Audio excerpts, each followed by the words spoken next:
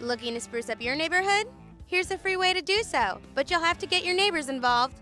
The City of Corpus Christi's Solid Waste Department offers the free Litter Critter program, which provides a large brush collection truck for you and 2 or more of your neighbors to dispose of brush and small household items. The truck is dropped off over the weekend and picked up the following workday, giving you the whole weekend to clean up. There are some prohibited items you cannot put in the truck, such as household hazardous waste, construction materials, and other miscellaneous materials. If any of these listed items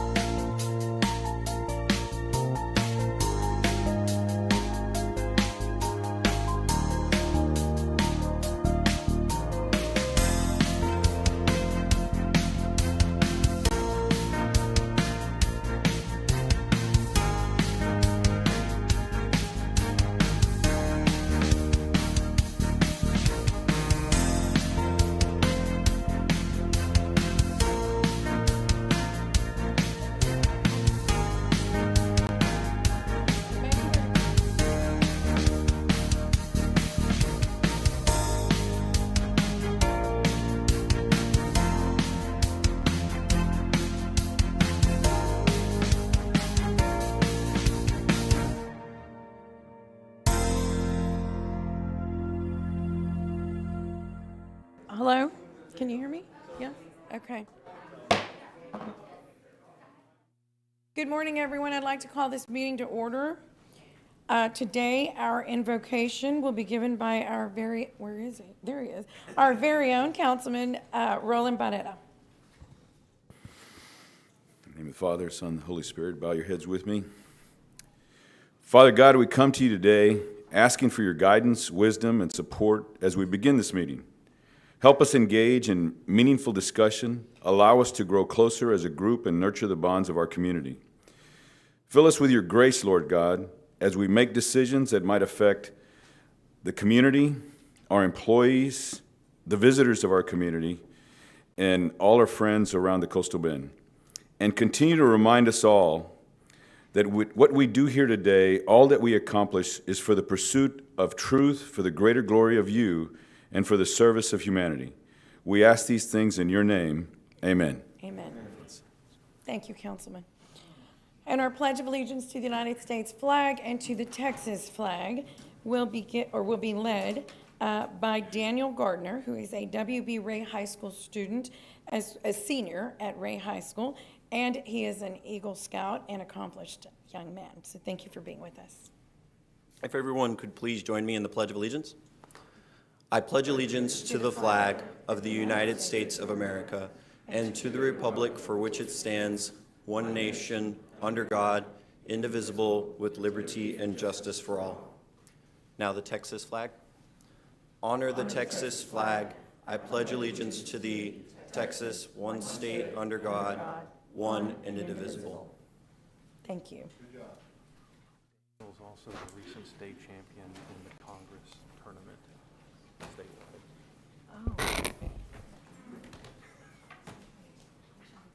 Oh, Mayor, I'm going to call the roll really quickly. Yes, ma'am, I'm sorry. Please Okay. call the roll, yes. So Mayor Paulette Sorry, Wajardo, present. Council members Roland Barrera, Here. Gil Hernandez, Michael Hunter, Here. Billy Lerma, Here. John Martinez, Here. Ben Molina, Present. Mike Pesley, Greg Smith, Here. City Manager Peter Zanoni, Present. City Attorney Miles Risley. Here. Mayor and Council, a quorum of the council and the required charter officers are present to conduct the meeting.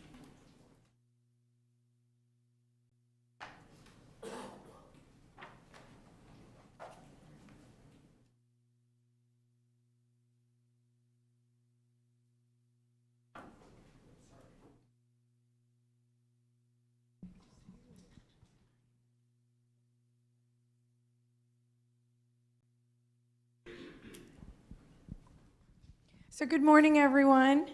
Today we have with us, if you'll come on over here in the middle here, we have with us Brady Ballard, and I'm sorry, your name? Emily, yes, Emily Carney. Yes, Brady Ballard and Emily Carney with the Corpus Christi Hooks Baseball to present a check to the Corpus Christi Police Officers Association and the Corpus Christi Professional Firefighters Outreach Fund. So with that, Brady, I'm going to go ahead and hand the mic over to you so you can give us a little bit more insight. We're simply here to express our gratitude to everyone who services the community and to the Hooks and Whataburger Field, both from fire and PD and all other first responders. So this is really a byproduct of our fans and our partners, corporate partners, that the 50-50 from September was raised to support both of these entities. And so we're here to present equal checks of $5,465.50 to CCPD and fire. Sorry. And additionally, through a Lyondell Bazell partnership from our 9/11 event for $5,000 each prior to that on September 11th. So thankfully we can say the 21 season produced over $10,000 each to our fire and PD. So. Yeah, everybody needs to be present here.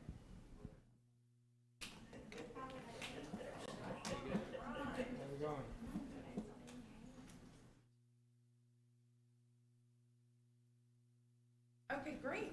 Well, let's see. So we have, well, okay, there you go. Where is he? And I'm gonna let both of you speak about what this means to, what this means to the association.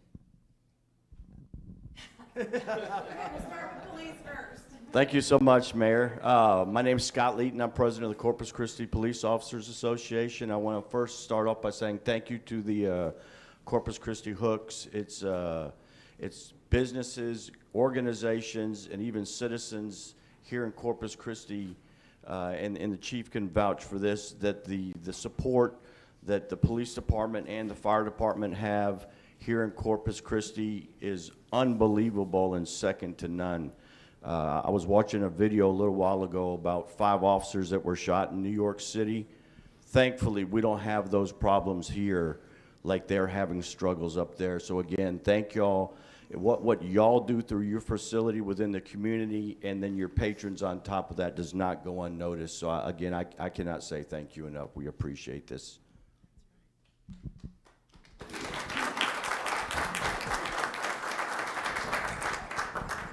That's a little hard to follow up, but I'm Johnny Stobbs. I'm the president of the Fire Association, and I think Brother Leeton really hit it on point right there, is that the Hooks are an awesome partner, not only for fire and police, and the words can't express the generosity that your organization has showed to us. So for that, we appreciate you guys, and we look forward to a continued relationship. Great, yes. Thank you. Thank you all very much.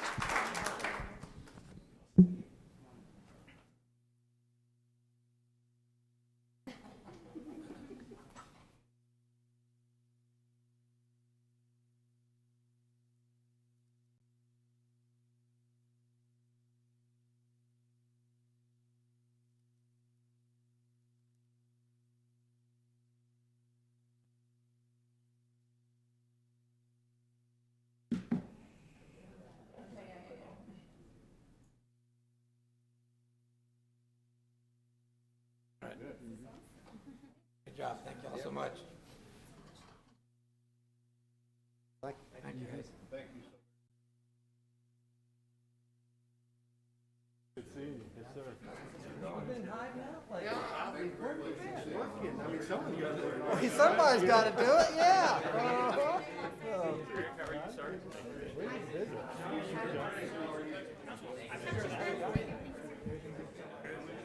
So you ran him off. Yeah, I did. Yeah. You might not want him back.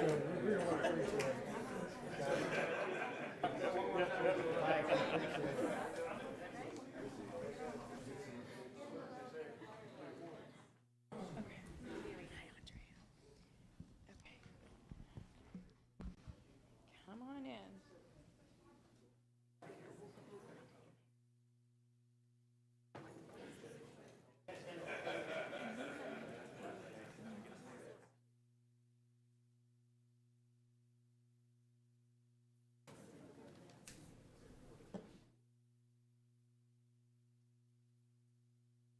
Okay. Hi, Mayor. Good to see you. I love these checks. Hi, everybody. Okay, and we've got Kenny back. Kenny Urban is back. Are you just sneaking in there? Just trying to get in the... We snagged him. I'm joking. So joining us today are Alan Wilson, our past president and chair of the Flags for Heroes project, Helen Peters, treasurer, and Lisa Chapman, executive director of the Rotary Club of Corpus Christi, for this special presentation. So the Rotary Club of Corpus Christi has been a stalwart leader of community service for over 100 years, and their valuable contributions to our community hands down make this a better place to live. The Rotary Club of Corpus Christi has sponsored the Flags for Heroes since 2018, and it's grown annually.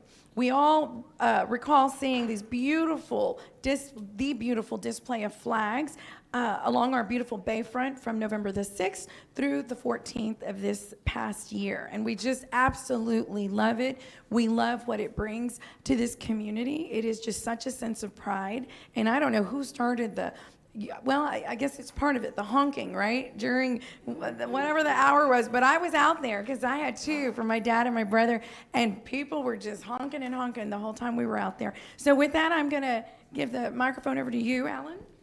Mayor, thank you very much. On behalf of the Rotary Club of Corpus Christi, we would like, per our agreement, to present the City of Corpus Christi and you, Mayor, $4,026.81, which is our largest check since we began. I'd like to thank you and the City Council for your support, and Peter Zanoni for yours. And I'd like to give a special recognition to the Parks and Wildlife Parks and, yeah. Yeah. We might need to. Yeah. Parks and Recreation folks, Kevin and Lisa, but also the guys and ladies that work up and down Ocean Drive taking care of those parks. They have voluntarily taken ownership in the project, and when there's a flag down or a pole missing, they call us, and that means a lot, so we keep it refreshed. As you mentioned, we started 4 years ago. We did not know how it was going to go. We had 600 flags the first year. This past year, we had 1,493 flags, and we thank you so much. And it's our pleasure to present this. And in closing, if I can say one more thing that I said at our meeting at First Baptist during the week, isn't it great that we live in a community where it's still okay to honor your heroes by the posting of an American flag? Thank you very much. Thank you. And last, I have to deliver a message on behalf of the veterans community. Dotson Lewis did reach out and just say how grateful they are for this endeavor. So, from them. Yes, so we'll take a quick picture.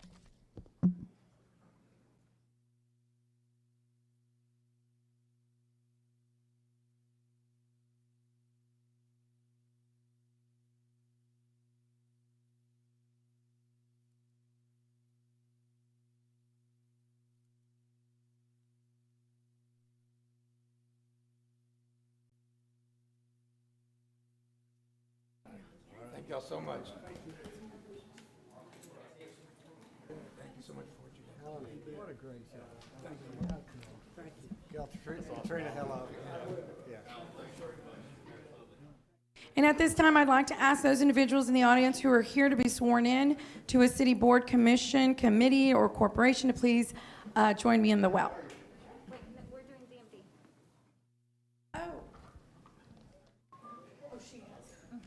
Never mind. Don't join me in the well. We've got one more. Yes.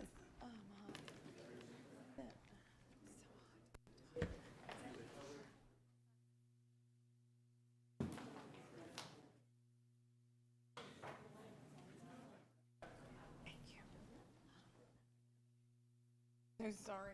This is following the script.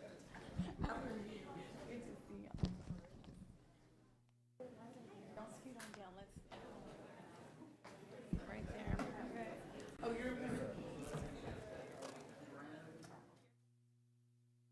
Thank y'all for participating. It was so fun. Here, flop around all over the place. You're gonna be Molly's and one.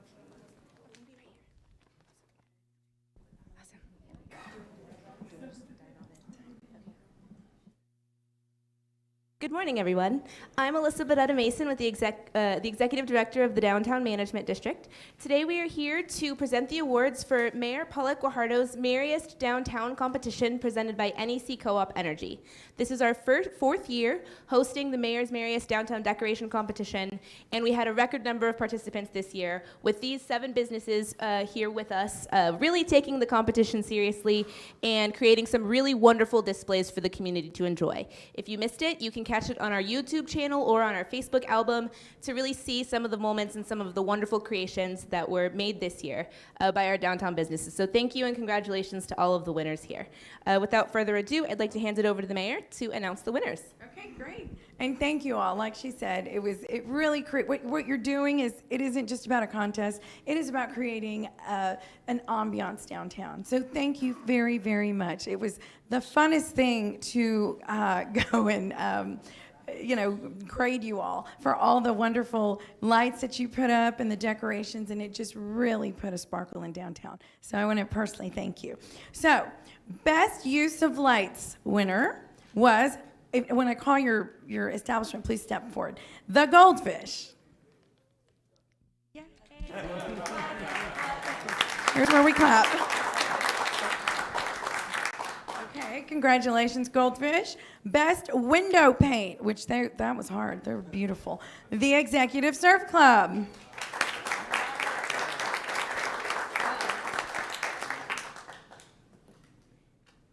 Best window display, Mully's Irish Bar. All right, and here to accept for Mully's, Krista with Downtown Management District. Best big building, guess who? One Shoreline Plaza.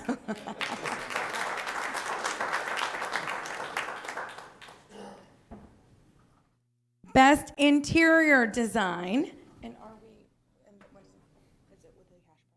Oh, okay. Best interior design. They not only get the award here, but they also get a $500 cash prize. And that goes to Cassidy's Irish Pub. All right. Yeah, it was beautiful. Okay, Holiday Champion, another $500 cash prize, Taylor Cravey Photography.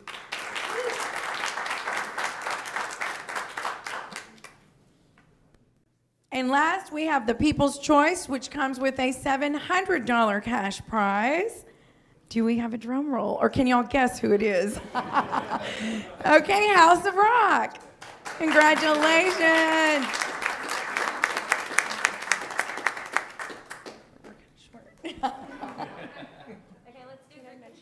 Yes. I just want to say thank you to the mayor for lending your namesake and being such a wonderful supporter of this project. And I also want to mention for the audience, these are legacy trophies, so they'll stay with each of the winners for the full year, and then they'll get memorialized in with a plaque with their name on it. So they get to keep those bragging rights for a full year until the next competition. So it's an exciting feature for us. Beautiful. Thank you for your leadership in all of this, and thank you all for participating, putting forth the effort, and just making downtown sparkle.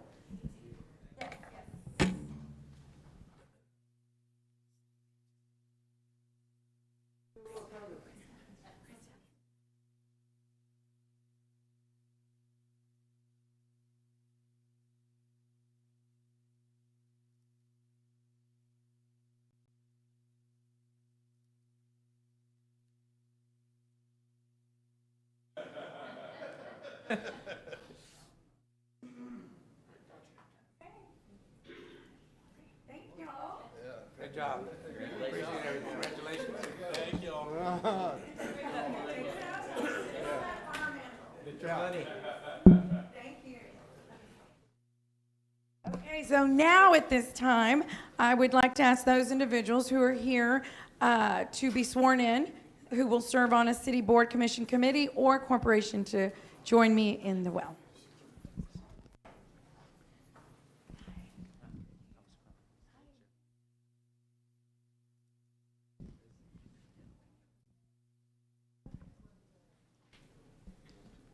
Let's see, Thomas, it was, I think I thought it was 2 people.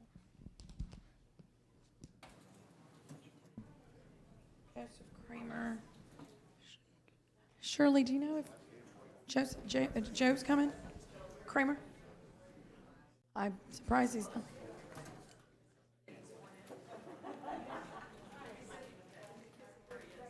Yeah, just to make sure.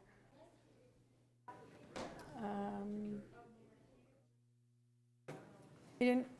Okay. Okay, so today we have Thomas Cronin. Thomas, thank you for being with us. So Thomas is about to be, was appointed by the City Council to serve on one of our city boards, commissions, committees, or corporations.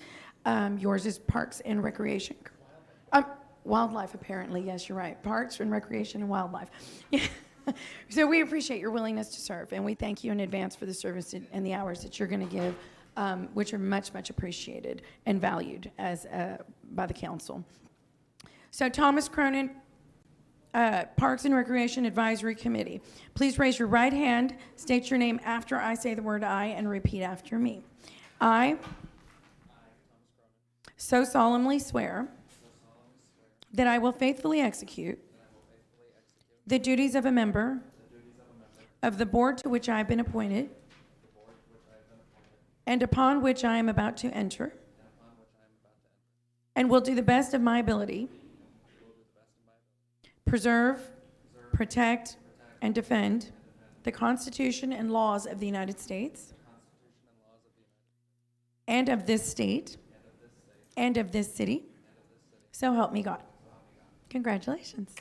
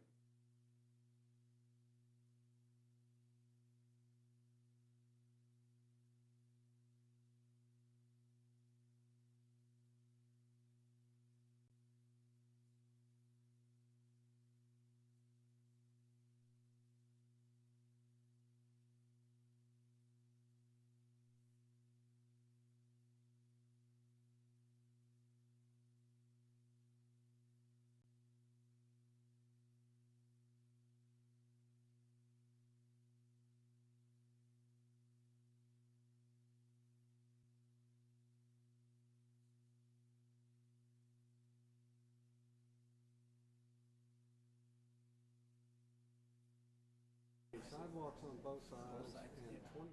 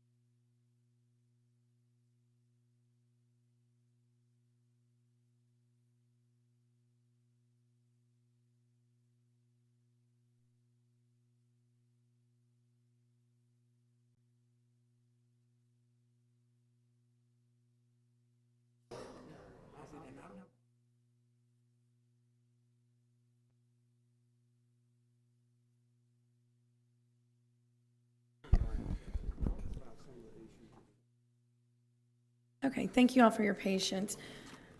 So it's 12 noon, a few minutes after, and I'll go ahead and move on to item F, public comment. Before we begin, I'll ask City Attorney Miles Risley to review the council rules of decorum, please. The rules will also be visible on the screens in the chambers and for television audience. Mr. Risley. Citizens are authorized and encouraged to present their views to the council on city-related matters. However, such should be done in a factual, precise presentation, and questions of council or staff are inappropriate.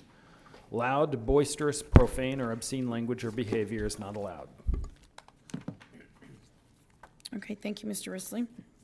So I'll be calling people in order in which you signed up electronically. In person, public comment will be taken first, followed by virtual public comments. Corpus Christi residents will be allowed to speak before non-residents, and for those commenting in person, I'd like to remind everyone that a recording is being made of the meeting. Please speak into the microphone located at the podium and state your name and address prior to speaking. If you choose to speak during the public comment period regarding an item on the agenda, you may do so, but please know that when we're considering the item, you will not be able to speak a second time at such time, so really choose. Citizen comments are limited to 3 minutes. Non-resident comments are limited to 1 minute. And for those commenting in person, there's a timer underneath the base of the microphone. It will let you know exactly how much time you have left. Once your time is up, you'll hear a buzzer go off, at which time we would appreciate that you end your comments. If you have a petition or any information pertaining to your subject matter, I would ask that you please hand that over to our city secretary prior to approaching the podium. Okay, so we will start with, we have 2 in-person public comments. Shirley Thornton is number 1.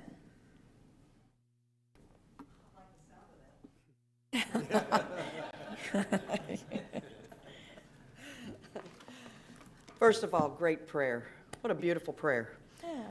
Shirley Thornton, 1917 Woodcrest Drive, Flower Bluff, and I have provided some additional materials to go along with this that I think you've been given already, or you're getting them now.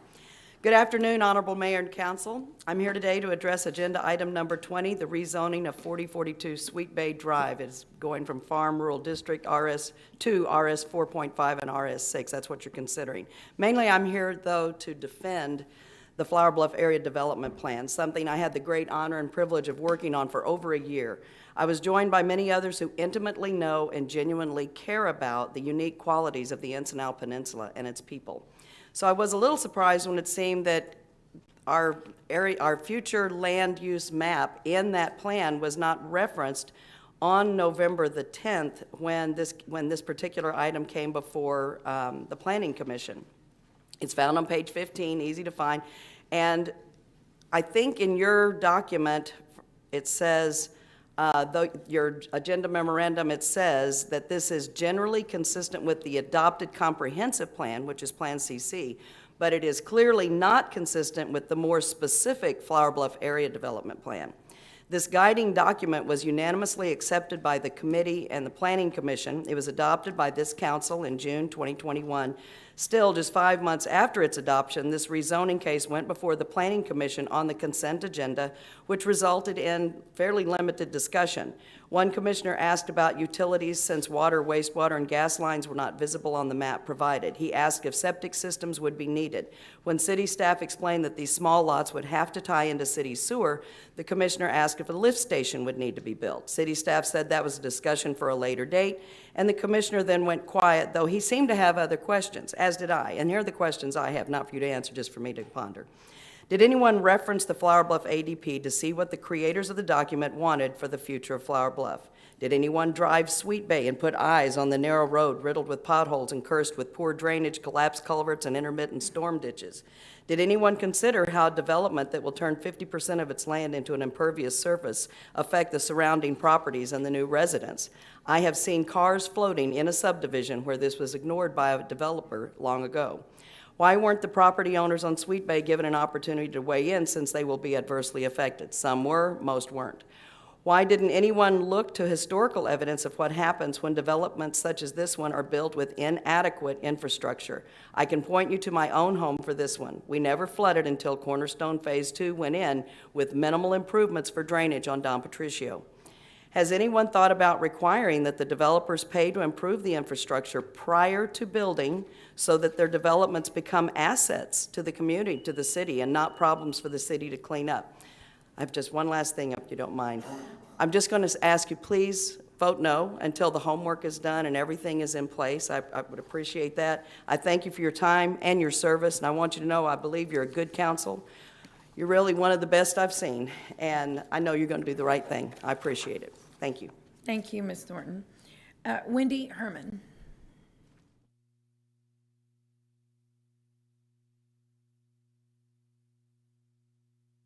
Good morning, everyone. My name is Wendy Herman, and I'm the Executive Officer of the Coastal Bend Home Builders Association, and our address is 5325 Yorktown Boulevard.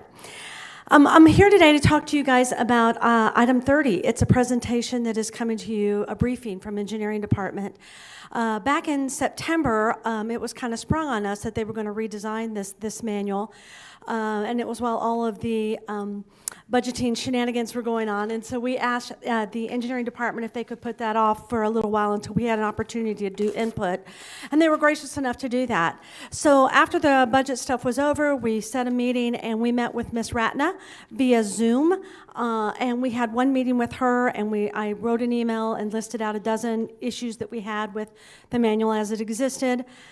2 months passed with me continually following up and going, hey, feedback, give us, where are we at on this? And the week before Christmas, I got an email from the engineering department that basically said, thanks so much for your input. Have a nice day. And so I understand that some of you guys have gotten a briefing on this. We have not gotten a briefing on this, and I have no idea. Maybe they took everything that we considered and said, yes, we love it. The problem is we just don't know. So if anybody stands up here today and says that we had great input on this, I just want to let you know that we did not. And while I have 30 seconds left, I know that I talked to some of you guys about RS 4.5 that is coming up. I know that some of you guys don't like RS 4.5, but please do not take this out of the UDC. It is a necessary thing, especially when you're talking about affordable or workforce housing. If you eliminate 4.5, it will make housing more expensive in this city. So it has a purpose. If you don't like it in an individual neighborhood, great, don't put it in that neighborhood. But don't remove the option of it from the UDC. Thank you. Thank you, Ms. Herman. Scott Leeton.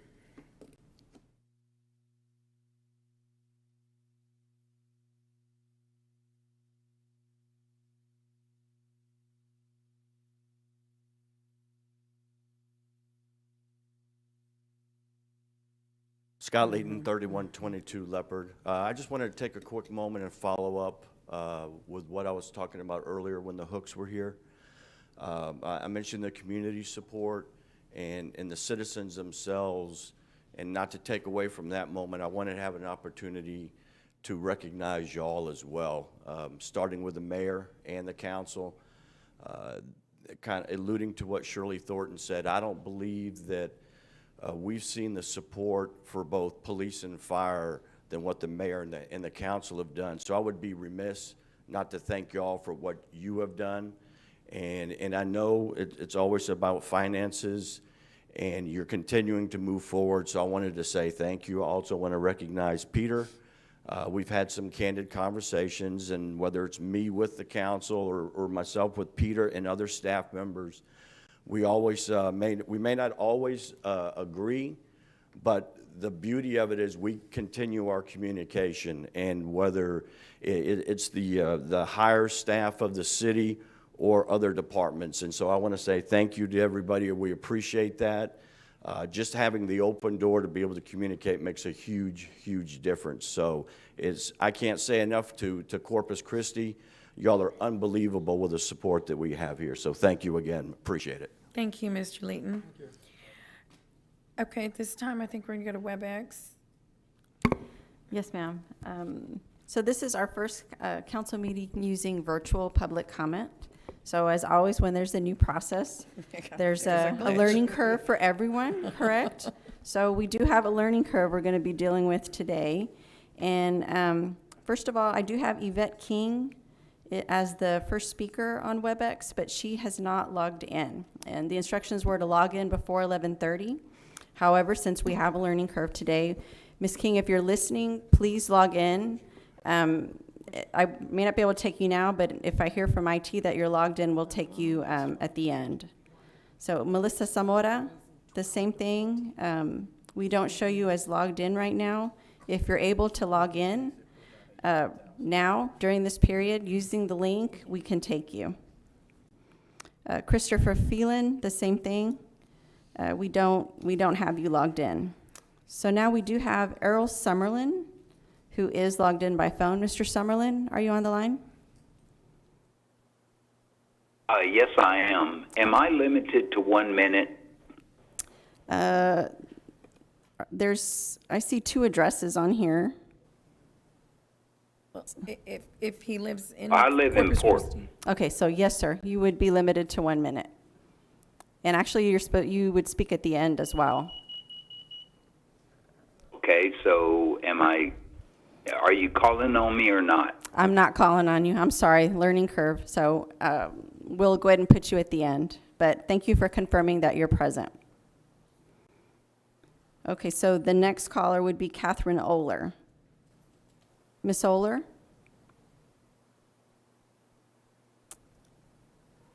Miss Oler, are you on the line?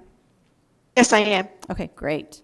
All right, Miss Oler, I'm going to go ahead and set the timer for 3 minutes. If you would start your public comment and state your name and address, please. Okay. Go ahead, ma'am. Oh, okay. I'm sorry. Mayor Guajardo and City Council members, my name is Catherine Oler, and I live at 1400 Ocean Drive. I am president of the League of Women Voters, Corpus Christi area. The League is a nonpartisan, grassroots civic organization that encourages informed and active participation in government.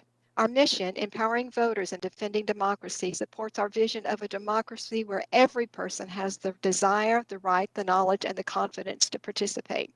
Thank you for this opportunity to speak with you today about redistricting, item number 28 on today's agenda.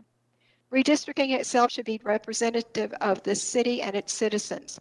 This can only result from a fair, translucent, and inclusive process. Without such a process, our representative democracy cannot ensure equal voting rights for all. For these reasons, we ask Council to vote for an independent redistricting commission on February the 8th, 2022, which will be covered by a forthcoming resolution to be submitted by the League. We ask this because we believe that responsibility for redistricting preferably should be vested in an independent redistricting commission with membership that reflects the diversity of the unit of government, includes citizens at large, representatives of public interest groups, and members of minority groups. We believe that every redistricting process should include specific timelines for the steps leading to a redistricting plan and full disclosure throughout the process and public hearings on the plan proposed for adoption.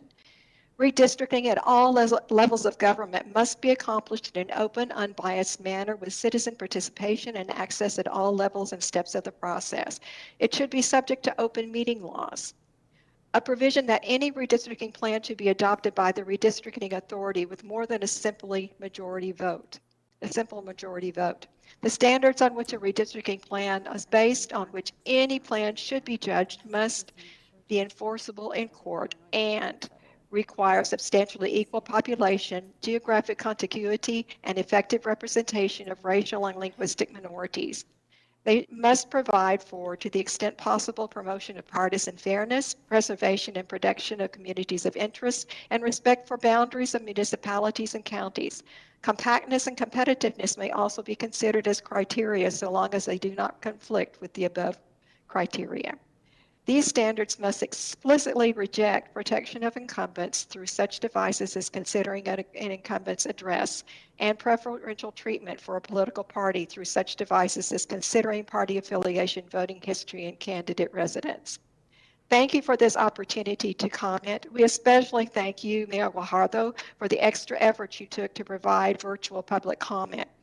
You've ticked off an important point in making public comment more accessible, and I thank you. Thank you, Ms. Solar. Okay, we do have just one more announcement. A few other people who signed up but are not logged in. They include Love Sanchez. If you'd like to speak for public comment, please log in. Scott Wilson, Naomi Linzer, Mary Carr, and Lydia Ponce. So those individuals, if you're listening now, please log in so you can speak for public comment. So the next speaker who is registered is Elisa Gonzalez. Ms. Gonzalez, are you on the line? Ms. Gonzalez? Are not logged in. Can you hear me? Oh, Love and also, can you turn your TV down? Because we're getting some feedback. Okay, so you're on the line, Ms. Gonzalez? Hang on just one second. All right. Media Ponce. So those individuals, if you're listening now, please log in. So I'm just trying to figure out how to turn this off. Hang on. All right. We'll wait just a moment. Okay. You did it. Okay, very good. All right, are you ready? I am ready. Okay, great. Okay, I'm going to go ahead and start speaking. I'm going to set that timer for you, all right? Thank you. Mayor, members of the council, my name is Elisa Gonzalez. I live at 4101 Brett, District 3 in Corpus Christi. First of all, I want to commend the City Council for responding to requests from citizens to make virtual and phone availability for public input. I'm addressing in particular item 28 on redistricting and allowing us to have this kind of public input, virtual public input. It allows us to remain safe and to ensure that we can give input even when we don't have transportation. Since this is recently implemented, the next step is to make sure that the public becomes aware of the ability to participate by publicizing it widely. To encourage transparency and give people a voice in the governing process and limit the possibility of inappropriate communication, I would like to recommend the following actions. First, during the drawing of redistricting lines, there should be public hearings in each of the 5 single-member districts addressing those particular districts. The hearings should be scheduled preferably for 6 p.m. in order to give workers a chance to give public input. Virtual, phone, and in-person public input should be present for all of these. Second, the creation of a website dedicated to redistricting. A website on which people can leave feedback. This is important because there are many refinery and hospital shift workers who would not be able to attend the evening hearings. A website in which the present map is zoomable, as are all maps that follow, so that the streets are discernible. A website on which there is precinct level information as well. One that is created preferably this week, since there is not a lot of time left. Also, I want to make sure that you consider the planning department already has a model website for allowing citizens input for planning purposes for each of the planning districts. That format could be reproduced in another website for redistricting. Third, no ex parte communication. There should be no communication about redistricting lines outside public council meetings. This includes no communication with the city lawyers. As you know, the county experience was marred by this. Fourth, ongoing and more frequent public hearings, which always offer virtual, phone, and in-person comments. Fifth, 10 years is too long to be stuck with faulty maps that don't reflect the enormous rapid changes. Ms. Gonzalez? Yes, Thank you so much. Your time is up. We appreciate your comments. thank you for listening to my testimony. Have a good day. You too. Okay, next we have Tim Dowling. Mr. Dowling?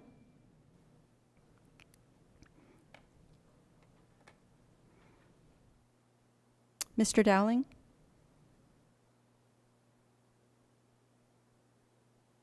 Tim Dowling, you available? I am available. Can you Oh, hear there me? you are. Okay, great. All right, Mr. Dowling, I'm going to go ahead. When you begin speaking, I'm going to start your the timer for 3 minutes, all right? Thank you, ma'am. All right, go ahead, sir. Good afternoon. My name is Tim Dowling. I'm a 40-year citizen of our wonderful city. I live in District 5. I will be talking to you about item 28, redistricting. The goals of redistricting are simple.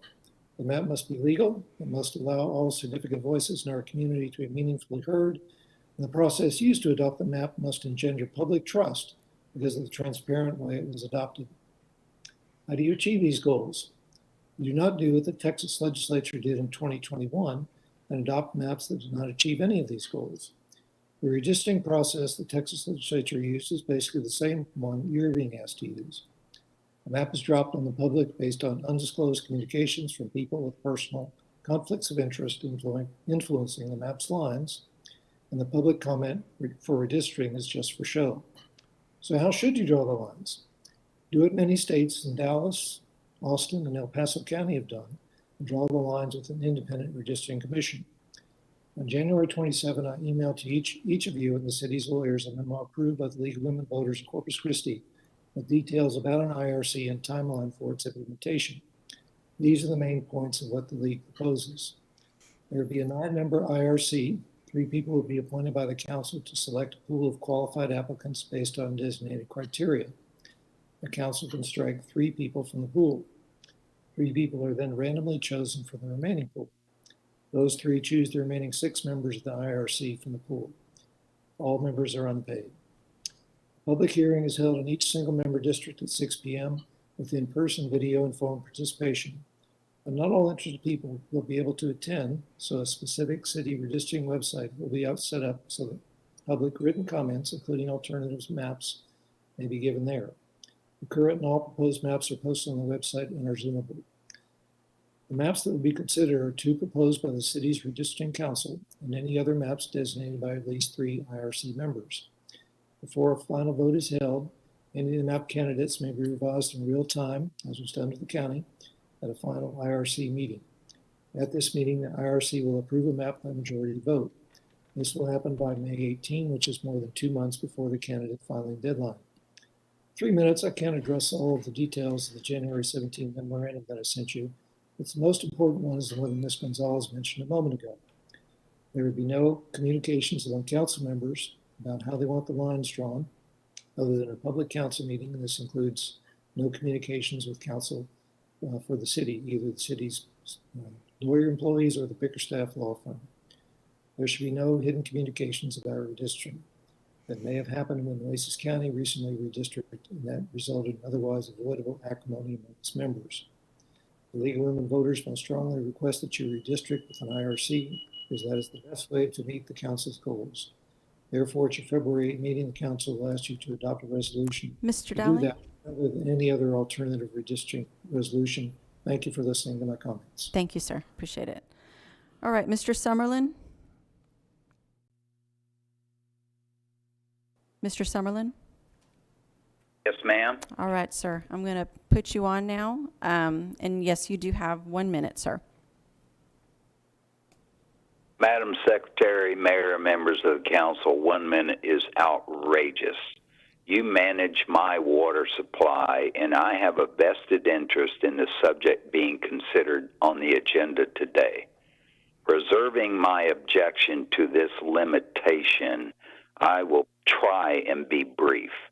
On item 23, and I ask you to vote against the request for an extension on this loan from the Texas Water Development Board.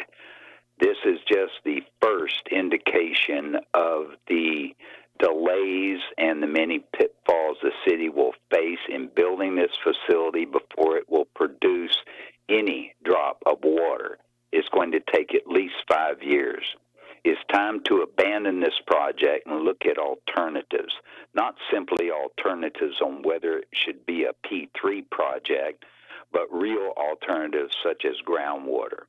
The city is not going to get any permit from the port.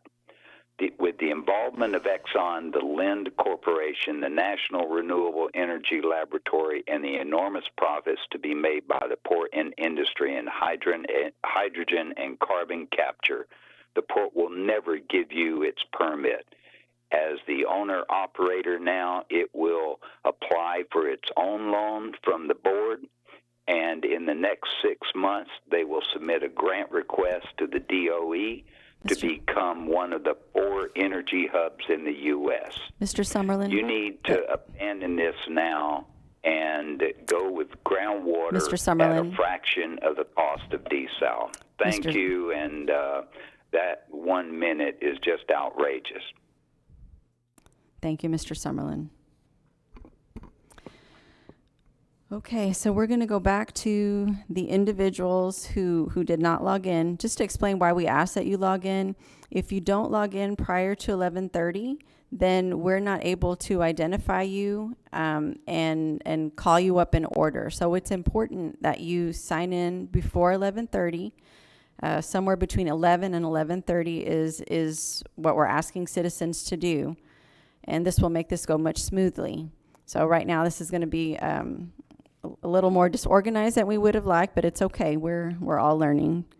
So first, if Miss Yvette King, I'm not sure if you're online, but Miss King? I'm unmuted. Sorry? You can hear me? Is this Yvette King? No, this is Les Sanchez. Okay. We're So trying to you're telling me I identify. logged in right? Because I'm here. Well, we're trying to identify Yvette King. I just want to make sure she's not online. Okay, well, can I do public comment or not? Not yet. I'm trying to go in order of the people who signed up. So if you just wait a moment, I can do that for you. How about Melissa Zamora? Yes, I'm here. Okay. Can you hear me? Yes, I can. Ms. Zamora, go ahead. I'm going to start the timer in just a moment. Go ahead and state your name and address. Thank you. Hello, Fiali. My name is Melissa Zamora. I live on 3917 Brunner Parkway in District 2. I'm a member of the Indigenous Peoples of the Coastal Bend, and for the greater good, 2 organizations here in Corpus Christi that are working to protect native lands that keep indigenous roots in mind. And what we've witnessed for many years that are going on here in the region, it's disgraceful, the way that the water, the air, the land, the people, and the animals are treated. This is coming from a person who's grown up here, who was raised here, who went to school here, all through primary and higher education. And from my entire life, what I've witnessed living in this area is that we need to do a better job at protecting the environment that provides so much for us, and we're not doing enough.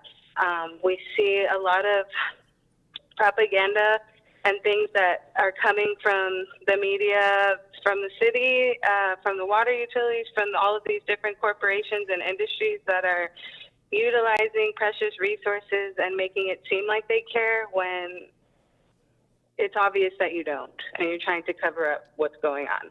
I would like to mention that desalination is still an issue with a lot of residents here. We are being kept in the dark, even though on the website, on your desal website, I appreciate that you put all of those public meetings on there so that people can hear the majority of the opposition that's coming in, not only from normal residents, but also educated individuals, people within the marine science field that don't think desalination within Corpus Christi Bay or the ship channel are a good idea. Please reevaluate those plans. Don't ask for an extended loan. Put that money and energy into resources that could be salvaged, like rainwater catchment that could be better mandated, not just for people's houses, but for all businesses and schools, churches, whatever type of place has a building with a roof that you can collect rainwater from. That should be mandated, like other areas that have droughts throughout the country. So again, I couldn't log in at 11:30 because I had work. If these meetings were after working class hours, then maybe more participation would be happening. So keep that into consideration. Thank you. Thank you, Ms. Zamora. Next is Christopher Phelan, if he's on the line. Christopher? Christopher Phelan? Okay, so I don't hear from him. Ms. Sanchez? I'm here, right here. Oh, I'm Christopher? here. Okay, great. All right, Christopher, I'm going to go ahead and start talking, and I'll start the timer. Okay, I want to thank you guys for doing the comments and phone in. You know, a lot of us have a hard time getting down there at this time. I want to talk about, you know, what's the vibe in the city. I want to talk about how people feel in the city, right?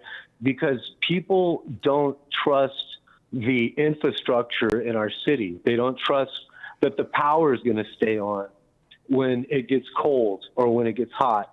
And now they, once again, don't trust the water because it doesn't taste right and it doesn't look right.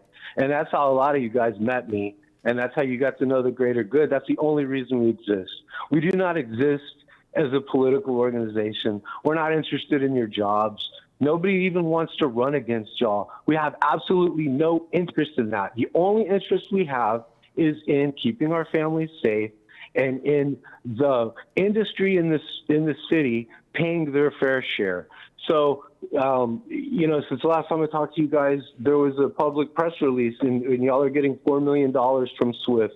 But it comes out, and it's a loan, but it looks like it's not a loan. And it's this kind of stuff that makes people not trust the city, you know. And so we get these press releases, and we get this PR campaigns for like desal, and it's not good for us. The environmental work hasn't been done properly. Y'all come out and say that y'all have been pursuing this for all this time. We sat next to Lillian Riojas at the Water H2O in front of Todd Hunter. We started opposing this as soon as y'all were talking about it. We've been opposing this for a long time, just with y'all. Y'all, and I say y'all are disingenuous because y'all go and y'all ask for money to fix Packery Channel and to fix the piers and to fix all these things that are damaged by climate change. And y'all even say that, hey, we know that there's going to be more storms. But then at the same time, y'all sit there at Packery Channel and y'all are proud that we're shipping out all this oil and we're making things worse. We're making these storms worse. That's what our legacy is going to be. And when and once again, our water's messed up, and y'all are prioritizing industry. And when we look at these SWIFT loans, we find out that industry is not paying for all of their water. We're supplementing their water, and that's a fact. And we can see this by these loan applications, and we can see that our budgets have Each individual in Corpus Christi owes over like $1,000. Every man, woman, and child in the city owes over $1,000, and we're the ones that back up all these loans. So I ask you, do not extend the desal, and please continue to do things to make Corpus safer. The legacy of Mary Rose is something that I share in my family. It's Mr. Phelan, thank you very much. She died of cancer. She died of cancer. Mr. Phelan, once again, my mom has your cancer. time is up, sir. Thank you so much. I'm sorry to interrupt you, but your time is up. Thank you very much. Next, we have Love Sanchez. Ms. Sanchez, are you still on the line? Yes, I'm still here. All right, ma'am. Yes, I'm. Go ahead and Okay. start speaking, and then I'll start timing you. Alrighty. Okay, so hello, my name is Lev Sanchez. I'm a co-founding member of the Indigenous Peoples of the Coastal Bend. I'm also a member of the Karankwakala tribe. I'm commenting to say that I oppose the loan extension that you all are trying to get for desal from the Texas Water Board. I'm also against desal anywhere that desal will be put. It will kill the marine life, and we know that this water isn't for the residents, it's for the industry. I think that the city needs to accept the opposition already on desal and how it's not going to be good for our city. Honestly, look at the cons of desal for once. Quit giving the oil industry tax breaks and giving them water. It's time to transition out of fossil fuels. If the county can try and have those discussions, why can't the city do it too? I yield my time. Thank you. Thank you, ma'am. Next, we have Scott Wilson. Okay, my understanding. Okay, is there no one else online? So Scott Wilson, Naomi Linzer, Mary Carr, Lydia Ponce. These people are not online. Is that correct? Okay, that's correct. Okay, so that was our last. Ms. Sanchez was our last caller, our last public comment. So the public comment period is closed at this time. Okay, thank you, Ms. Wetzel. At this time, we're going to go to section F. We have a presentation by Gulf Coast Growth Ventures. Gentlemen.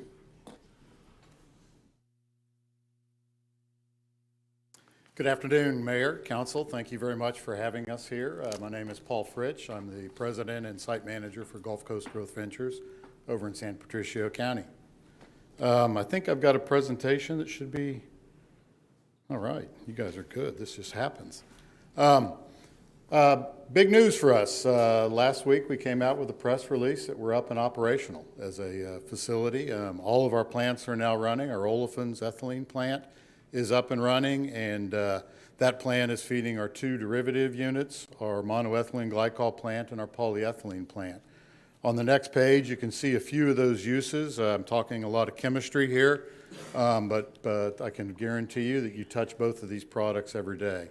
Monoethylene glycol is further reacted by our customers to produce everyday things that you use. Polyester fibers that are in your dry fit shirts, in your suits, in your pants, in your carpets. And so that's a product that you use every day. And then we also make high performance polyethylene. Lots of food packaging is utilizing that product, as well as agricultural films and just bulk packaging containers have made the switch to polyethylene. Next page.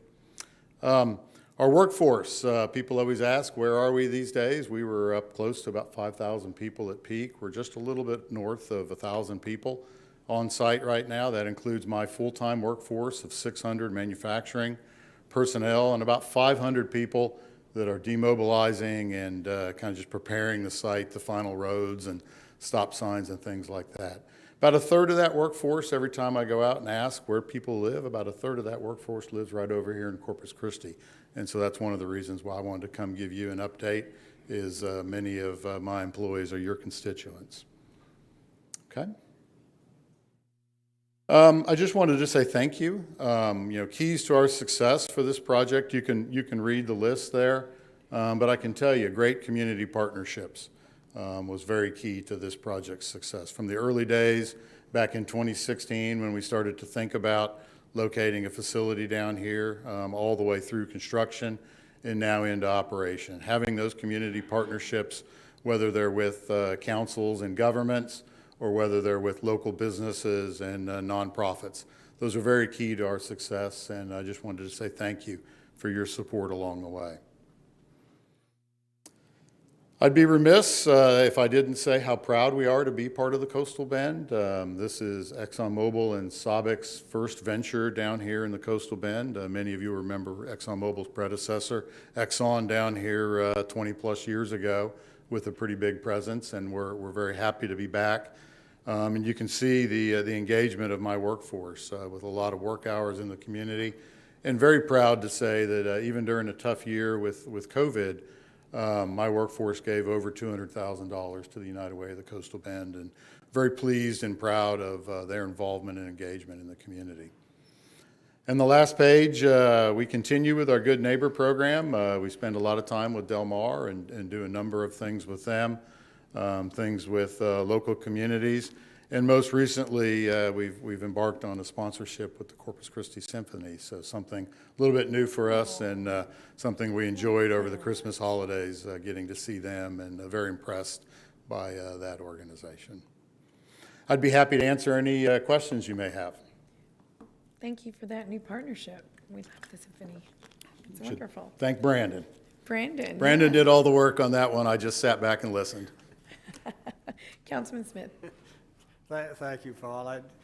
Being an old guy here on there, you mentioned Exxon 20 years ago, but Exxon's Humble Oil and Refinery's history goes to this area much, much longer. The Flower Bluff field, discovered in the 1930s, they actually paid for the first Flower Bluff school with it. So there is a very long, on Ingleside and things. So when you come in here saying you're new, you're really not new. There's been an intertwining with Humble Oil, later Enco, Exxon, with this community. And I hope you all continue this community relationship with it. And, you know, City of Corpus Christi, you are in the City of Corpus Christi, ETJ, with it on there. So I hope our relationship continues.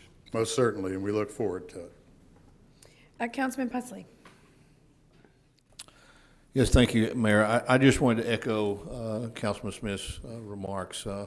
We appreciate the partnership. We're glad you're here.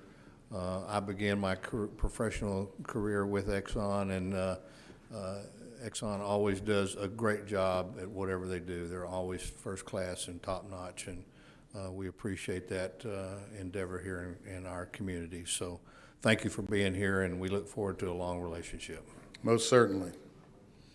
And Councilman Hernandez. Yes, thank you for being here. We appreciate you. And I'd like to echo some of those same comments. We appreciate the employment that you brought to our community, plus the investment. I just wanted to ask you if there would be any plans in the future for expanding your product lines or anything, or your footprint in the future. Yeah, we don't have any plans as of today. You know, we're very focused on kind of getting things stabilized and up in the first year of operation. I can tell you that both parent companies, ExxonMobil and SABIC, have a keen interest in continuing investment in the United States. I think the gateway that we have here with energy in the state of Texas is going to continue to advance and really make the state of Texas and the U.S. competitive in a global nature. So while we don't have any plans today, keep our ears to the ground and see where things go. Okay, thank you. Great. I don't think we have any other questions, but thank you again. Thanks for your patience, and we really do appreciate the update.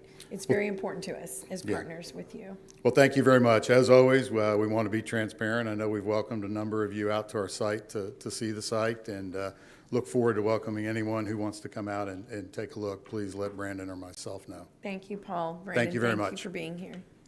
Have a great day.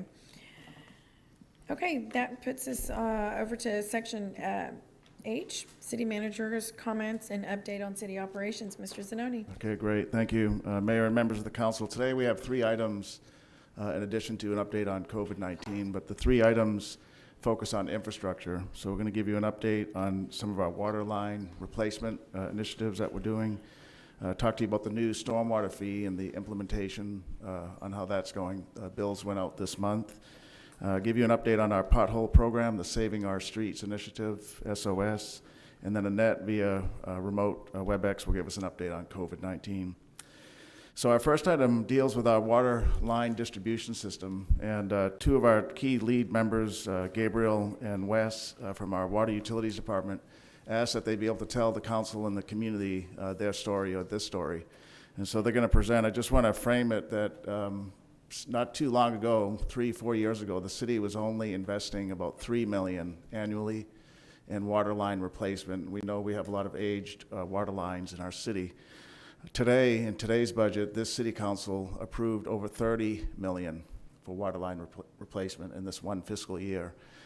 We know that based on a leading water system consultant in Texas who analyzed our system, that we need to be at that level between $20 to $30 million annually in investment in our water line replacement. And I think that's a pledge that the city council has accepted, and we'll work through the next budgets to see how we accomplish that. But we need to be at that level to have a sustainable water delivery system. We know that the two water towers that in the coming months will be brought online finally. That is the Holly and the Rand Morgan water towers. The reason they're not online is because while they're brand new and ready to go, the distribution system, those pipes underground can't handle the pressure.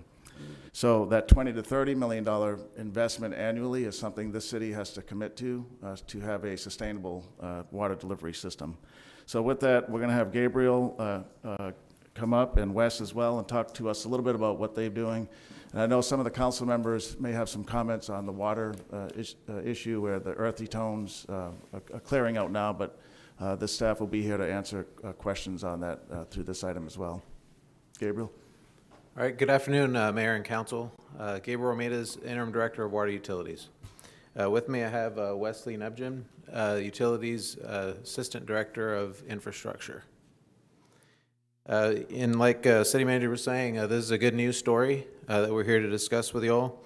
We're here to talk about the progress that has been made, significant progress since our City Manager has come on board over the last couple years on our water replacement, pipe replacement program throughout the city. And our staff, from our technicians all the way up through the mayor and council, have all played a role in making this a successful program, including our city manager and chief operations officer. Next slide, or this slide's good. All right, so this is a heat map showing the main breaks throughout the city in our distribution system. The blue indicates fewer main breaks, while the red and yellow indicate more main breaks. As you can see here, most of the main breaks are occurring in the older sections of the city where we have older infrastructure. Next slide. And I'll hand it over to Wesley now.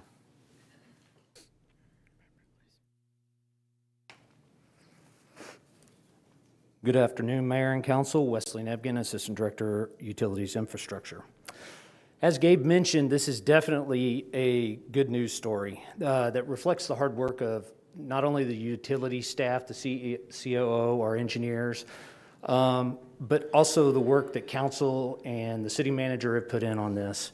Without your support, we wouldn't have been able to have the necessary resources to make these kind of improvements happen. So today I want to show you what the work and the support that you have given us, what we've been able to accomplish with that.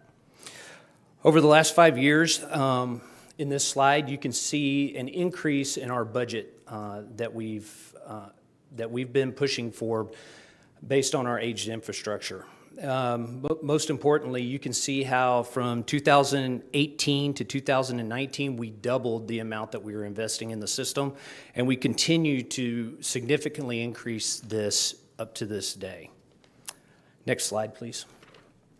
So this increased spending has translated into a significant increase as well in the amount of water pipe that we've replaced around the city. This graph shows that overall in the last 5 years, we've replaced around 300,000 linear feet of pipe. That's 56 miles. And 80% of that has actually come in the last 3 years alone. I'd also like to the reason the program is so successful as well is that we just don't randomly replace pipe around the city. But what we're using a targeted method where we go out after those pipes that are more susceptible to breaking based on historical data we collect using our asset management software and our tools. Next slide, please. So using this strategy, we've seen a dramatic decrease in the number of leaks. As you can see, from 2020 to 2021, we saw a 37% decrease in the number of breaks that we had around the city.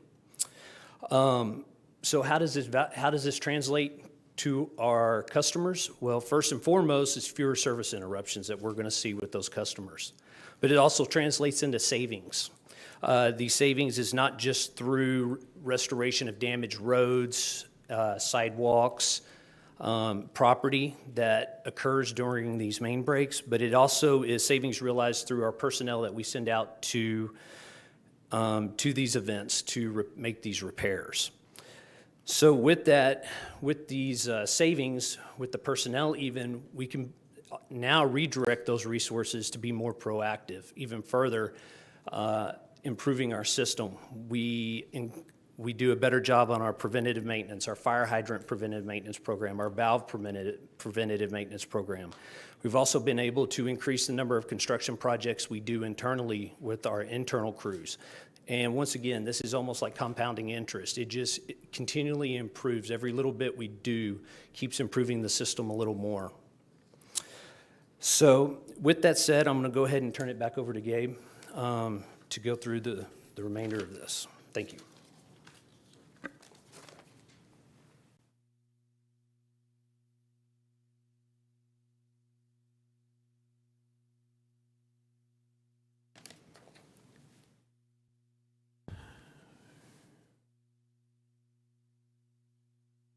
All right, thanks, Wes. And so here's some more information to point out about our pipe replacement program. So since 2017, over 300,000 linear feet of water lines have been replaced. That's very significant, and that's a cost of $57 million spent on our pipe replacement program over the last 5 years. That cost is a combination of contractor costs and also in-house costs. We're moving more towards doing a larger amount of pipe replacement in-house. However, we still need to utilize contractor services for pipe replacement. The pipe replaced over the last 5 years ranges in size from 2 to 54 inches in diameter. And so we have a wide range of pipe that's been replaced over the last 5 years, including pipe that was installed originally from 1920 to 1979. So some of the oldest pipe that we replaced was nearly 100 years old. Next slide. And looking at 2022, so what are our goals for this year? The projected amount of pipes to be replaced this year is well over 100,000 linear feet, which will translate into a cost of over $32 million on our pipe replacement in 2022. Variables that could alter or reduce this number include weather-related events or other infrastructure projects that may come up. One other thing to note is that we meet regularly with Public Works and try and coordinate with their projects so that when a street redo is being done, that we also replace infrastructure underground that's needed to be replaced so that we're not going back, tearing up a road again after the fact. And we're standing by for any questions. Councilman Busley?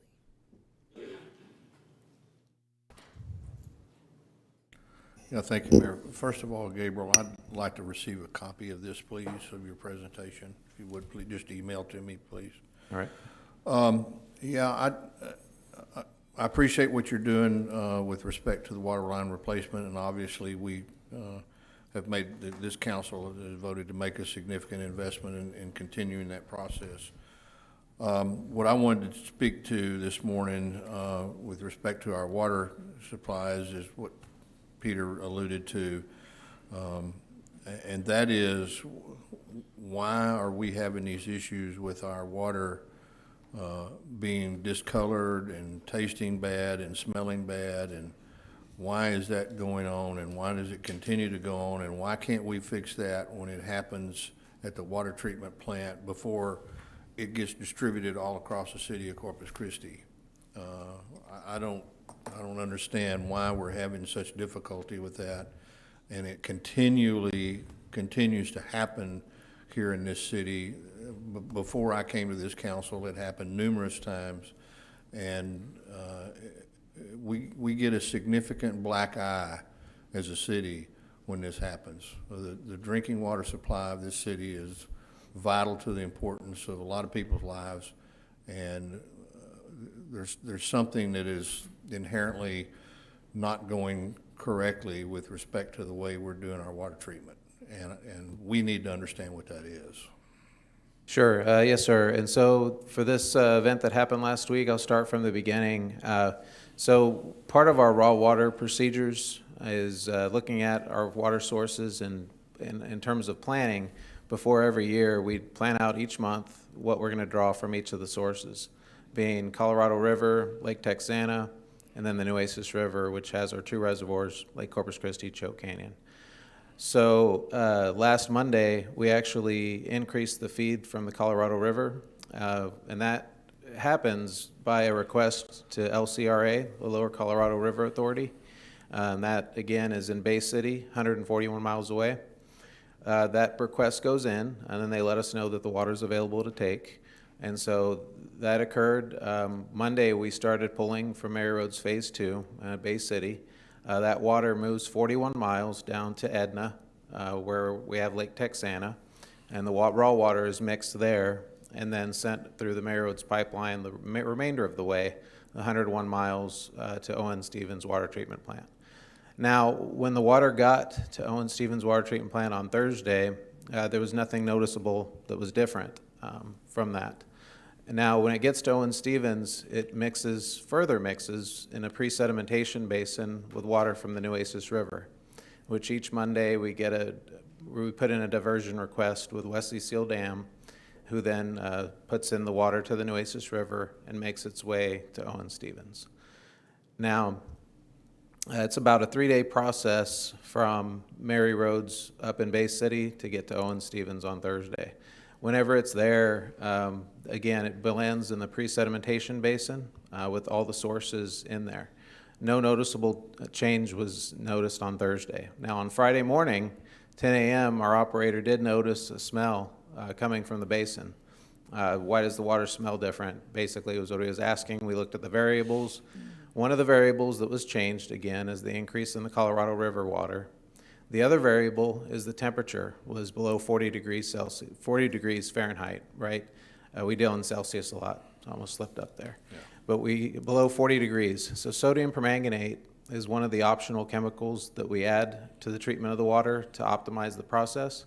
And that specifically targets organics that could deal with taste and odor issues in the water. Now, below 40 degrees, that chemical cannot be used because it gets really chunky. It creates inefficiencies for the pumps. It could bust hoses. So that was actually shut off for 20 hours between Thursday and Friday. Now, without that chemical, we're not able to target the organics and improve taste and odor with that. So again, we were without that. That was one variable. The other variable was the increase in Colorado, which we hadn't increased for a few months because at the tail end of 2021, in our source water, we're trying to utilize all of our contract water with Lake Texana and LNRA, the take-or-pay contract. So trying to utilize as much of that as possible. So less Colorado was used during the latter part of 21. Now again, January, we have our new water procedures and plan, and that's when we increased the Colorado. So that as soon as we found that out, 10 a.m. Friday, I met with Murphy, Chief Operations Officer. We decided we're going to shut Colorado off. That was the immediate action. But again, we have that water at the water treatment plant, so it must be treated in the conventional treatment process without permanganate because the temperature was below 40 degrees. So at that point, we had to continue treating the water, and then it gets sent to the distribution system. Now, other actions that we took anyway, preemptively, was to begin flushing the system, opening hydrants, flushing it from the distribution system from Cal Allen to the island, proactively doing that to release water. Also, all of our elevated water towers and ground storage tanks, working to cycle those and make sure that they're cycling appropriately. Then we began receiving a number of calls on Friday. We issued out a press release. I did a couple interviews with 2 different news channels as well to let the public know that we're monitoring the situation. We know what happened, and we're working to improve the treatment process there. And so that's what happened with this event. So we knew about it. As soon as we knew about it, they made the call to me. We shut the water off from Colorado. Now, the water at Colorado, it's probably our most variable surface water source. All surface water is variable in taste and odor and quality, being that it's exposed to the elements. Obviously, surface water treatment is the most challenging of the treatment processes. Now, the other thing is it mixing from Bay City to Lake Texana, that's step 1, right? And then it shoots another 101 miles to us from Edna. And so that's about a 3-day process before the water gets to us. Now, when the water was there at the source, we never got any indication, because we communicate with LCRA and LNRA, never got indication that it was any different than normal until Friday, when we noticed it there at the treatment plant. So let me stop you there, Gabe, just a second. So what benefit does the LCRA have to notify us that the water smells bad? I mean, from my perspective, you know, they're honoring a take-or-pay contract, and they want to get their money, so when you request it, they're going to send it to you. Why don't we have somebody from our staff who monitors that sort of thing to determine that there's an issue before we start pumping it down to Mary Road 1? Right, we do not have city staff there at Bay City. So we do communicate with them, though, whether there's any anomalies there with the water. And LCRA, we don't have a take-or-pay. That's actually our water right, the Garwood right. Okay. We have 35,000 acre-feet available to us per year. Every January 1, it renews for Colorado. Now, Lake Texana, that's the take-or-pay with the LNRA at Edna, Texas. And our operators are in communication with their operations daily. But you think the water issue came from the Garwood supply? Yes, sir, the Colorado, not Texana. It's something with the Colorado because, like I said, we were not pulling Colorado at the amount that we started this past Monday. That's when we increased the amount following our raw water plan for 2022. And that calls for pulling the Colorado at larger amounts for 3 weeks out of the month. And for some background, why do we pull Colorado River at all, you may be asking? Well, it's a great supplement to our water supply because the more we pull from Mary Roads, then that means that the more we can conserve at Lake Corpus Christi and Choke Canyon. No, I understand all process. that, but what I'm getting from what you're telling me, it seems to me like it almost, if you're going to do a large water draw like that from the Garwood supply, and you know there's been historical issues with that in the past, maybe it'd be worthwhile to have somebody from our staff drive to Bay City and find out whether or not there's a problem before we start doing that, and determine whether or not or how much we can pump from that source, because, you know, I understand what you're trying to do, but we can't continue to have this problem over and over and over again. And I'm just telling you guys, I'm trying to be your friend here and tell you that this is a huge black eye for the city every time this happens. We get roasted through social media and everywhere else. If it smells bad and looks bad, I'm not going to drink it. So that's what people tell us. And so I would highly suggest that we figure out some way to better monitor what we're doing from our blending sources and what that water looks like, tastes like, before we start dumping huge amounts. And if we know the temperature is going to drop in a situation where we can't use the chemical cleaners, then we may need to wait until the temperature comes up before we do those blending. I mean, there just has to be some, I think, some common sense thought processes that go into this to hopefully keep this from happening again. Yes, sir, and there's some more checks and balances on the way. In terms of that, we'll look at that in terms of getting someone to Bay City, but besides that, once we clean out our pre-sedimentation basin at Owen Stevens, that project's ongoing, and removing the sludge there. Our plan is to put aerators in there, and what those will do is create aeration or oxygen being released from the water there, bubbling, and so what that'll do is help with the aesthetics and the taste and odor in the water, in the raw water there, before it gets to the conventional treatment process. So that's another item that we're planning, but we can't put them in until we get the mud out of that basin. Understood. And so that's another thing that's going to help us with this and avoiding the issues. But again, I like to reiterate with surface water, it's variable day by day. Changes have to occur in the treatment as No, that's and I understand ongoing. that. We just have to take the steps necessary to monitor what we're doing to try to limit these upsets to the bare minimum. Yes, sir, and we take it very seriously. This is the most And I know you important do. thing we do. And I know you do, and I appreciate everything you are doing, so that's all I have, Mayor. Thank you very much. Oh, yeah, thank you, Councilman. Councilman Hernandez? Thank you, Mayor. And, Peter, I actually asked this before. If you're going to have any presentations given in the in this city, they should be within the agenda. So, now I want to make sure that, I don't know how many times I've said this, but please include any presentation in the agenda so we have the opportunity to review them ahead of time so I can be prepared with some questions. So, with that being said, scrambled a little bit to look at some of the numbers.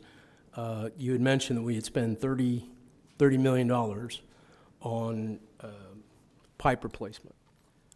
That's the plan for 2022, right over $32 million. $32 million. Okay, so looking at the CIP, it doesn't say $32 million. It says $10 million for citywide replacement large diameter and $2 million for small diameter. Is that? Those are two of the projects. Yeah, Councilman, Yep. there's numerous projects, so looking at that same page, you have the citywide large-size water pipe, you have the next Then you have line. Leopard Street, Upriver Road, Right. water line replacement, Nueces Bay Boulevard. Right. Port Avenue. Yeah, the Flower Bluff 18-inch line, Leopard Right. Street, Nueces Bay, Packery Channel, Okay. Port Avenue water line. Now, if I had the Channel. report ahead of time, maybe I could have done all that math, right?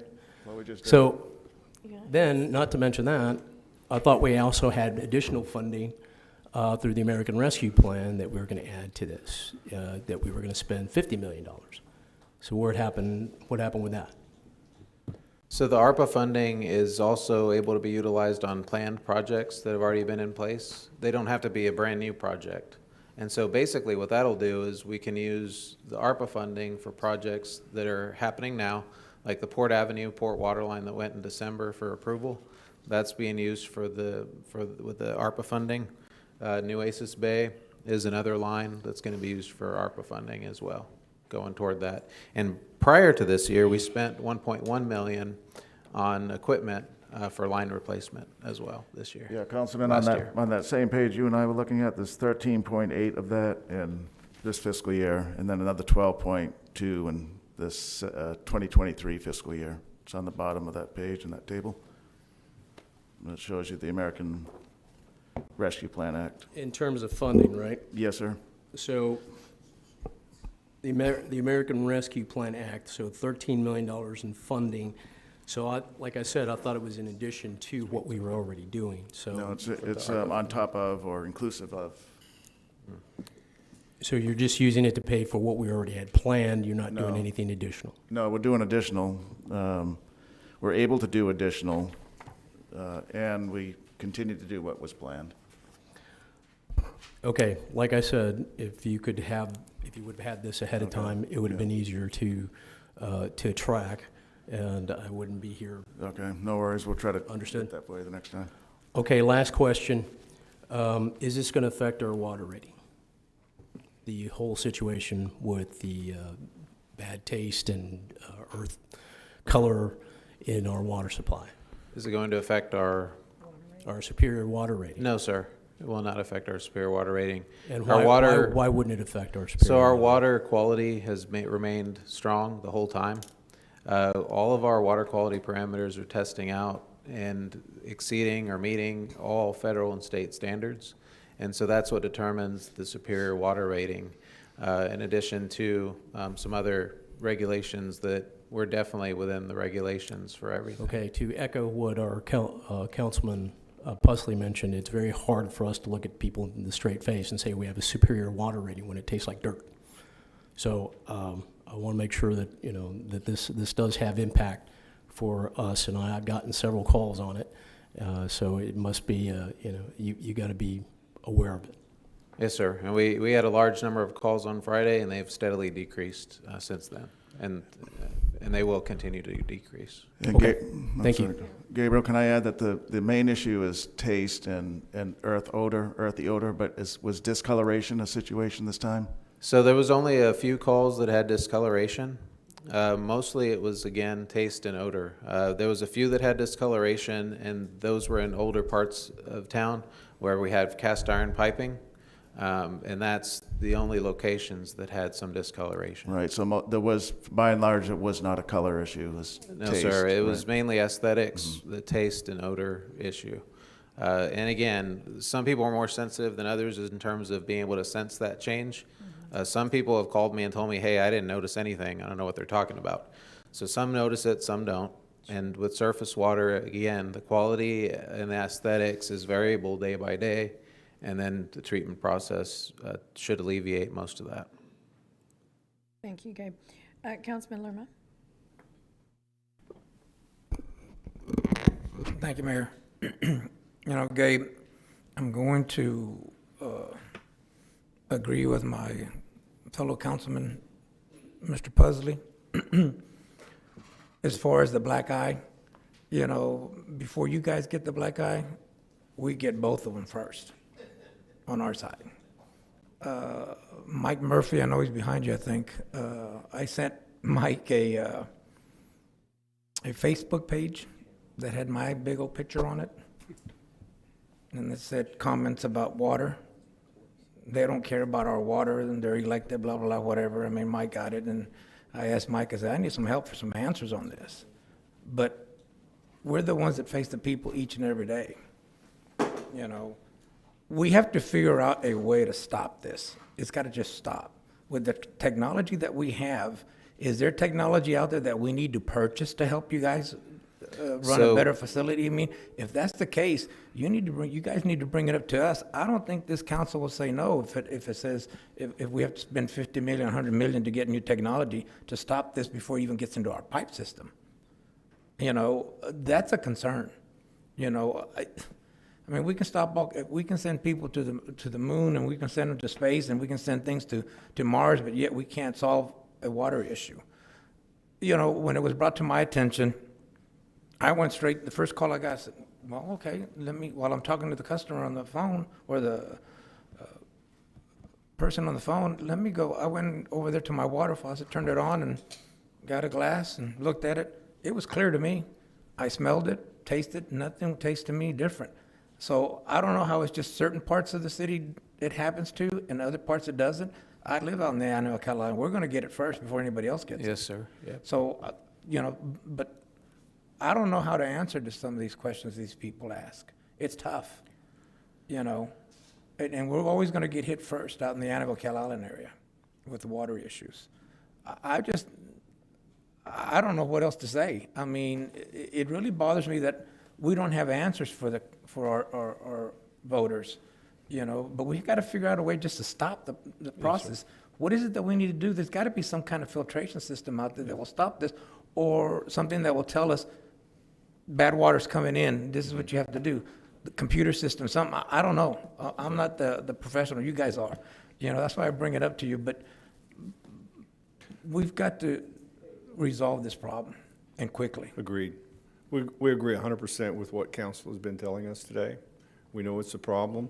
We know it's a concern. We do have a project that we're currently value engineering at our water treatment facility that's going to allow us to lower the water level, or we'll be able to add permanganate all the way down to 26 degrees Fahrenheit. Now, we know that's over freezing, so that will eliminate the problem. That's a $30 million project that we're currently value engineering right now. We've already taken bids, and we had one bidder came in extremely high. So we're working with engineering right now to try to find a way to get that number in a reasonable range, and that's going to allow us to address this particular issue. But that's still a ways away. So a couple of things, just so you know what amount of water we're dealing with. We treat over 1 billion gallons every 12 to 13 days, 1 billion gallons of water. Now, what has happened in this particular case is we had a 70 million gallon plug making its way through the city. It was not obviously it was not our intention that happened initially. But once we found out that it did make its way in, then we took all the steps that we could think of to minimize or mitigate the impact. There were still some that got through the system. It got to the apartment I lived in. I noticed it too. I never noticed the discoloration, but the taste and odor was definitely there. And so that's what we're working right now to mitigate. But as you can sort of track the water making its way through the city, and it's going from the Cal Allen area, which was the initial impact. And what we did there is we immediately shut it off and then started draining fire hydrants to mitigate that impact. But the water's in the system. I mean, like Gabe said, once the water gets into the treatment plant, it has to go through the system. You just can't empty, an 80 million gallon treatment plant. It has to make its way through. And the conversation I was having with the city managers this morning is, when did you notice that there's an issue? Now, we didn't notice the water coming in. And Councilman Pusley, to answer your question, it wouldn't have been noticeable from the Colorado side of it, because it got all the way here and we did not notice it until it made its way through the treatment facility and then was gone. By then, 70 million, because this is a big plant, we're pushing a lot of water. And for like 20 hours, we didn't notice that there was a problem. So we're going to work on that part of it and see if we can address that and maybe come up with some protocols. I like your idea about before we do a big stir in our system, have somebody there at Colorado and just check it out. That's a great idea, so we'll do that. But it's a massive undertaking that we do, and the permanganate issue is rare. It doesn't happen all the time. And so us knowing that it was going to come because the temperature was going down, we didn't know, because there's a lot of times it has no impact whatsoever, because we are blending that water and we continue to blend that water. Yes, it was not good. It's not what we want. We don't want a black eye. We don't want anybody to be put under the microscope like that.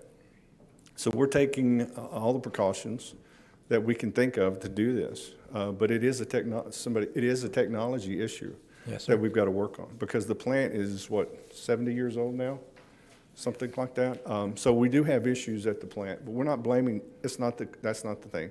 The issue is the water quality that we're getting before it makes its way to the plant. So we're going to try to put something in place that, if it's noticeable, we'll address it. But a lot of times it's just not. Well, thank you very much. The other thing that the other issue I have is that once we find out that we have a water problem, why is it that we can't go on the media and state to the citizens, there's going to be a water issue, it's going to smell, it's going to be earthly tone? Why can't we let them know by using a media release, not on paper? I'm talking about someone getting up there like yourself, you're the director of the water, and let the public know, hey, this is what's happened. It's going to be here for the next 3 or 4 days until it gets flushed out of the whole system. Right. Something so simple like that. Why can't we do something like that instead of us getting the phone calls, you guys getting the phone calls? I mean, once you guys get the phone calls, it's a done deal. There's something major wrong out there, okay? Yeah, right. And that's how I look at it, that the citizens deserve to know what's going on all aspects of what the city does. Right. They really do. The timeline on this particular occurrence is when Gabe called me around 10 o'clock Friday morning and said we had a problem. I said, let's go ahead and get with the young ladies over in our PR department to go ahead and do a presser. Let's get out, do a press release.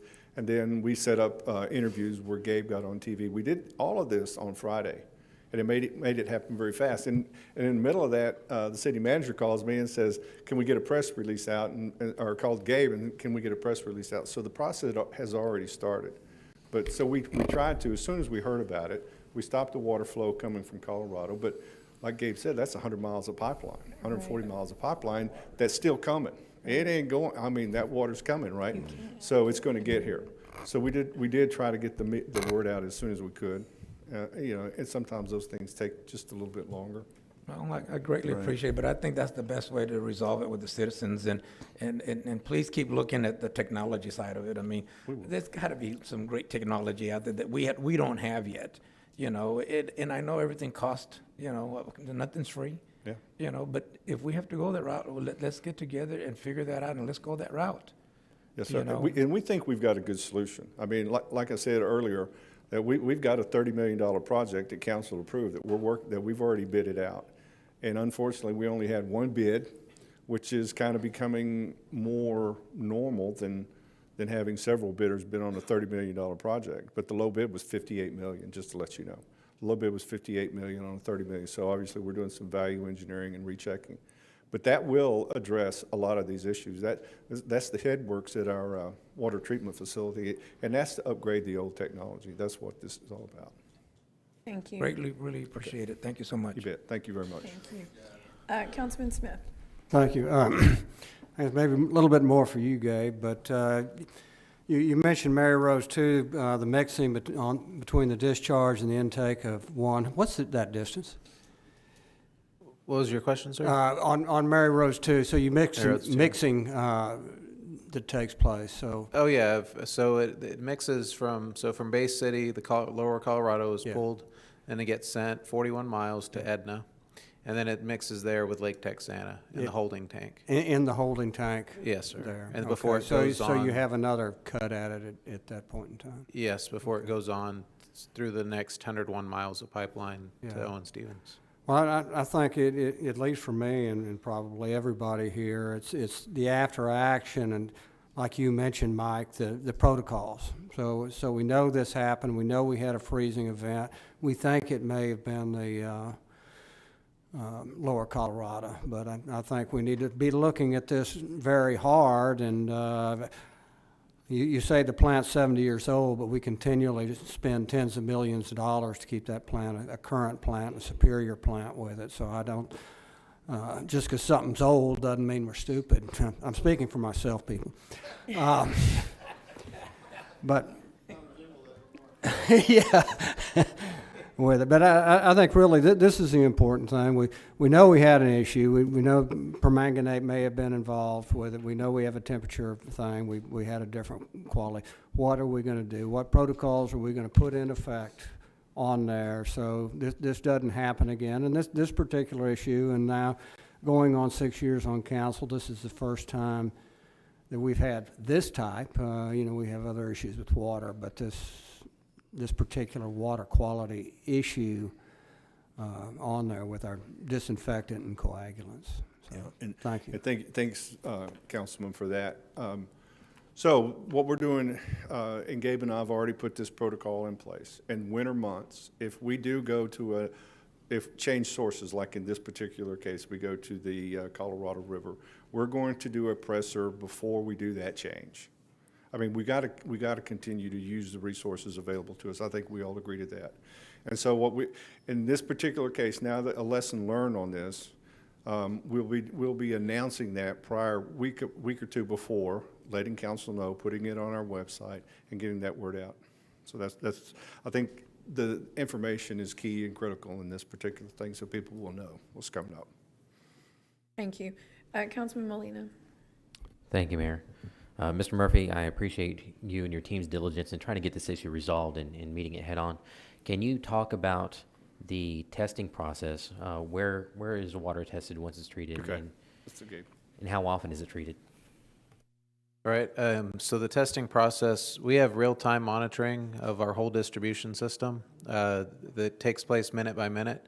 And so we have locations starting in Calallen through the central part of the city, and each of our storage tanks that are throughout the city, the south side, Flower Bluff, the island also by the airport, we have by Alameda as well. So we have several locations through the city that are real-time, minute by minute. In addition to that, we have 97 locations that are visited once per month and tested for biological and chemical parameters. The other part of that is, of the 97 sites, we have 5 that we consider our high-frequency sites that we look at twice per week and test them for biological and chemistry parameters twice per week. There. And what are some of the red flags that you look for when you're testing? So basically, the main things that we look for are the disinfectant levels, which what those are the chlorine levels that are there. And what that does is that kills any bacteria, viruses, parasites that could be in the water. Those levels are what kill it. The disinfectant gets rid of those. The other, we look at biological. So we do the total coliform and E. coli testing to ensure those are not in the water. Above and beyond that, something that's not required is our DNA lab. So we do testing for nitrifying bacteria down to the DNA level to see if any of those are in the system, because if they are, then that could lead to potential water quality issues that we dealt with several years ago. So we do those checks as well in the DNA lab. Not every utility, we're one of the only utilities in the country doing that. We were the first to get that technology in place.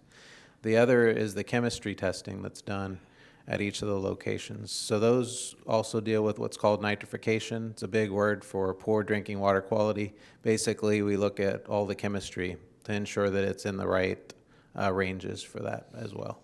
And then during this event, were there any signs or any types of results that you got from your testing that would throw up any red flags for us? No red flags throughout the testing. Everything's testing in the green where it should be.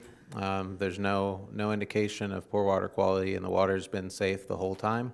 The main thing that's changed is the aesthetics or taste and smell for some people, not all, because again, I've had several people say, well, I didn't notice anything.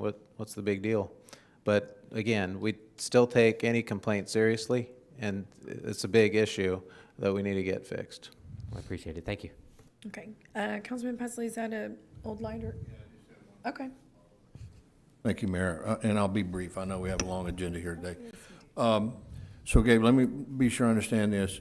So at the intake sites, are you doing chemical testing of the water at the intake sites? So at those locations, we do that monthly. Okay.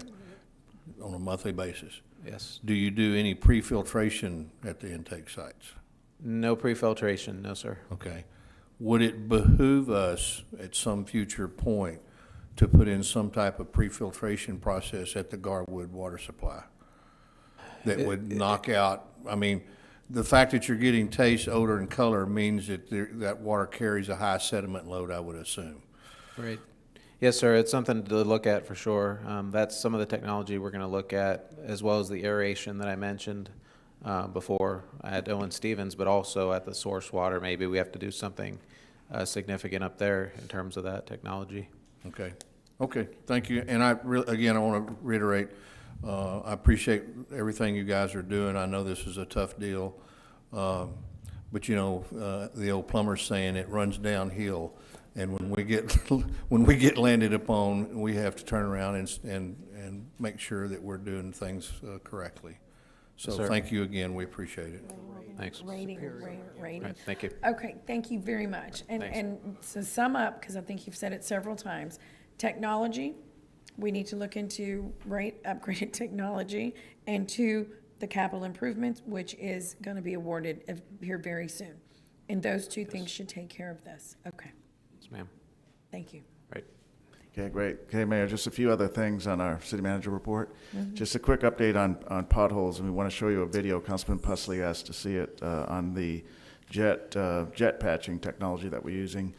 So we know that recently City Council was in the West Side with Councilman Barrera, kicking off a new initiative to address potholes. We know that similar to this water conversation we just had, a lot of our infrastructure didn't have the financial investment it really needed over the past decades, and so our roadways are similar.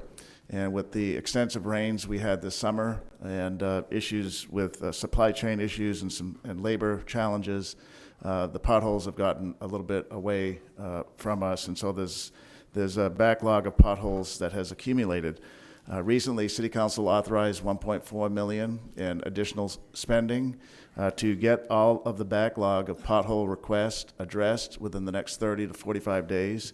We're using our city crews to do that. We have 6 city crews, but this $1.4 million is going to 2 of our strong partners, Raytech and Bay, and they are going to, in effect, double the amount of crews that we have out there every day. In fact, they're out there now. The city crews continue to work during the weekends, and then Raytech and Bay are working during the week and some weekend work as well to address all those deferred pothole requests that have come in. Bay is using the traditional method that we use with a hot mix and squaring off holes. Jet patching, though, is a new technology. We just talked about technology. And the City Council actually approved, and we have on order some of these trucks ourselves to augment our traditional methods. And so Raytech is using the jet patching methodology. This methodology works well on those streets where there's a lot of potholes because you can fill them in a much quicker method. It's as durable as the hot mix, and Neiman and team put together this video we want to show you that shows how we do this. So we'll roll that video real quick.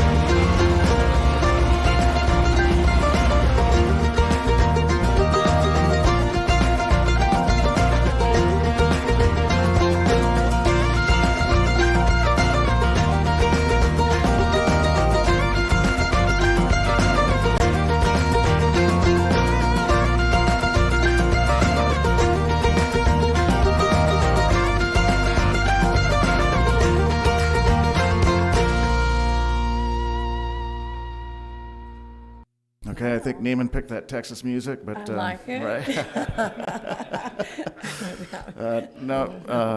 We know the complaint that potholes can wash away with rain. Neiman went to that same pothole yesterday after the rain we had, and it's still in good shape. So we know that the traditional hot mix is superior, but this methodology is a good one to address the large volume of potholes. So.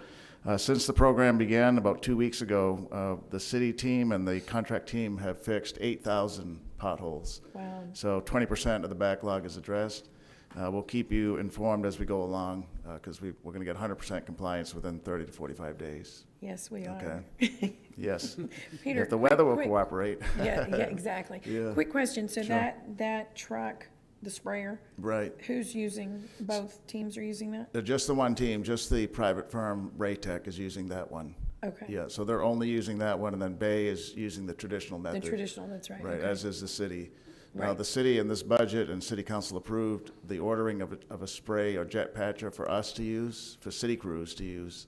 And so we'll augment that to our technologies that we Right. have. It's on order, and because of supply chain issues, Right. it'll be here soon, but Okay. there was one, right, Roland, or two? Was it two? Actually, two of them. Two. So we have two. Great. And again, we wouldn't need that if our streets weren't as deferred, right, in their maintenance. And so it's for those ones that jet spray patch is best for streets that have a lot of potholes. Right. You wouldn't use that on a heavily traveled road with one or two potholes, like an arterial or a collector, because the durability of that hot mix is still superior. But this helps to address a lot of potholes in a small stretch of a That's street. great. And so we're on track, and that's good to know. And Yeah. I want to make sure the public knows where, you said 20%. 20% is Our up. goal is taking care of 8,000? 8,000 potholes have Okay. been filled, just under 8,000, 7,900 something, but just under 8,000. Okay. Within that two-week time frame, with some weather delays, right? Right. We've had the weather delays last week and again yesterday with the That's rain. so- wonderful. Right. Great, great Yeah. news. I think Councilman Molina might have a comment. Yes, thank you, Mayor. Peter, the jet patcher that we have coming, when are we expected to receive that? Roland, do you have the date on that? We have two of them, Councilman. Two of them, Two, okay. yep. Right now, from speaking with both the vendor and the manufacturer, one is already at the manufacturing plant, so we're expecting that one anywhere between maybe March area, April area, for both of them to arrive here and Okay. be on the utilization. And then when they get here, are they replacing trucks that we have, or are these going to be used to augment the labor force that we have right now? It's to augment the labor that we have. We're gonna have 6 conventional and then 2 spray patchers, so we're gonna have a total of 8 units Okay. running out there. And where do those additional operators come from? We already had vacancies within our programs that we're just transferring over and rededicating them to that program. Great, thank you. Mhm. Thank you, Councilman. Okay, Mayor, and then just one other update on infrastructure. We're going to turn to our stormwater. And so we know that, Mayor, when you make the comment that this is a new day for our city, the action that this city council took last fall and finally adopting a separate stormwater rate for the customers that is more transparent and more fair, more equitable, that was a very significant policy move by this council. It changes decades of trying to get there, but we just couldn't as a city. All of our major Texas cities have had a separate stormwater fee for decades, going back to the 70s and 80s. And so we want to just give you a quick progress report. We began billing, as we know, it was approved for the budget October 1, but we wanted to give customers a chance, especially some of the commercial customers, to plan appropriately. And so the fee began on January 1, the stormwater fee. And remember, for most residential customers, it was offset by a reduction in the water bill, so they don't see any difference at all. There's no increase or a marginal increase. We do have a utility assistance program as well for those that may have needed that slight adjustment. So we have 20 billing cycles. There's 20 different times in the month that the bills go out to customers, our all-inclusive bill with water, gas, solid waste. And so 17 of those 20 billing cycles have been issued, meaning 90,000 customers have received their bill for the month of January. Of those 90,000 customers that have received their bill, only 100 have called us with questions about what is the stormwater fee. So I think what that demonstrates is that of 90,000, only 100 calls. It shows that the Public Works team and our communications teams have done a great job in strategizing how to communicate with the public about this rate adjustment or new fee, and what to do about it if you have questions. And so we have a team of persons that were included in the budget, new staff that are helping with the customer service.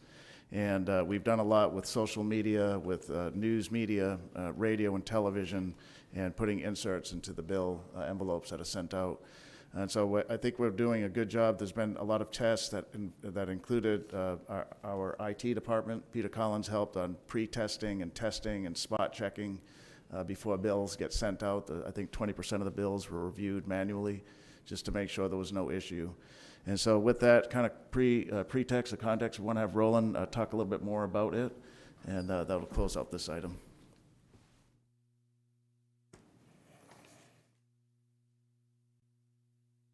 Sir, as Peter had mentioned, we implemented it in January the 1st, and we started our building cycles, and up to date, just to give you an idea, on the call center, we already received 106 inbound calls received as part of our metrics, and you can see there. Our appeal process, we've received 15, have been received, 8 been approved, 5 had been denied, and 2 of them are pending. And some of those details, when we started looking at the engineering evaluations, we looked at their impervious covers, their lot size. We noted that they were either in the right tier or they were not in the right tier. And many a times when they were on tier 3s, we had to deny them because those are commercial properties. When they're in residential tiers 2s, we just had to have some clarifications, and majority of them, some were approved, as I mentioned, and some were denied. On our utility assistance programs, 26 applications were received, 13 were approved, 11 were denied. This is basically and so we were lacking some information from them. We needed to sort out some of the, we followed up with the citizen to find out if they could provide more information. We had some insufficient information from them, and we could not make that decision for them. So one of them, I mentioned again, tier 3s were not part of the utility assistance program. This is strictly just for residential businesses, or excuse me, residential customers. The business plan right now, as Peter had mentioned, 17 out of 20 billing cycles have already come out. We have done some periodical, basically check and balances between the Infor and our partial management software that basically gives us an idea of what the budget is, how many are we charging. So the check and balances are conforming to each other, and they're matching up to each other. So we have some check and balances, and as Peter said, Peter Collins has been working with us through this process and then going from that point on. Quickly, our sweeping program right now has completed 618 miles, lane miles swept. We're on target to complete 8 cycles for the arterials. The Bay quality is planned out to come out on March 22nd, which is next month. And then we have the Glen Oaks improvements that is going to start construction in March as well. And then we still have some pending projects that we will be looking to do, the Williams Channel, the Stromberg Lake, Furman Plaza, Angus and Camp McCampbell, and Savage Lane and Whitecap. Those are just some of the projects that we're doing. Again, if there's any customers, if customers need to talk to us, please call our 361-561 and 1100. That's our direct number to some of our staff members, and they can start working with those individuals and residents. Okay? If you have any other further questions, I'll wait to see. Councilman Barrera. Thank you, Mayor. Thank you, Roland. I had looked online. I guess I've already gotten about 5 calls myself. I wanted to just, before I had given them the phone number to call, I went through the site, and with regard, and all of the individuals that called were seniors. Now, I had originally thought, and maybe it's my fault for not paying attention, that seniors were going to qualify, but as I see here, the definition is like, there's one definition: the persons living at your residence must qualify as low income as defined by the U.S. Department of Housing and Urban Development for Nueces County, Texas, or the person must be disabled. But the other one, it says all working age persons living at the residence are 65 years of age or older, and they qualify as low income as defined by HUD for Nueces County, Texas. So is there a benefit to being, is there qualification for those over 65? And if do they have to have the dual qualifications? Every case is different, and one of the things that we ask is for them to reach out to us, and then we would look at those situations and then go from that point on. Now, it could be that they both need both qualifications. They have to be 65 and older, or they have to be disabled. Those are the two kind of qualifications that we said. If they want to take advantage of the utility assistance program. Okay, but I took this information off the website. That it basically says, either low income or disabled, or 65 and low income. So I'm just wondering about the redundancy. Then we're not really qualifying people over 65, because we're requiring them to be of low income. So I just want clarification. I'm not being critical. I No, approve this. you're right, Councilman. You're So right. it's 65 or older, but it's income sensitive. Okay. So we didn't want to make this program available for. I'm with you. I agree. Right. I And then just if you're, I'm sorry, and then if you're disabled, income's not a requirement. Okay. Yes. Now, the other thing that I might recommend is then I had to go hunt down, and of course, I consider myself just a little tech savvy, maybe just that much. But I had to go hunt down and go on the HUD website to be able to determine for the Corpus Christi metropolitan area what's determined as low income. So I might recommend that we either have a table or that we get with IT to be able to calculate that factor, so that way all they do is they can punch in their household income, and they'll know immediately whether they qualify or not. And I think that would also save time with regard to callers. Yeah, that's a good idea. That's a good idea. And we'll see if we can implement that. And I might also recommend, when I went to that, because what I was going to do is I had some of my staff just send out these forms. And, even in my business, I hate when my staff just says, well, fill out the form. And regardless, and particularly if it's an older person, they're intimidated by it. So if we have a way that it could be either completed online, or once again, we assist them in completing it online, versus completing it, scan it, and then emailing it. I just think with a professional organization that's $1.2 billion, that we should be able to have the level of technology so that we can do that and make it easier for our community. And in that way, and then the other thing, it was still a little cumbersome for me to find that. If we had it on our dashboard, all right, and once again, I'm just a little tech savvy, so just a little. So what is it? It was difficult for me than somebody that's not as that they may be able to go on and calculate that out. So And we will make it more easyable, more friendly, and have an easy button there for them to just see if they can maneuver to directly to it. yeah, and mind you, the challenges that we face is that you do have some individuals that did not know. They obviously don't notice the decrease in cost, but they do immediately notice the increase because they're comparing one bill to the next, and they're just assuming that their water level is gonna increase, and that's fine. I mean, we knew what we were going into, and I expected that, but if we can just make it a little further, just a few, my 2 cents. Oh, that's good. We appreciate that, Councilman. Thank you. Yes, sir. Thank you.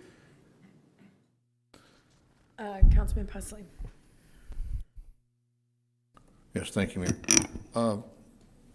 Roland, and maybe I thought this was going to happen, it's not really going to.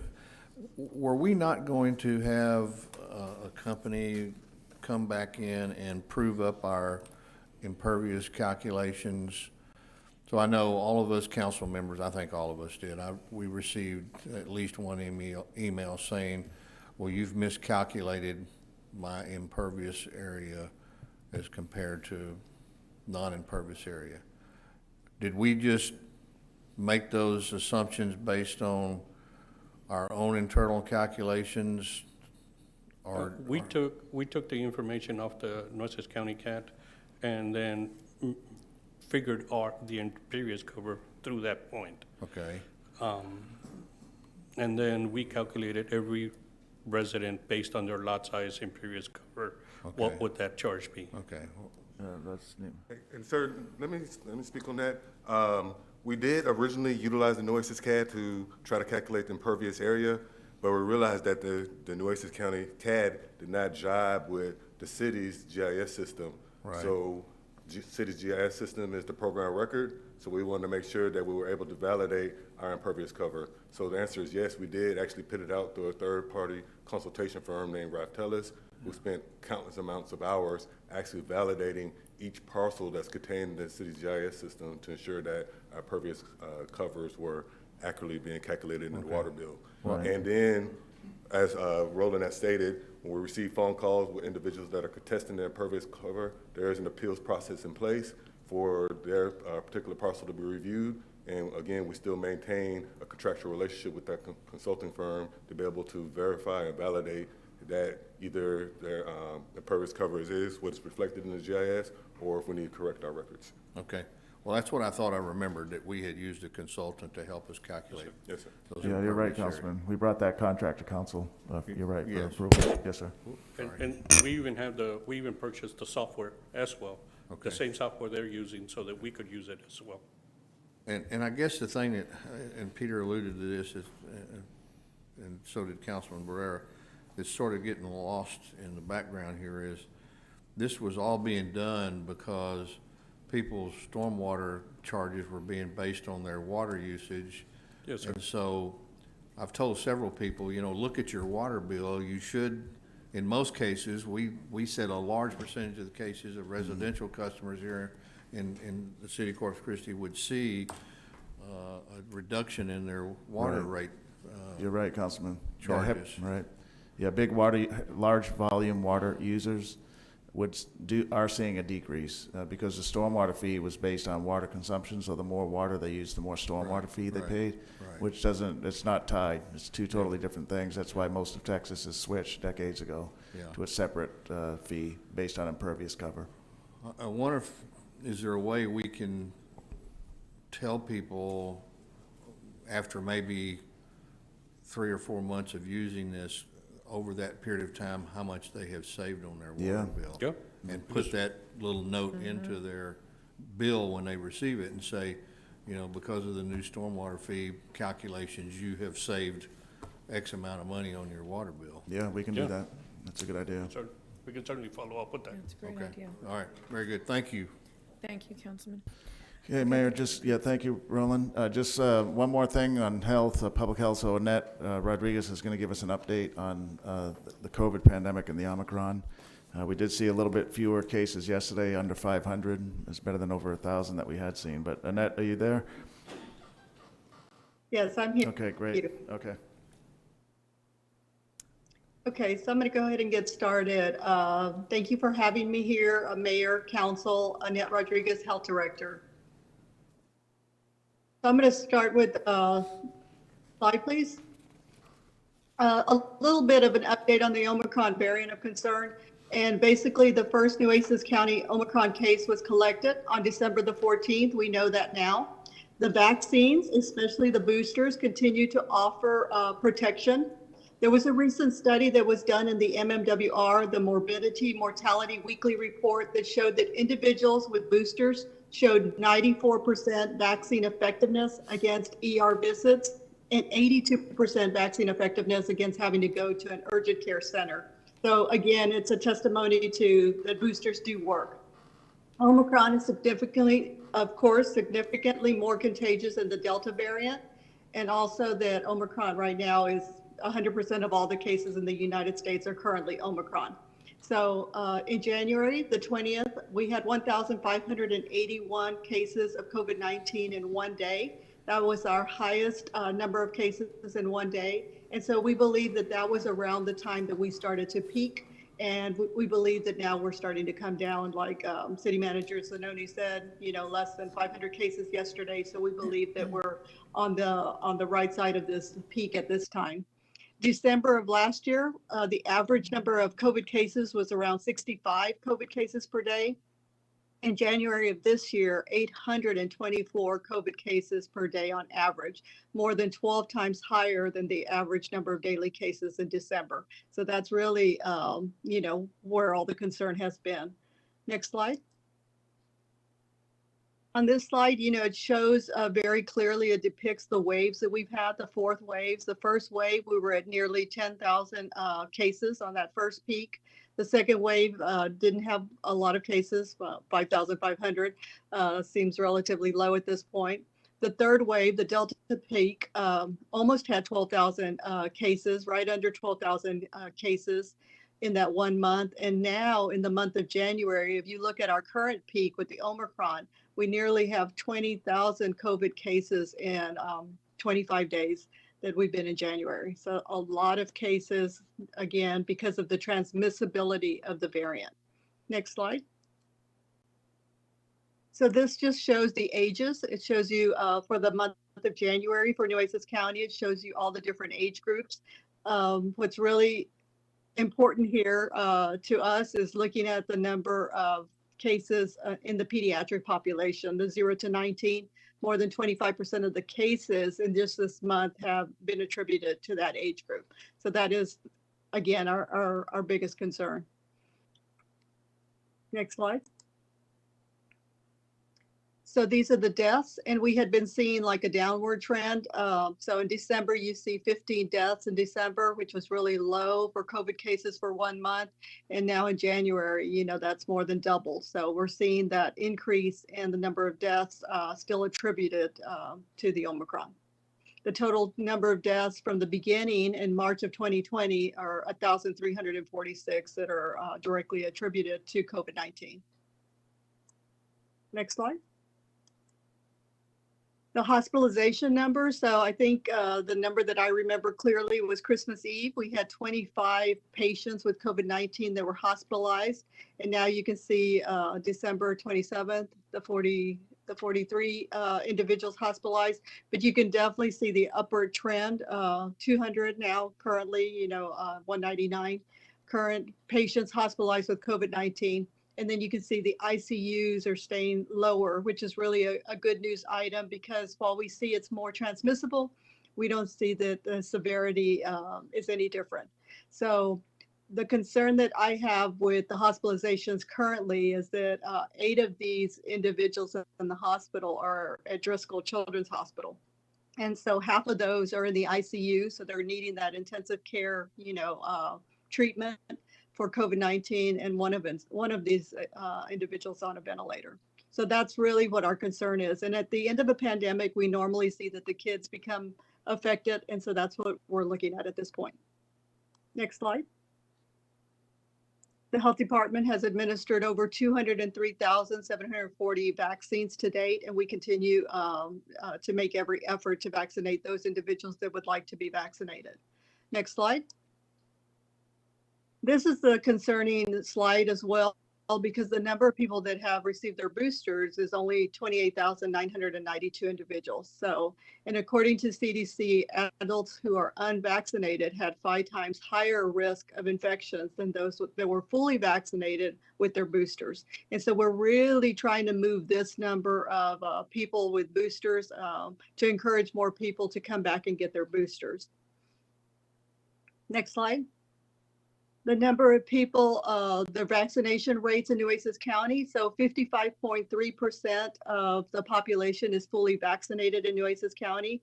We would like for it to be higher, of course, closer to 70% is really our goal.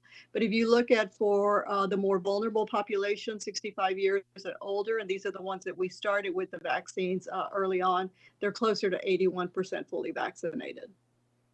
Next slide. For the drive-through testing, if you look at the first part is just the dates, and I just gave some arbitrary dates, so you can kind of see what I'm showing here is the positivity rate. So if you look on the 15th, this is how many people we tested, 472. The positivity rate was 55.3%. And so you can look down and you can see that yesterday, the positivity rate was 56.9%.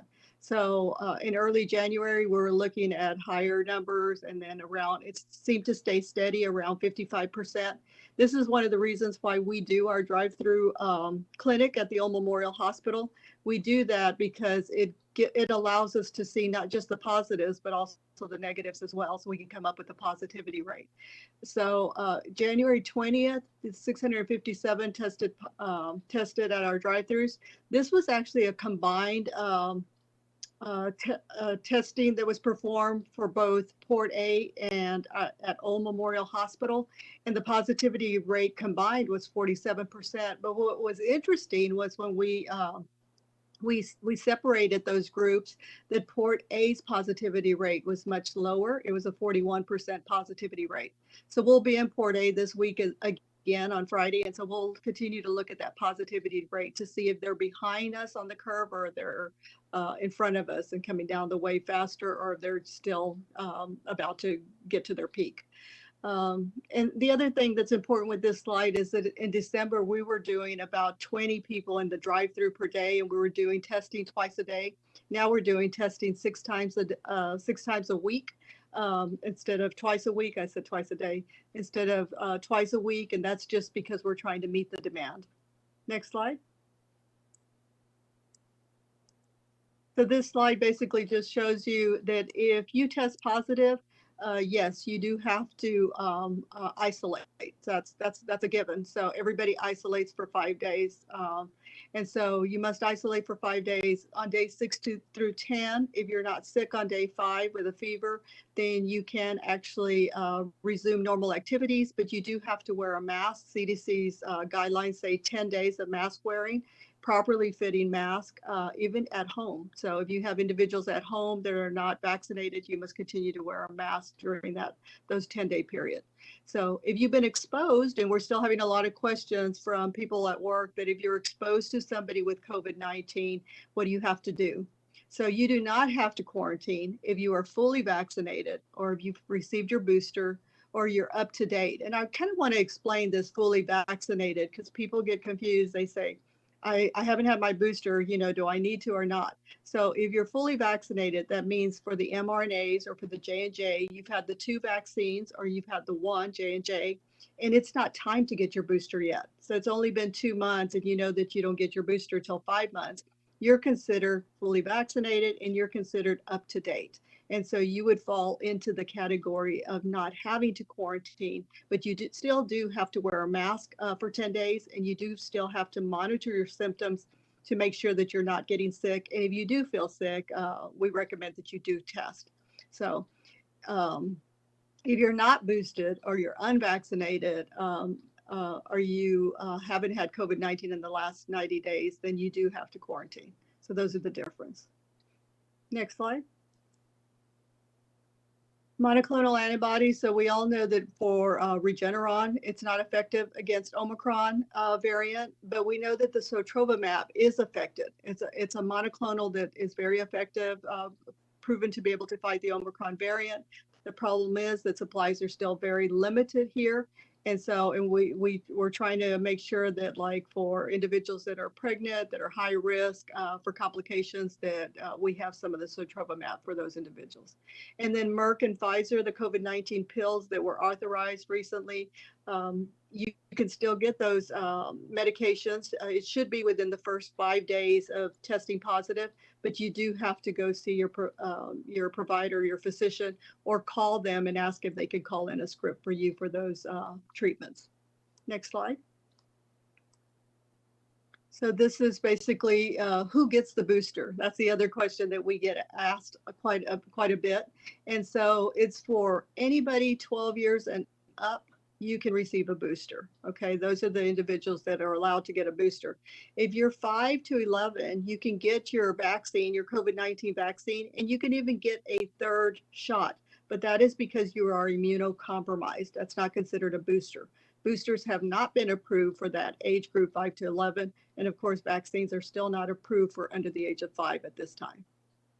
So, and I think the other big change that I think everybody knows, but for Pfizer and for Moderna, it's not 6 months after your series is complete, it's 5 months. So it's a little bit earlier to try to kind of help with the variants and everything else that's going on. Next slide. And these are our indoor COVID-19 vaccine clinics, the La Palmera Mall, Greenwood, also out in Robstown, the outlets, the old Nike store, the Hilltop Community Center in Annabelle, both at the City of Corpus Christi and Nueces County Courthouse. Next slide.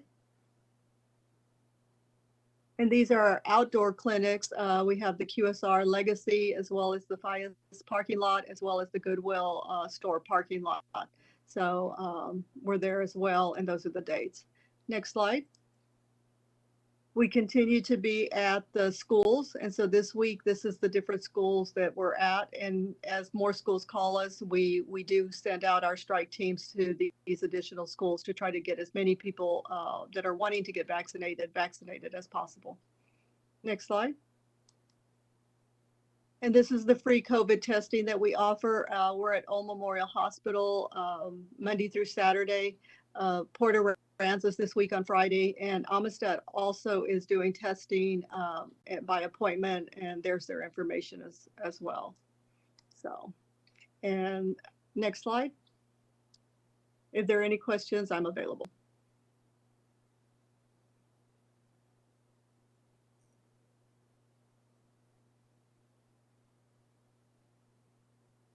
Can't hear, there it There is. you go. Okay. It would be, Peter, it'd be very helpful if we could, I'd like to have a copy of that presentation. Yes, so sir. When we get questions from the public about it, that's Yeah. good information that we can share with the public. Right, I was just in the process of telling staff to send that to y'all, so you'll Okay. get it through email. Okay, yeah, email's perfect. Yes, Thank sir. you. I appreciate and that. to follow up on that, if we can, as these locations change, Peter, can Annette or Annette, could you send, however it works, to the council what schools are being, the same information, what schools are being visited, the locations, because I know sometimes they change. Actually, they change, yeah.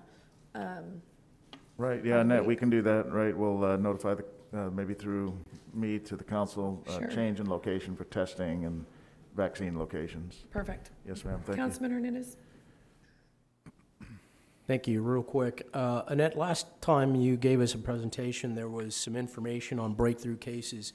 I didn't see that slide this time. Considering the amount of positivity rates, how many of those are breakthroughs? Okay, so for the vaccine breakthrough cases, I'm glad you asked me the question. We've had to date, and we are behind on our contact tracing, so these numbers are probably not reflective of everything that we've had, but we've had 11,200 vaccine breakthrough cases. Of those vaccine breakthrough cases, 360 of those individuals were hospitalized. And of those 360 hospitalized, 83 of the individuals have passed away. So 35 of them were vaccinated with Moderna vaccine and 34 with the Pfizer vaccine. And then there was a couple, I think 1 or 2 with J&J, and then maybe from a different manufacturer altogether. Okay, thank you. I think You're that's all welcome. the questions, Peter. Okay, great, thank you, Annette, and continue to stay safe out there. Mayor, Thank that you. was a little lengthy, but that concludes our public city manager comments for today. Okay, well, I think what we're gonna do is we're gonna go through the consent agenda, pull whatever items need to be pulled. We'll break for lunch and come back and revisit those items. Okay, that'll be great. So do we have any request from council to pull any item for individual consideration? I have item number 6, and that's just as a highlight item. Okay, anybody else? Are there any requests from the public? No requests from the public. I'll entertain a motion to approve consent agenda with the exception of item number 6. Move to approve. All in favor, say aye. Aye. Aye. Any opposed, say no. Okay, the motion passes. Can we see Mr. Hunter, please, just for the vote? Oh, I just need to see him. I can't, just for Open Meetings Oh, Act yeah. purposes. Sorry, guys. There he is. Thank you. Okay. so, well, you know what, and since you're here and it's only one item, we'll just do the item really quickly. So Chief Rocha, I'm pulling this item because it's such a good news item. And what I'd like to do is read some of these very important points that I'd like our public and our audience to hear as well because of it being such a good news item. So in fiscal year 2021, the city received over $4.8 million from the TASP, which has allocated $1.8 million of those funds for the replacement of 140 self-contained breathing apparatuses and the replacement of 1 engine truck. So the remaining $3 million of the TASP revenue will be allocated to the Corpus Christi Fire Department for purchases of equipment and supplies used during emergency response situations. Those include audio and visual equipment, 25 new defibrillators, 21 Lucas devices, cardiac monitors, a fire engine, an additional fire engine. And so I just wanted to highlight these things because these monies which we had really conservatively estimated, right, is in revenue, have done wonders. And obviously, the 4.8 that's 4.845 that's come in, or, yeah, that's come in is I think over what we had initially thought. And this is our, I think, fourth year? Yes, ma'am. Our fourth year. And it's a great news item. Yes. And you're right. We did bring in what we anticipated on our revenue. And then above and beyond that, we generated more revenue. The great thing about it is, if you remember, council passed a couple of years ago a couple of items that really helped us out. One of them was the charity care policy that we needed to have in order to substantiate the number of indigent transports that we were making. And because we were able to do that, I believe that's why we got more money back. But some of these items that we're getting are really large ticket items. One of them is an engine company, which is a lot of money. But on top of that, we're replacing all of our monitors on our ambulances. And for once, we're finally getting those Lucas devices that we're able to put on every one of our ambulances. Right now, we just have 2 Lucas devices in service right now. But by you expending this money, you and the council expending this money, we'll be able to put Lucas devices on all of our ambulances. Well, that's wonderful. Thank you. Thank you very much. And again, like you said, it's a huge item that really supplements the city in the capital needs of the fire department. Thank you, ma'am. Thank you, sir. Yeah, significantly. Mayor, I just wanted to, if I could, recognize Chief Urban that's been here with us too. Chief Urban, yeah. yes, there he is. Right. Mayor, I think Mr. Hernandez also had a question on that one. Councilman Hernandez, I'm sorry. Thank you, Rebecca. Yeah, thank you. And I know, Chief, you were looking at me when we talked about the Lucas devices. I know it was a conversation you and I had, what, two and a half years ago? Yes, Yep. sir. And I know that from that conversation, we talked about how the best way to get them, because there's significant cost to each one of those devices. And I'm tremendously glad that we're able to do this, and especially if we're going to have them for every single ambulance. That's going to relieve a lot of pressure on individuals. Now, I was wondering if you could just describe what that Lucas device is and how it's going to help your firefighters on the EMS units. Thank you, Councilman. Yes, the Lucas device is an item that paramedics place on a patient when they are in a supine position. And what it does is it allows for chest compressions to be administered at a consistent rate so that we could give the best possible circulation of blood to the patient. And I would be remiss if I didn't mention, Kenny Urban is here. I didn't see him when I walked up, and I missed him. But this is an individual on the fire department that 4 years ago I tasked him to take a look at the TASK program. And it is not easy. It's not something where you just sign a document and said, hey, give us money. We have to show a lot of items that we do on the fire department. And the charity care policy was one of the items that council had a direct impact on that allowed us to submit for these monies. But I would be remiss if I didn't mention that Kenny Urban, Assistant Chief with the Corpus Christi Fire Department, was very instrumental on this grant. Thank you, Kenny. And I failed to say that. Thank you very much. Thank you, And Huge. one last thing, Chief. I know you're from Kansas City. It was a phenomenal game. Go Chiefs. Well, I was hoping for a Cowboys-Chiefs Super Bowl, but let's make it Chiefs Super Bowl, okay? Yeah. One last thing I just want to highlight too, we have over $200,000 that we approved in grant submittals for our police department. And so that is a huge another help. And it's just very important for the public to know that these grants, they're not, you know, as the chief mentioned, it's not just filling out a simple application. There is a lot of work in being able to not only apply, but to carry them out. And so $200,000 today for our police department that cover violence against women. They cover victims of crime and forensic sciences improvements. So very good job. I just want to commend our staff. Okay, so I think, let's see. Need to vote on that also, Mayor. Move to approve item Second. 6. I thought we did.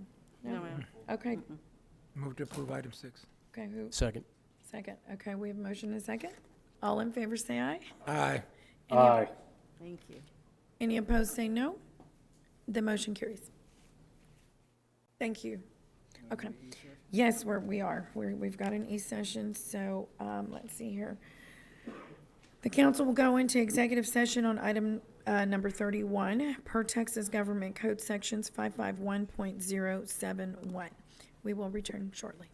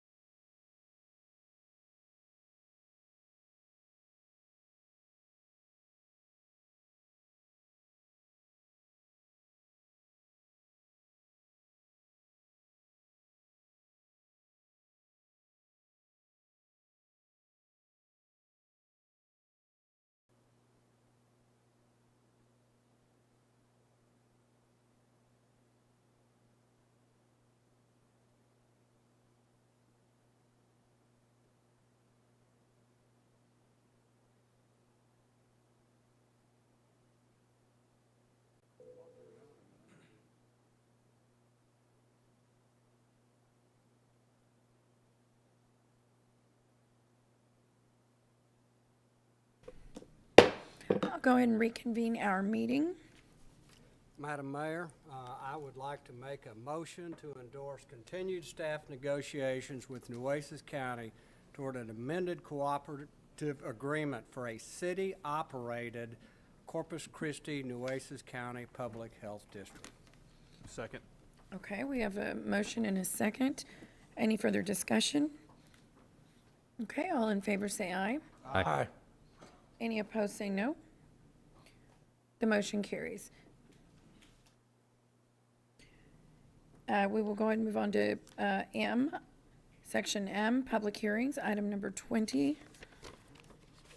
And that is zoning case number 1121-01 LC Alti Ltd, located in District 4, ordinance rezoning property at or near 4042 Sweet Bay Drive. Mr. Raymond. Good afternoon, Mayor and Council. The case before you is to rezone the property located at 4042 Sweet Bay Drive from FR Farm Rural District to RS 4.5 Single Family 4.5 District and RS 6 Single Family 6 District. The applicant is LC Alti Limited. The property is 29.25 acres in size and it is not platted. 23 acres are proposed to be used for RS6. 6 acres are proposed to be used for RS 4.5. The purpose is to allow for the development of a single-family residential subdivision, approximately 135 homes. The subject property consists of vacant land that has remained undeveloped since annexation in 1961. To the north are single-family homes zoned RS6 Single-Family 6 District. To the south is the Barney Davis Power Plant zoned IH Heavy Industrial District. To the east are single-family homes zoned RSTF 2 Family District. And to the west are vacant properties zoned FR Farm Rural District. The proposed rezoning is consistent with the adopted comprehensive plan, compatible with the adjoining properties, and it does not have a negative impact on the surrounding area. However, the rezoning does warrant an amendment to the future land use map. There are no proposed CIP or bond projects proposed for Sweet Bay Drive at this time. 23 notices were mailed out within a 200-foot notification area. 3 were returned in opposition, represented by 3 owners, and 0 were returned in favor. The 3 in opposition, however, also indicate that 24.69% of the landowners within the 200-foot notification area are opposed to this rezoning. Planning Commission and staff recommend approval of RS 4.5 Single Family 4.5 District and RS 6 Single Family 6 District, and I stand by for any questions.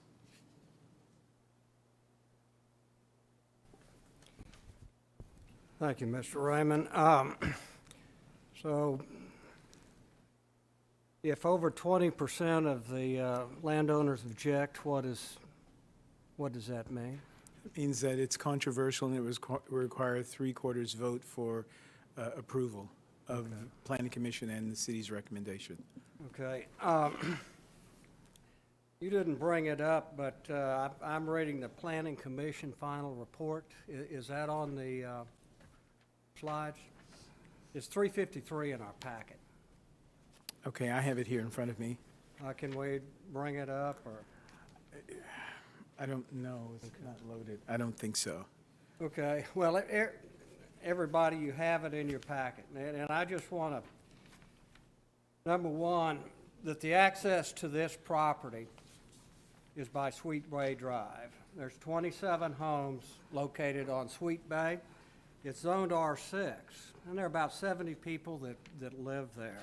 But these lots are 305 feet deep, and they're 20,000, that'd be R22. But on 353, so I'm looking at existing zoning and land use over on the far right-hand corner. Future land use. The site, low-density residential. To the north, low-density residential. To the south, government. To the east, low-density residential. To the west, low-density residential on there. This is coming out of our future land use. It's located in Plan CC.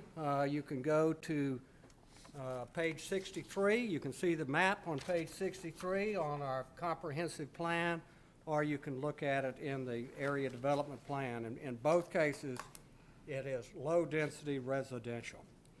Now, as we go down, they say this is generally consistent. This is what staff is saying, generally consistent with the adopted comprehensive plan, but it does not match the map on there. The map says that this is low-density residential. Then we'll go to transportation circulation.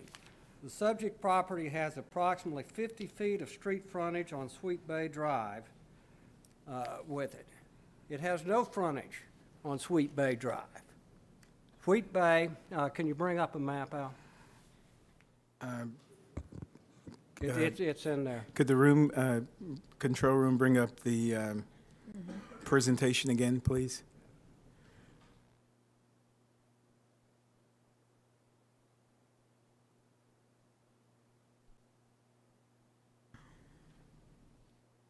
Let's keep going. So we see Sweet Bay. You've got a Right. slide. This is it, right? Okay, that's it. So as you look at that, it's a 660 feet, that lower portion of Sweet Bay. There's listed as Sweet Bay. It does not exist. If you go there, you see a no trespassing sign. This property does not front Sweet Bay. Go a couple of more, Al. There's a better. Keep going. Yeah, no, let's go back to that one. Yeah. So Sweet Bay is nothing but a drawing, a line on a piece of paper with a right-of-way with there. So with it. Now, it says in the packet, it has 50 feet on Sweet Bay. It doesn't. Sweet Bay will have to be extended 660 feet to reach it on there. But here is important. According to Urban Transportation Plan, local residential streets can convey a capacity of 500 daily trips. Average daily trips, right? Yeah. Sweet Bay Drive is open ditches. That road, if you go out there and actually look at it and measure it, it is 12 to 14 feet wide. 12 to 14 feet. It does have some open ditch on it. Some places it's got culverts, some places it doesn't. It works very good for growing mosquitoes after a rain because it does not drain. Sweet Bay Drive is 1,320 feet. Again, there's 27 houses located on that, large lots on Sweet Bay. So what we're asking to do is to put a subdivision where we have to go 1,300 feet across the street. And one other thing, the residents of Sweet Bay. Who lives on Sweet Bay? These are working families. A lot of them have lived there for decades on there. This is kind of the salt of the earth. They don't campaign. They don't give us donations, anything else. They just go and work. A lot of them wanted to be here today. Why didn't they come? We have to work. We had one that tried to get on there and didn't. I think we just got 7 letters of concern about this project. Another reason why. What's our notice requirement on there? It's 200 feet. So, but this project is 600 feet from Sweet Bay. I don't know if a sign ever got put up on Sweet Bay because it's that 660 foot of extension that does not exist to take us there. Sweet Bay Drive does have utilities. It's got clay pipe on it for its sewer. It's got a water line on there, and it's 12 to 14 feet of asphalt with no drainage. And we've got another in our packet on the presentation that if you look at it, it says everything is just fine. It's got all of this stuff. But it's got to go another 660 feet further. And I checked with the street department. Sweet Bay would need a total reconstruction on here. It just you can't do an overlay on there. You can't just patch it up with it. If we're going to put the kind of traffic that it would take for high-density residential on here, that street needs to be rebuilt. Of course, it's plenty far away from the developer. They wouldn't have to pay a cent, not a penny on it. Now, they would be able to get the funds on the extension to extend the sewer line and the water line to it, coming from the trust funds with it. But to spend that $800,000 to take Sweet Bay into the condition that it needs to be into to serve 134 lots, they'd be looking at us on there. And I want to go a little bit into the character. So I mentioned this is surrounded by low-density residential. We had Shirley Thornton up here earlier. She worked very hard on the area development plan with it. And this isn't old, this is recent. This council approved this 6 months ago.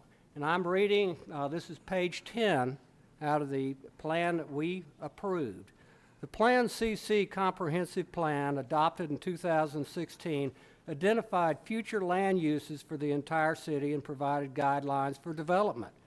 Well, that's on page 63. Future land use is low-density residential. The area development plan process is intended to go into further detail about land uses and development patterns specific to the Flower Bluff planning area.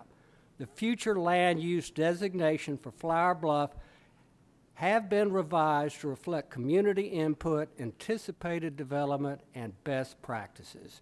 The Flower Bluff future land use map serves as the guide for future zoning and development decisions and provides a foundation to support the vision and recommendation of the plan. In that plan, it is low-density residential. And Ms. Thornton did mention, we see on the vote, it was 8-0 with one abstention by the Planning Commission. It was a consent item. So when you look at that vote, remember, they didn't discuss it. It was consent. Here we have 134 lot subdivision that went before Planning Commission, is in conflict with Plan CC. It is in conflict with the area development plan. It requires substantial or will require substantial infrastructure improvements if we're going to treat the people right, and it didn't even come off a consent with it. Another thing that we have in here, it does not touch TERS, not the TERS, but the ACUs, ACUs 2. It is within feet of it. In the planning document, it says, in bold, this is not in ACUs. That is correct. But just a few months ago, we had another piece of property in Flower Bluff that the planning department recommended against approval. Why? Because it was close. Not as close as this property, but close to ACUs. Now, I agree with planning department on there. It doesn't touch ACUs, and I don't think it should be. But by the area development plan, this should be low-density residential. As you look at all the problems with this property on there, the access, Sweet Bay Drive, the adjoining property owners with it on there, the area development plan, and now they're coming to us for 4.5 for about a third of it and 6 R6 for the balance. I strongly, as you can probably tell with this, I'm not in favor of the R4.5/R6 for this property for the reasons I've just enumerated. It's got access problems on there. It doesn't have drainage with it. We've got, most importantly, those 70 people living on Sweet Bay Drive with no representation on there. They can't make it today with it on that street that is barely drivable. And just one last thing, Flower Bluff School District, they received a notification on January the 13th, and I think we all passed out neighborhoods, all of their consistent objections with it, that the district itself is not in favor of this zoning.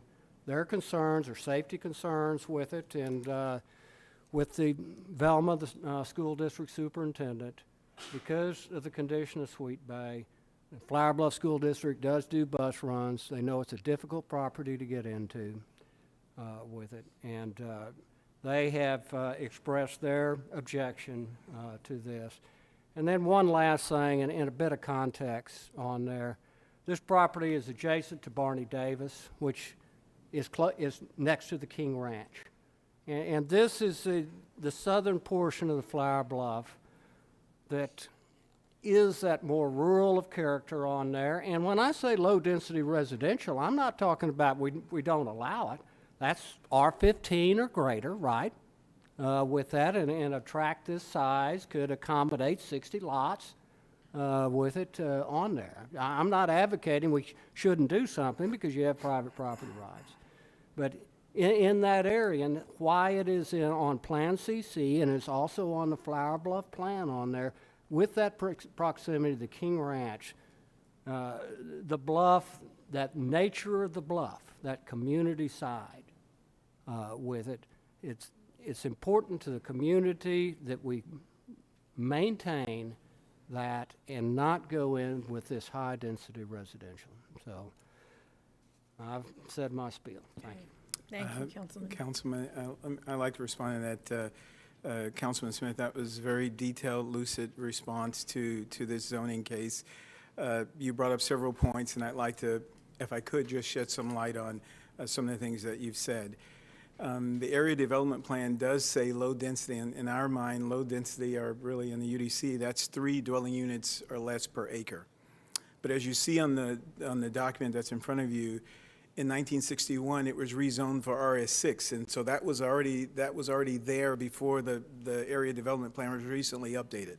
As you see there to the east, in 1971, RSTF, that was done before Dan's group did the area development plan. Our group tries to facilitate development. So someone comes to us and say, hey, this is what I want to do. We look at that and say, oh yeah, even though the area development plan says one thing, right? But it's not a stretch going from low density to medium density, which is 4 to 12 units, 4 to 13 units per acre, right? So we say, yes, RS6 and RS 4.5 would probably work great in this area, right? We bring many cases before council, and you picked up on that. We always say, hey, this is generally consistent with Plan CC, except for whatever the difference is, and we make that known. In this case, this land is set since 1961, since we annexed it in 1961 with no development. So let me address the other issue you brought, which is great. Like, there's no utilities, there's no road, everyone's worried about kids on the road, safety, all of those things, but no one addressed where we are right now. This is only setting land use. I said this before, I've even talked to Councilman Hernandez about this on some cases. Setting land use is one thing from how the rubber meets the road with how this site works. This gentleman, this developer says, oh, I can get about 35 homes on this site. But along the industrial border, he has a 50-foot setback, 50 feet and 50 points. What that means is technically, I don't know if he can even get lots along the southern side of his development. But he has to, once he gets the zoning, he gets the land use, he has to go back and work all of that out. So I'm not necessarily championing the cause, but I'm just saying, hey, we facilitate development, right? It made sense to us, and we take it to the Planning Commission, and we bring it here. It's going to require 7 of you to vote. Yes, I support the Planning Commission. I support staff's recommendation for this to fly, although you've made some great points. And even the school district's opposition is that they're talking about kid safety. Well, yeah, on that dirt road, absolutely. But the developer on the planning side will have to deal with the drainage of his development, and he'll also have to deal with access, which means he has to connect Sweet Bay Drive to his development. Right, so he's not getting out of that, right? So it's like any other developer, right? And if we had impact fees, it would be much easier. But I'm just saying, he has to do certain things to make this development work. It's not like we're going to give him this development, he can just start going vertical, and the city worries about how the sausage is made. That's just not how it works. This sets land use is what we're doing today. Tomorrow, when he comes in for plating, that's how the rubber meets the road, and then we'll look at, hey, you've got to extend stormwater, you've got to extend services to this site. Oh, by the way, he's got to create 2 accesses here because he has over 30 homes, so he's got to have a second access. So he's got a lot of things to work out. which they normally do, but this just sets the land use. So that's just my response. You made a great lucid argument, and I understand what you're saying. I'm just letting you know. It's not like we stick our head in the sand and we go contradictory to what the area development plan says. It's just that it's not a great jump, right? And I always let you know, hey, it's generally consistent. However, here's the differences, and the difference here is that it's not low density. And in theory, there's not a lot of low density around there. It's really medium density, and that's where he's going with this development, and that's really why we brought it forth. So, Right, and thank you. I do want to make the development that's going on the west side and the north side with it. It is low density in practice. So you Understood. look at all the homes, like I talked about, Sweet Bay, which is zoned R6, but the lot size is 20,000 square feet. Understood. Even though they're zoned R6, if we look directly north, you've got 2 tracts in there, 10 acres. We just heard from the owner on the west side with it, which is farm rural, and this was zoned farm rural. It's always been farm rural, and if we go with a low-density zoning, that follows within the area development plan and things with it. But I think, and I appreciate what you're saying, Al, but the area development plan does have some importance, and we shouldn't be doing them on there, and you guys are the development side, but if we don't address them and look at them, why are we going through the exercise on it? So, understood. but it is a very the area around there is a very low density area with it. You have an aerial, one of the aerials on there, a better one than that.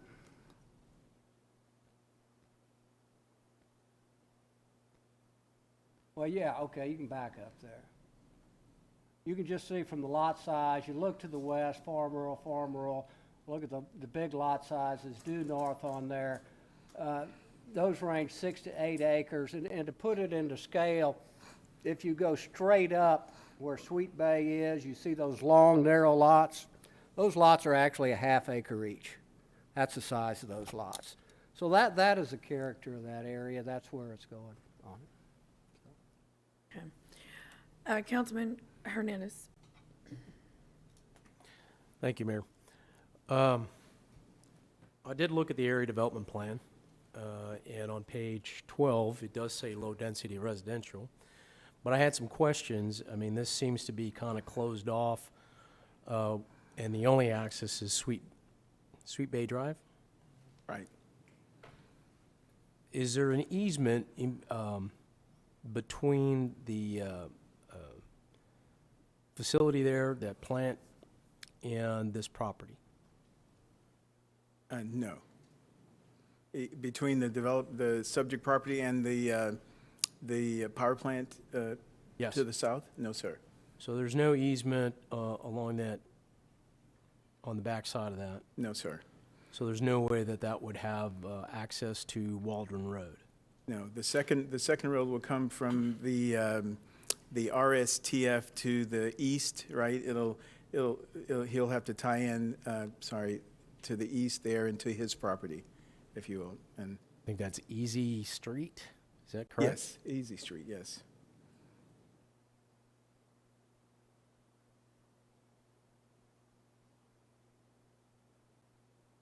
It's right there. Oh, And there's not any, there's no other easements that get you back to Yorktown? Not from this property, sir.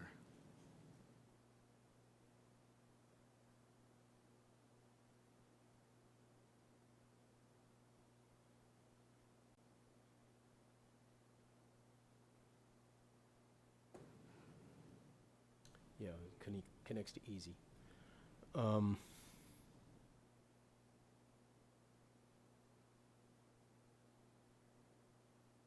How much of Sweet Bay Drive would they have to improve, would the developer have to improve? Well, I think the actual improved road stops about 650 feet, give or take, from there to the subject property. But it's improving. They'd have to build that road, because I think this is just a dirt road. So it's part of the public improvements, which will address drainage, which will address, sewer, water. It'll also, in this case, address roads. Okay, and to the point, a lot of these roads in Flower Bluff are, kind of like county roads, right? Would that be the requirement for? No, it would be a local residential street, which is 50-foot right-of-way, 28-foot pavement. Sidewalks? Sidewalks in the development, yes. Sidewalks in the development, not necessarily along the 600-foot, the newly improved Sweet Bay Drive, right. Because the developer is responsible for sidewalks in his area, but if we build that road, he can probably access participation so we can get sidewalks on both sides, because some of the comments were by two of those that are against this. It's like, how are kids going to get from that development to school if they're walking or something like that? So there's always options to do that. I don't think you're going to be walking to school from this location. I don't think there's any The bus. Go to school, the bus stop.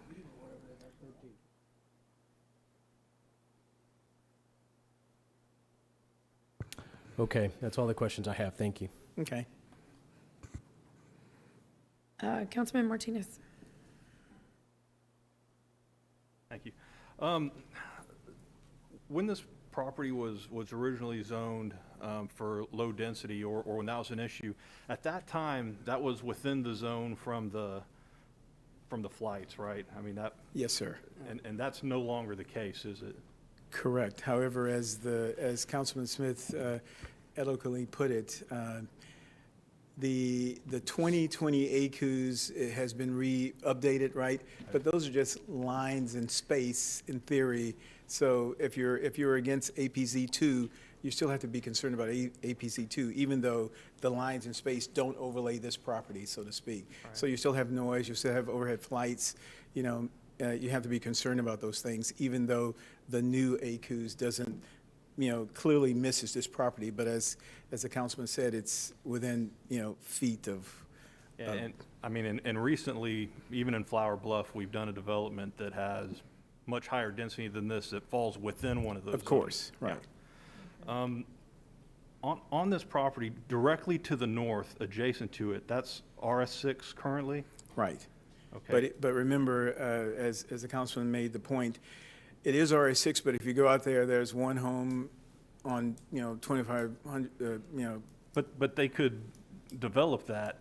They could. Any way that they wanted to. They could. Yeah. Well, any way that they wanted to, fitting within R6. Yes. Yeah. Immediately to the east, what's RSTF? Two-family duplexes, or if you will. Is that a higher density than an RS6? It's medium density. It's what RS6 and RS4.5 is, medium density. Which is 4 to 13 units per acre. Okay, and what about immediately to the east of that? That's another RS6? Immediately to the east of that, I'm sorry? Oh, it's multifamily. Okay, which is also higher density? Yes. And then to the south of that, that's RS6 also? To the south of that is just all IH, heavy industrial, if you. No, you're missing it. It says RS6, right? No. Where?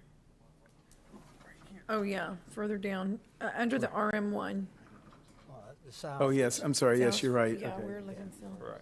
Oh, okay. Just say to To the south of the RM1. And I guess the point that I'm making is this really isn't inconsistent with everything that's around it. That's how we looked at it as well, sir. Right. And currently, what kind of taxes do you get on an FR zoning? I don't know. That's something I can't answer. Very few. Very little, because there's no improvement on it. So Yeah. as the city manager said, it's very little because there's no improvement on it. Right. And what kind of taxes would you be looking at with 135 medium homes on there? Substantially more than that, yes. Okay. And as far as any improvements that the city would have to make, having that type of tax base there, would help with any of those improvements that had to be made. Correct, but keep in mind, as Councilman Smith said earlier, great dissertation, by the way, he said he can access the trust funds for water and wastewater. Stormwater will have to do, the developer will have to do on his own, and the roads the developer will have to do on his own. But it's, so the city's not really doing much but assisting if we can, so the development succeeds. And the point that I'm trying to make is it's not a big money drain for the city.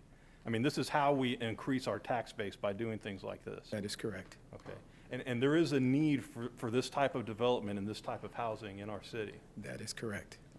Okay. And this would take care of one of that need.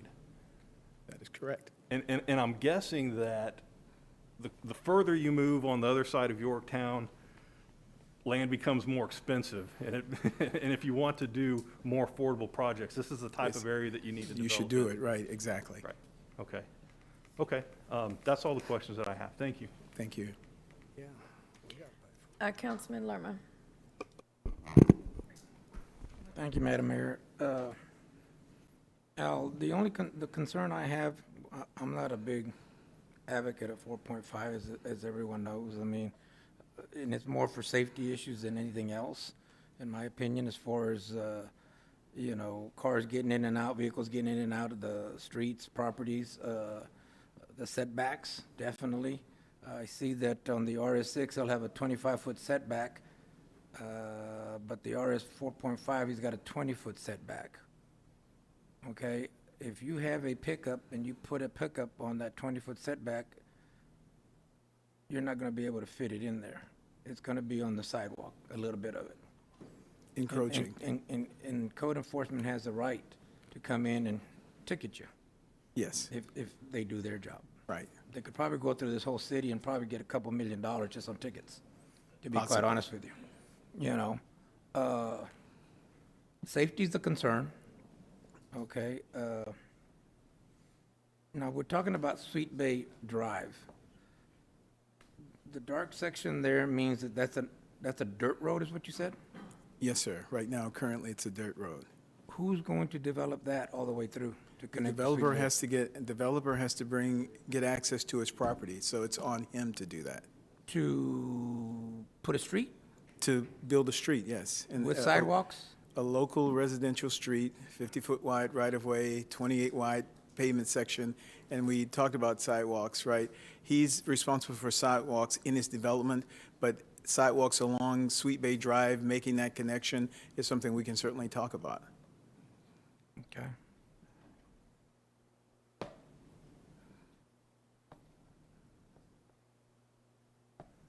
I mean, I'm just concerned with the safety issue of the 4.5. I'm not against the RS6. RS6 can fly anytime in my district, okay? Understood. I just have a big problem with the 4.5s, and I can take you out in the area that's being built with 4.5s, and I can show you the safety issues that we have out there. It's very obvious, especially after 6 o'clock, when everybody's home, and all the vehicles are on the street and in the driveway and encroaching on the sidewalks, you know, for the handicap, that type of thing. If he would develop it into the RS6, I probably wouldn't have an issue, but I do have an issue with the 4.5s. And keep in mind, Councilman, again, I understand your issue with 4.5, right? This is just setting the land use, and your safety concern is really a platting public improvement issue that we will work out. Well, I'll say it this way, it's our job to work that out before we actually approve it, and it moves on down to development. So we're just setting the land use here. So if you agree with 4.5 and RS6, then that's great. If you have concerns about that, as you're saying about 4.5, and your concerns are addressing the overhang, well, we're working on that. We're going to meet with Wendy's group here on the 9th to talk about how we move forward with making that happen, right? But it's not, in my opinion, it's not something we should legislate for each zoning case, right? Because it's already in the UDC, which is why I constantly bring it up here, knowing that I'm going to get some pushback from, you know, you guys, right? So we should change it in the UDC, and we're starting to do that, and we're going to have a meeting, like I said, on the 9th to begin to have conversations about, okay, what should we do, how should we do it, those kinds of things. But how this development will work is not on the table here, right? Even though I know all of you are thinking about it and concerned about it. All of that, the rubber will meet the road when we do when the developer comes in the plat, and we then talk about the public improvements that are required to support this development. Right now, this is just setting the land use, right? Which is the catalyst that says, hey, I can do this development here. And as Councilman Martinez said, it's not a stretch to go from low density, 3 dwelling units per acre to medium density, 4 to 13, I think, which is why we moved it forward and we're here in front of you today. So I know you have a legitimate concern. We're working on the safety issue. The land use issue is really what we should focus on, I think, today. Does Development Service work with do you guys make presentations to the Planning Commission? On Yes. these? Yes. So you bring in all the All this cons and the information. pros and Absolutely. everything to them? Absolutely. Some of those meetings can go as long as some meetings we do Hours. here. Yes. I was just wondering how they get their information. That's why I was wondering, to make their decisions. You know, okay, that's all I have. Thank you. Yeah, I think one of the difference, though, too, is they're not elected. They're appointed. And so it's a little different than us. Little, small difference. And I say that because of my concern here. I'm not concerned necessarily about the 4.5. My concern is that street. This very day, week, what's today, Tuesday, last week, we're dealing with what I don't want to happen here. And I think it's a concern that was brought up, which is you've got this little bitty street that you end up developing around, but we're not addressing the street. First of all, I'm curious to know what is the length and the cost of extending that street? Do we know? I don't expect you to know. Yeah, the length is honestly. about 650 feet or so. The cost, no, we have not, because we haven't gotten that far, right? But the applicant is here, and he can certainly. Yeah, and I know, we can speak to the applicant, so I'm curious about the cost of that. The second thing is, you know, my concerns are, again, what we're dealing with on our infamous Yorktown Boulevard. We've got a street that cannot handle, it's literally, you know, busting at the seams. And we have all this wonderful development that is needed, it's wanted, but something happened throughout these years that even though planning was agreeing and they were passing all of this, and then we, whoever the council was, who was approving all of the developments, as we have. I have. I mean, I'll take responsibility. I've approved some of those developments, but that road now is on our radar. And to do a stretch from Rodfield to the Mud Bridge is $10 million. And that's my concern with this street, is what is the plan for the existing street? I think that's something we really need to take into effect, because right now, the planning commissioners are not getting any calls or complaints or demands. We are, because we're the elected, as we should. We're the elected officials. And Greg and I just had a meeting with a group of Flower Bluff residents because, you know, around Yorktown, because of the issues there. And so that's my concern. I'm just looking at this from that standpoint for the most part. And I know we're going to hear from the developers, so I'm going to hold off until then. But I just wanted to voice my concern. Understood. Yes, sir. Oh. Understood. Yes. Understood. Okay. Councilman Pusley. Okay, thank you, Mayor. Al, have we talked to the Navy to see if they have any concerns about this? We have not, because it's not on their radar, so to speak. But don't we, like the the one that Councilman Martinez brought up, we did contact them to make sure they didn't have any. Okay, thanks. We did, Andrew just, he says there was no comment from them since it's outside the new 2020 ACUs. Okay. Okay, in your meetings with the Planning Commission, when you bring these kind of projects before them, when something is not consistent with the area development plans, do you discuss that with the Planning Commission? Do you make them aware? Just like we make you aware of the generally consistent with the comprehensive plan, and this rezoning will require amendment to the future land use map, and we let them know why. And in this case, it was brought up that it's low density to medium density, which all of them felt like, oh, that's a jump we can make, and there were no oppositions to recommendation for approval. So Yeah, that's generally consistent. I love that term.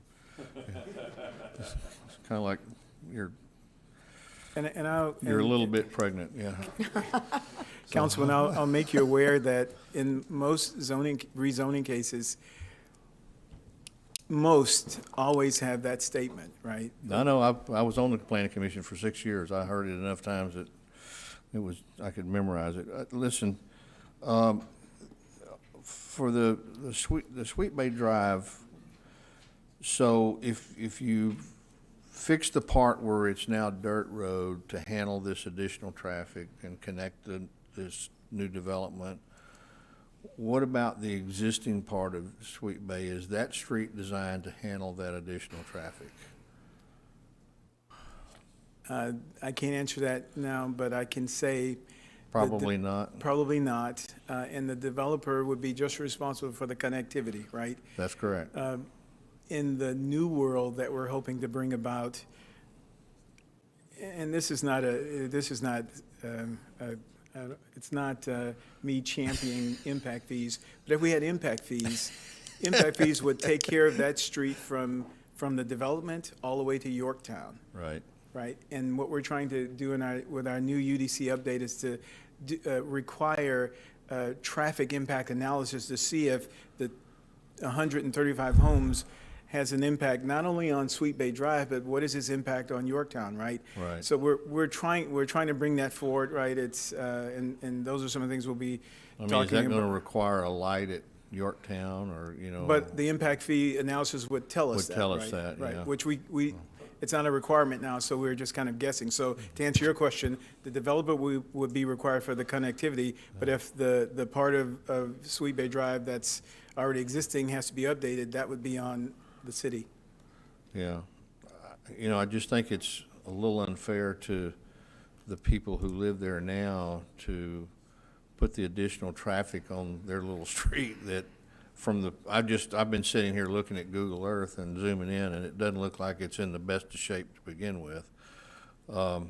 Anyway, that's another subject. And by the way, what happened to that engineering firm that we hired to do the study on impact fees? Did they go out of business, or? We met with them last week. Yeah, it's moving forward, right? And I'm going to bring an update to you in February. Yeah, Councilman, that's a 2-year project. Pape Dawson is who you're referring to, but you may have seen, or you may not have seen, but they recently opened a local office here. Oh, okay. They're from San Antonio. It's a big firm that's done a lot of engineering work in San Antonio. Yeah. They've had offices in Austin and I think Fort Worth, somewhere north of Austin. But they opened a local office here just last week, so they're working. Okay, Yes, all sir. right, Mhm. good. Maybe we'll see something shortly. And I remember something, if you look at this, if you advance on your presentation here, keep going. It's got to go back then, right? Let's see, yeah, maybe go back. I'm not sure where, there's a drawing in here, at least in my presentation, that shows this property overlaid on top of a proposed plat. Oh, let's see. You don't have that in your presentation. Okay. Well, it was sent to us in ours. So it shows that really the 4.5 and the RS6 are separated. They're not really joined. Do you have that in your booklet? Yeah, there you This go. one? Okay. That's it. And I seem to remember something in my old days on the planning commission about a cul-de-sac could only be so many feet from a collector street to be legal with the fire marshal rules. And I see Andrew shaking his head. Is that correct? 800 feet. And we're gonna be, these are gonna be stretching that. Well, and remember, they're going to need 2 accesses, right? If they go over 30 dwelling units, they need 2 accesses. The fire code requires that. So that's why they are trying to make easy street work, which is the east-west, and of course, Sweet Bay, which is the north-south. Okay. Okay. But all of that, detailed work will be done at the plating stage. Yeah, which we don't participate in. And you just said something a while ago, you said that you're going to be having discussion with the Builders Association concerning what? The setbacks, the 25 feet versus the 20-foot setback, right? Okay. That issue, we've been going over for months. the last few months, yes. Yeah, okay. Okay, that's all I had right now, thank you. Okay, being no further questions from the council, I'm going to open up public hearing. And the applicant is here, correct? Okay, would he like to come up and speak, answer questions? Yes, sir, come on up.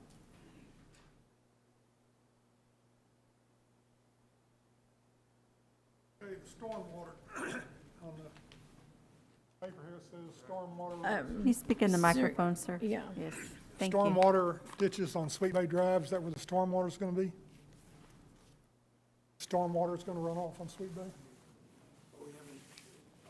What's it, Mr. What's his name? Okay, I live on Sweet Bay. Okay, could you just give us your name? Bob Wilson, Okay, and your address? 3929 Sweet Bay. Okay. I've lived there since 1964. I did not get a letter for protest. I questioned the 23 letters that were mailed out. I did not get one. Okay. Okay. If I may, Sweet Bay, let's take this lane right here. This would be Sweet Bay. Sir, you need to speak in the microphone. I'm sorry. Yeah, otherwise. The end up here is Yorktown going west towards the Oso. 100 feet would go of, or would build into the sun.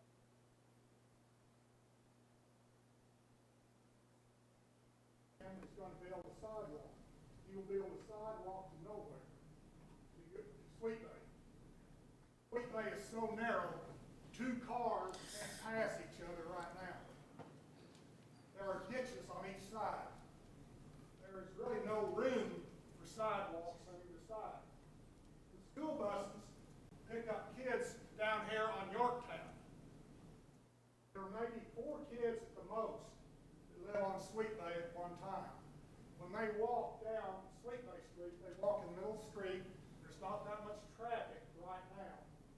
And they have to move over to one side or the other for cars. So if there's 100 new homes down here and 20 more kids, they'll be walking up here without any sidewalks.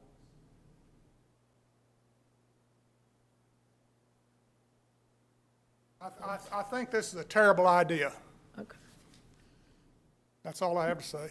Mr. Wilson, thank you. Is there anyone else? And the let's see. This is the developer. Okay.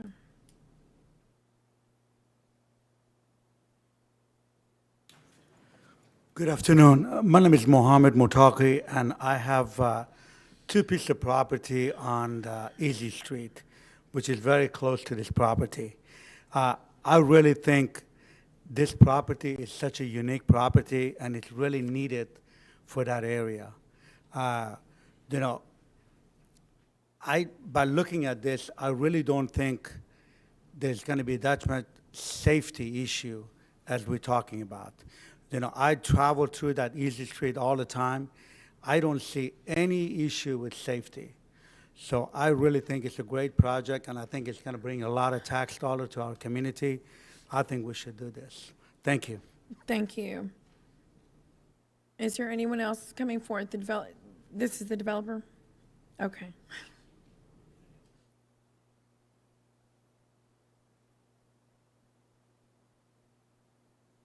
Good evening. Chris Montalvo, 210 Bayside. I have 9 of the preliminary plats for the proposed development. I'd like to pass off. My apologies, my partner couldn't be here today. I know there's a lot of genuine concerns. I'll let everybody look at the plat first. I studied this property back in 2020 during COVID, and I'll be completely honest with you. Driving down Sweet Bay, there's really nothing sweet about it. It's a rough street. However, I'm very familiar with Easy Street, and I've built duplexes on Easy Street with my partners, and we've had a lot of success. The unique thing about Easy Street is it's suburbia outside of Flower Bluff, but it's in Flower Bluff. It's kind of a best-kept secret. So looking at this parcel, the 30 acres, studying the 30 acres, obviously the biggest obstacle I knew we'd have would be the 2 access points through Easy Street and, of course, through Sweet Bay, and then, of course, through Easy Street, which that lot conveys with this acquisition. So running everything through Easy Street, we have the canal. We're already 6 to 8 feet above sea level.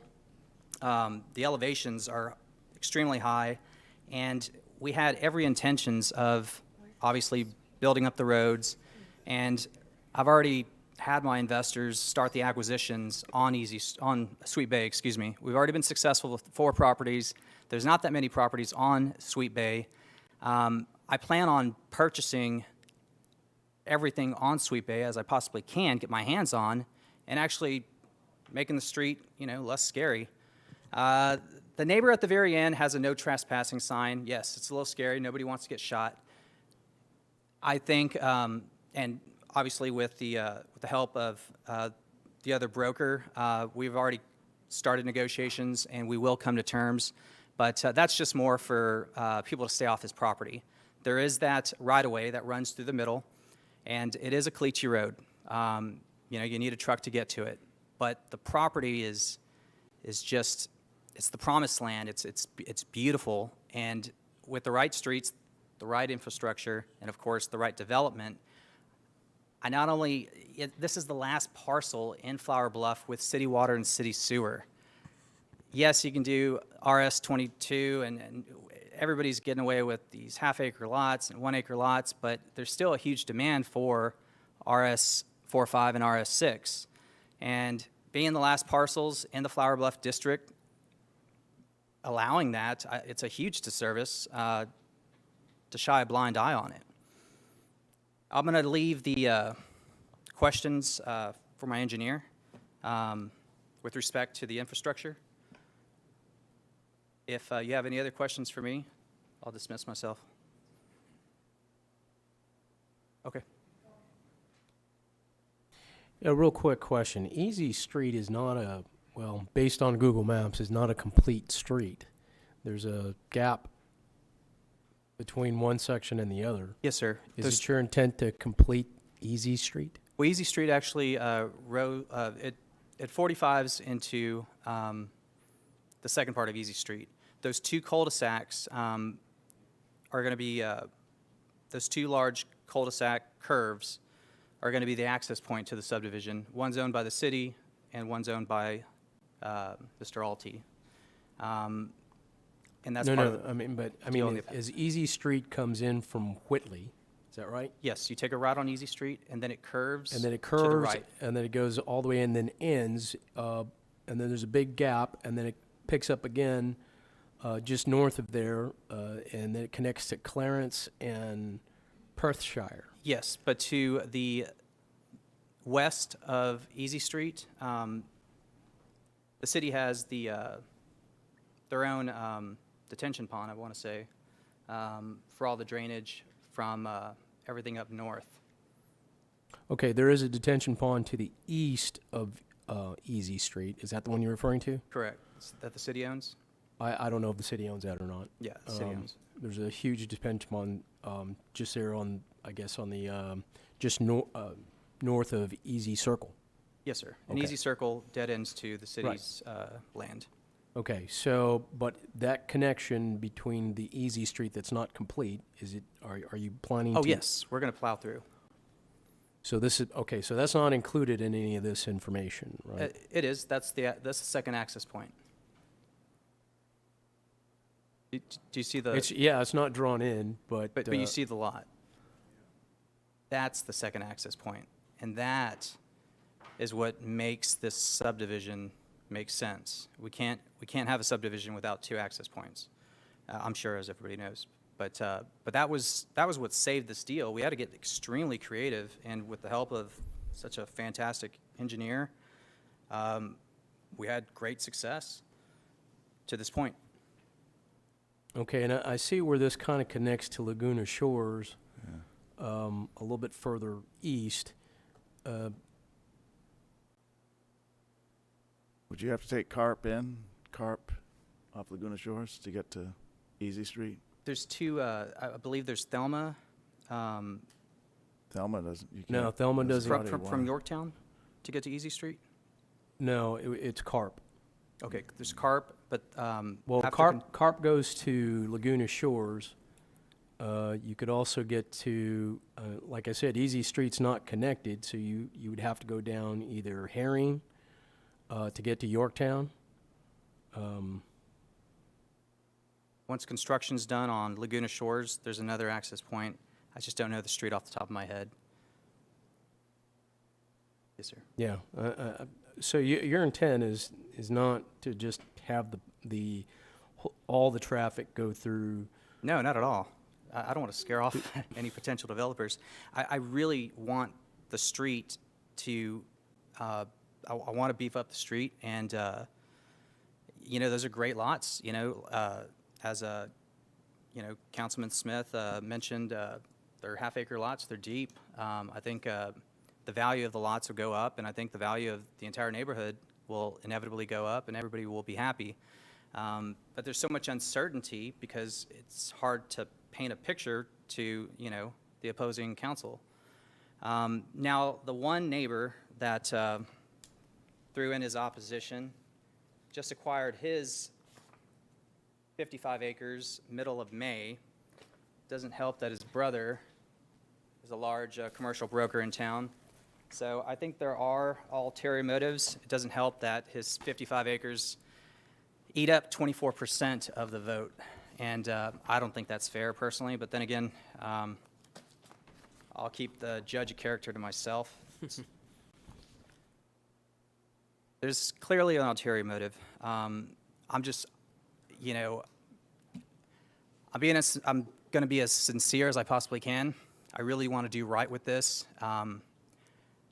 Everything I have, I built from the ground up, and I take calculated risks. I'm not throwing darts.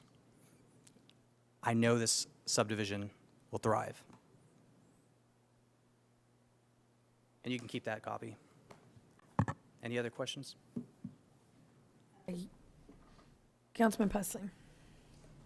Yeah, so real quickly, so your intent is to, and I'll use your plat here, this cul-de-sac here at the intersection of Easy Street, you would use these lots to continue Yes, the sir. street through?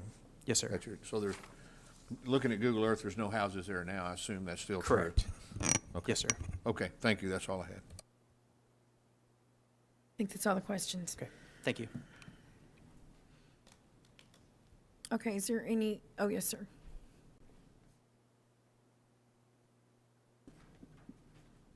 Good afternoon, Mayor, Council. Juan Perales Jr., J. Perales Civil Engineering, 5866 South Staple Street. There's been a lot of conversation and questions this evening, first starting with access to the property.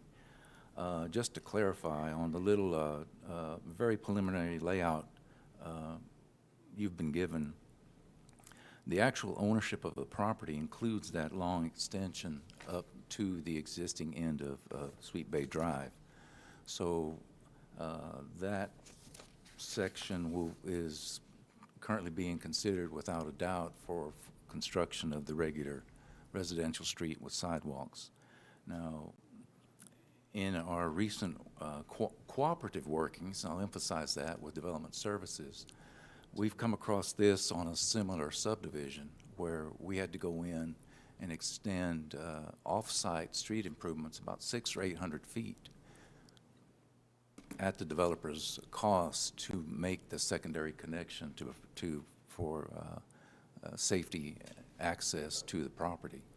And we've spoken, and we anticipate in dealing with my friend Mr. Raymond and his staff that we'll have to not only take it to that point, but provide a full residential street all the way to Yorktown. Now, as Mr. Raymond mentioned, the sidewalks will still be discussed, but we anticipate building a full street from the subdivision all the way to Yorktown, 28-foot back-to-back curb, and so forth. And as you were just discussing, a subdivision with this many lots has to have 2 points of ingress and egress for safety purposes. So the excuse me, the lot there at the corner of the cul-de-sac, is my understanding, was also included as part of the land acquisition. And the purpose of that lot is to provide that secondary access back into Easy Street and that part of the street layout. So those, we know in recent dealings with Development Services that we will have to provide a real street, a safe street for not only the subdivision, but all the neighbors and people who live in that area all the way to Yorktown. So I wanted to address that first. Secondary to that, we've evaluated the property for wastewater service as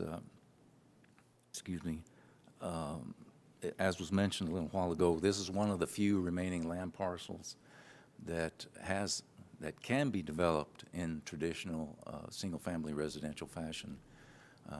It's just that there's not that many parcels left when we do what we have to do to protect our interests with the Navy's operations, and when we consider the number of areas where wastewater service is not available within Flower Bluff, there's not a whole lot left to work with, which is why we consider this a valuable, or it would be a valuable asset to the community. So wastewater access is available from the Easy Street neighborhood, and we've gone in and looked at ground elevations. So it turns out that it is feasible to serve the entire property from that point as far as wastewater connectivity. There's actually a little excess depth left over even once you get to, to the northwest corner, but the ACUs would interfere with dense development at that point, but there is still wastewater service available. Water service is directly available. Drainage, we didn't see as a huge problem. There may be some off-site extension of storm sewer necessary back along Easy Street. The city's master stormwater drainage plan actually includes a drainage way about midway up on that Sweet Bay connection, but the right-of-ways are currently not in place. If by some miracle those right-of-ways were in place at the time this construction goes on, we would take it, follow the master drainage plan to the letter. In the case that those drainage rights-of-ways are not existing at that time, we have an alternate plan to extend the stormwater trunk line down Easy Street to the canal system where the city currently has a major stormwater outfall. Other comments that we made note of, we'll just touch very briefly. I think they've already been covered. The area development plan does mention that the low-density development is actually up to 3 units per acre.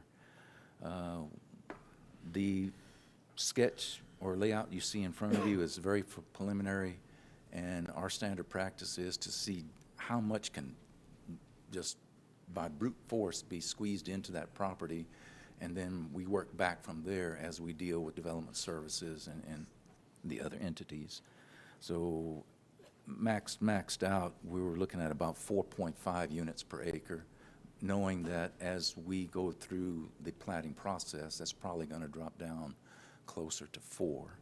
So we're looking at moving, if it moves forward, assuming it moves forward, a density about 4, which is, well, just basically the first step into medium density residential use.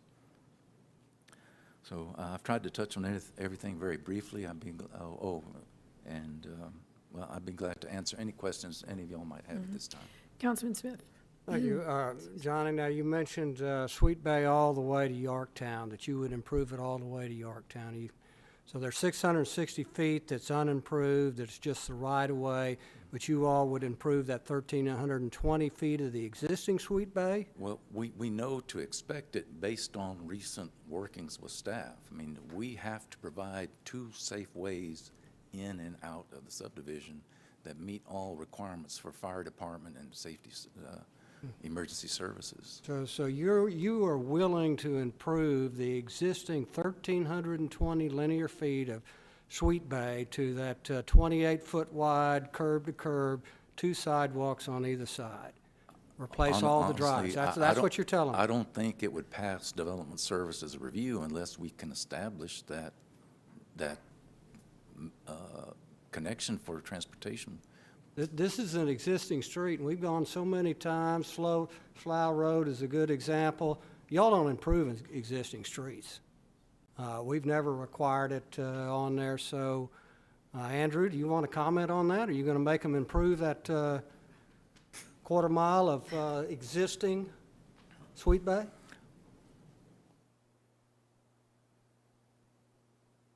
Mm-hmm. Sorry. If we had impact, start with that. No, I'm not going to mention impact fees. In reality, it is an existing street, as you're saying, Councilman, and the developer would not be responsible for improving that. Okay, thank you. I appreciate that. So once we would approve it and it goes back to planning, then boom, nothing happens, and we're stuck with the 12-foot wide Sweet Bay. It's 12 foot wide, correct, Well, Mr. it's Raymond? 14 in some places, right, Bob? Right. Fire's going to get us. So, So I want to, Andrew, it's great to have great people. I've heard comments, and I personally don't know if the street is 14 feet wide, and I'm talking about the existing section, 14 feet, 13 feet, whatever. But I think what Juan was referring to is this. At the plating stage, and I want you all to know, we've been discussing all the things, this whole last 15 minutes have been talking about what happens at the plating stage, right? But at the plating stage, I think what Juan was trying to say is that, hey, fire is going to look at this and go, hey, I can't even get down that road. So something has to happen, and either the city will do that's something that has to happen between that existing road, or the developer can. Now, we have buckets of money in the participation fund. Right now, it's about $2.4 million that the developer can say, oh, well, I'm going to widen this street, oversize this street to some number, and we would participate in that, right? But eventually, I think what he's trying to say is, if it is indeed a 14-foot wide right-of-way or whatever, one of the departments will address that and say, hey, you've got to correct that. Okay, has the city, and since you've been with the city, or Andrew, that you have made a developer widening an existing street that already is platted, developed, et cetera? Not in my time. Okay, thank you. can someone address what Mr. Wilson, was it Wilson? Yeah, what Mr. Wilson brought to our attention as far as the safety issue? The children who walk to Yorktown and they're walking on a shoulder. That is my greatest concern here. And, Yes, and ma'am. yes, the city can do, we can do a whole lot with streets, but guess what? There's a backlog years. So that's also my concern.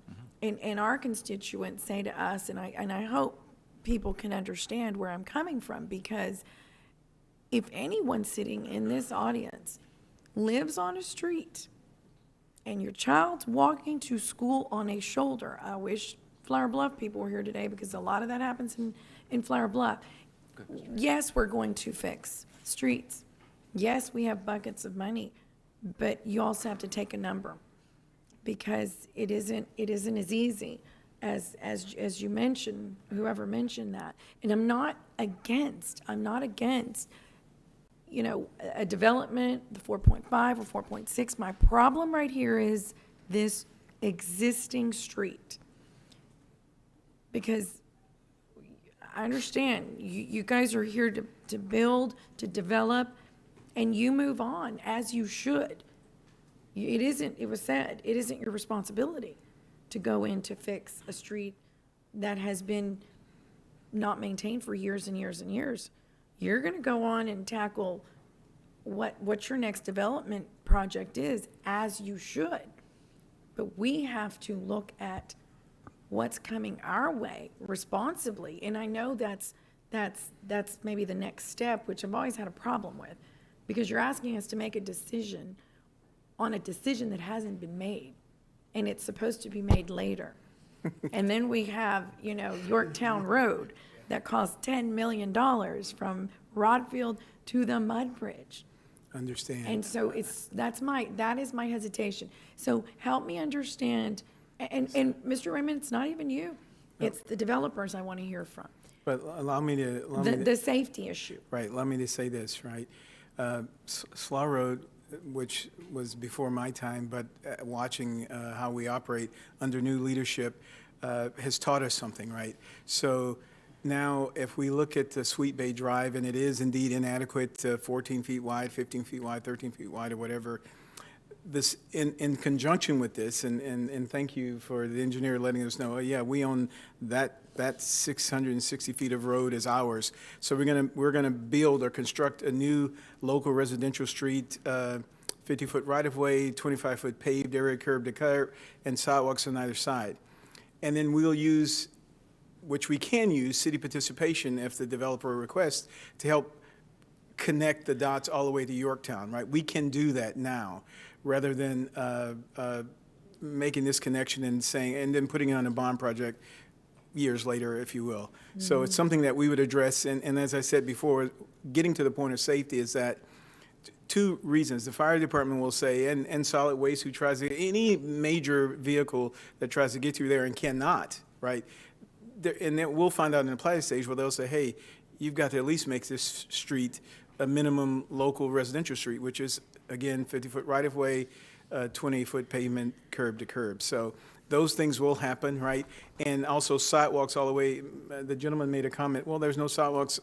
You'll bring sidewalks here, but there'll be sidewalks to nowhere. Well, we can also use city participation to participate with the developer to build sidewalks all the way to Yorktown as well. So those are things that we would address in the plating stage. And now let me answer your last question, is that, yes, plating doesn't come to you, but you have competent people that you think, or you hope, that work for you that will make the right decisions based on the codes and ordinances, development codes and ordinances you've adopted. So, yeah, I guess you have to trust development services, public works, engineering services to make the right decisions on developments going forward that you know, protect the health, safety, and welfare of the general public. Okay, Councilman Pusley. Thank you. Mr. Perales, maybe you can answer this question. With respect, if I understood the gentleman, Montalvo. Yes, sir. He's trying to buy all the homes on both sides of Sweet Bay. Is that correct? That's what he indicated, that he's looking for which properties might be available. Yes, sir. If he were to be successful at doing that, what are your plans for those two parcels? Would they be developed RS6 or? Well, we would have to, let's see, I don't remember if those are rezoned. I can't read what's on this plat, so. I have to defer to Andrew in a moment, but I would say yes. Whether it requires rezoning or not, the general plan will be to continue RS6 zoning. All the way, okay. But if I may, counsel, ask your patience and interject, but I can tell you for a fact, based on very recent projects that we're working on with the development services staff, we're extending a street where it is currently just a paper street. It's just right-of-way, but to satisfy the solid waste and fire department access requirements, we're building a public street that's not even on their property. It's Madeline Estates. And over there off of Emory Drive and Shelton Boulevard. Shelton Boulevard is a paper street, but we're having to build a brand-new city street from the property to Emory to meet these requirements. And it's part of the development. Well, Yeah. you heard him. There's obviously a number of issues here. Would Mr. Montalvo be willing to, if this, and I can't assume what the vote's going to be here at all, but if we were to recommend that we table this, because you've got, you know, as an elected body, as everybody's notified, we have the Flower Bluff Citizens Coalition who is not in love with this project, and you know, there's some things I think that need to be healed up with respect to this, and then maybe we can make it fly. I think we need to hear, you guys need to hear from the fire department about what they think about your ingress and egress. So maybe there's an opportunity to give you some time to address some of those issues and then come back to us with, you know, better answers to a lot of these questions that we're having.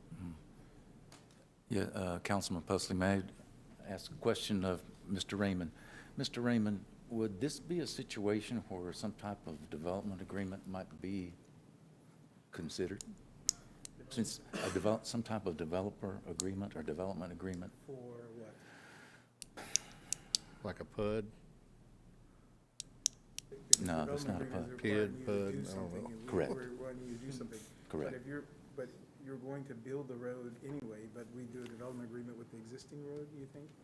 Yes, sir. Since there's questions and doubts and nothing Well, and your calms district- questions and Your doubts. district council member has as- a huge problem with this, and, you know, I don't like to, as an at-large member of this body, I don't like to sideswipe my district council members and go against something that they have a great passion about, and Councilman Smith obviously has a great deal of passion about this. Okay. Oh, no, I'm sorry, Councilman. Mr. Raymond was whispering in my ear that the participation agreement would establish all of those obligations and requirements.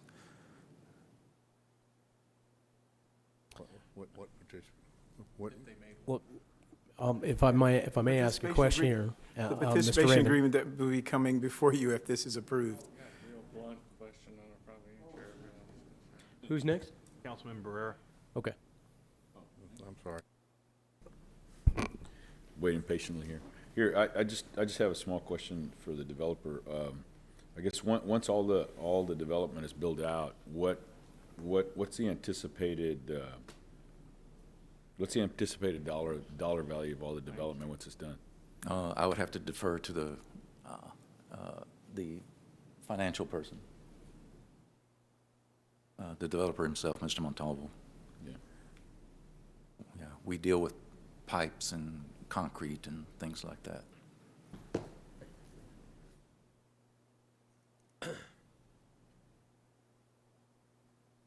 It's just if this gets voted down, if I remember correctly, and you guys correct me if I'm wrong, that they can't come back to the planning commission for 1 year. May I have that question one more time? What do you anticipate the total tax value once it's completely built out? Of the entire development for the 133 houses. Mm-hmm. Hypothetically,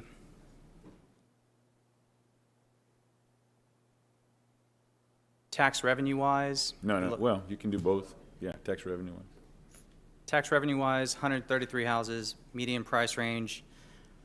If we shoot at entry level 240, all the way up to 350, 360, contingent on obviously the market and the interest rates, we're looking at easy 2.6%. Well, he's really a numbers guy. Yeah, you're looking at. You're throwing me off. All right. Let me think. Okay. 2.6%. See a Rain Man going on right now. Decent. We got a decent 133. Let's average out at 100. Let's just say at 300,000. We're looking at 30 mil. 30 mil. Was that like 7.5 mil? Right. Call it. Yeah, about 90 million. 90 million in property values? Is that what you're saying? No, 900 million. 900 million in property values? No. Am I wrong? Am I off? Am I off a zero? Yeah, Okay. that's. Well, you threw me a curveball. Let's go back to the 7,000. You want to give me a calculator? I'll tell you in 2 seconds.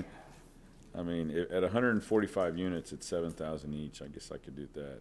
7,000 is pretty high, in my opinion. All right, so. That would be based on top end of the home. It's a lot of money. How's that? About 40 million. The Well, you're looking at 725,000 in tax revenue annually, annually. as well as obviously the Utilities. and you know, I'm not against obviously people that want, you know, these little ranchettes and these half-acre lots, and I mean there is a demand for that. Flower Bluff's gorgeous. You got your winding oaks. I mean, I'm a big oak tree guy. I love Flower Bluff. Everything's on sand. It's great. I like to fish sometimes, but you know, for the most part, they don't bring in any revenue to the city. You know, these guys are paying $800 annually on taxes on 55 acres. The city's not going to make any money. The district can't make any money off that. And, you know, it's one of the most sought-after districts in South Texas. So I'm just trying to supply those rooftops, and with rooftops come the commercial sector. And those commercial tenants will not come to Flower Bluff in your district, sir, without those rooftop counts. That's what I learned through CCIM, and that's their rule of thumb. They want a head count, and they count those rooftops. They don't care about apartment complexes.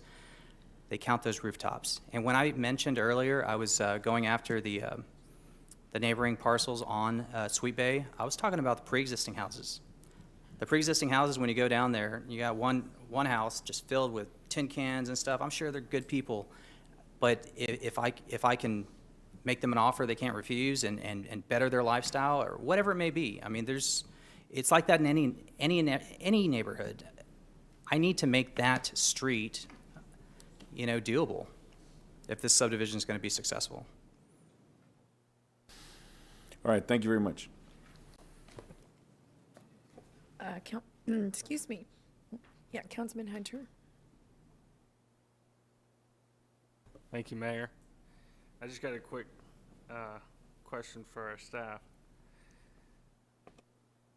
What would be the reconstruction value of the street from Yorktown to the entrance? I can answer that for you when we're in the plating stage. I can't answer it now, Yeah, sir. but Roland is says there no rough can Roland value? give have Roland give a rough estimate. Roland, you've seen it, right?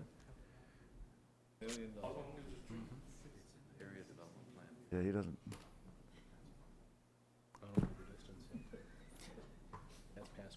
Complete. And I mean of the existing street.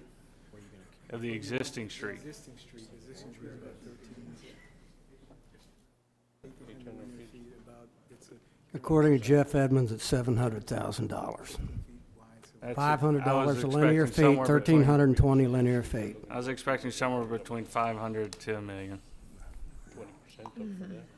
So if it is somewhere between $500,000 to $1 million, you're saying the developers are going to pay for that from Yorktown to the entrance? If that's the case, I'm ready to vote on it. Remember, I said, Yeah. the developer would be responsible for it totally, but we could participate. The city could choose to participate to assist. Developer That's what the funds, et program is cetera. for. Yep. Okay. Yeah. So we don't have an answer on that. I'm sorry? I should just say we do what Councilman Pusley says. I mean, let's table this, figure out what the difference is that we have to make up in that. But gentlemen and ladies, what you're tabling it for is the plating, right? This just sets, and I said this 1,000 times, zoning just sets the land use. You're asking questions that we've got to get into a room and work with the developer cost as well to say, oh yeah, this is what needs to be done. Fire's got to be involved. The whole city. And I agree. And you all of the said that development 5 or 6 departments times need to be already. involved. You've already said that 5 or 6 times, but they came up here pretty confident with what they had to say.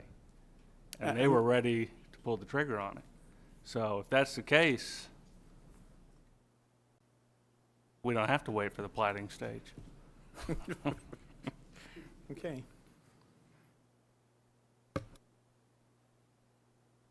Councilman Hernandez. Okay, and I'll have to agree with Councilman Pusley on this, is that, we don't see it beyond this, and I'll say this nicely, okay? It's not that I don't trust you. But when you say that first, that means you don't. But I don't trust you. Okay, now, so, and that's not a personal thing. That is, it's never been a personal thing. It's just, trust me, I'm from the government. I mean, and Councilman Hunter touched on it as well. What we're looking for is, some sort of assurances that this road is going to get done, because I think the holdup, realistically, is Sweet Bay Drive, and the width of it. We even had a resident of Sweet Bay Drive identify some safety issues there, and if it, I could see arguments for this on both sides, right? And I kind of, I advocate for RS6. I appreciate that this is mostly RS6. It looks like, based on the size of the lots, it looks like most of them are more than 6,000 or around 6,000 square feet. But all that being said, if is that a developer participation agreement to say that they're going to pay for the widening of Sweet Bay Drive in order to make this work? Now, if what you said, it was $700,000 according to Jeff, so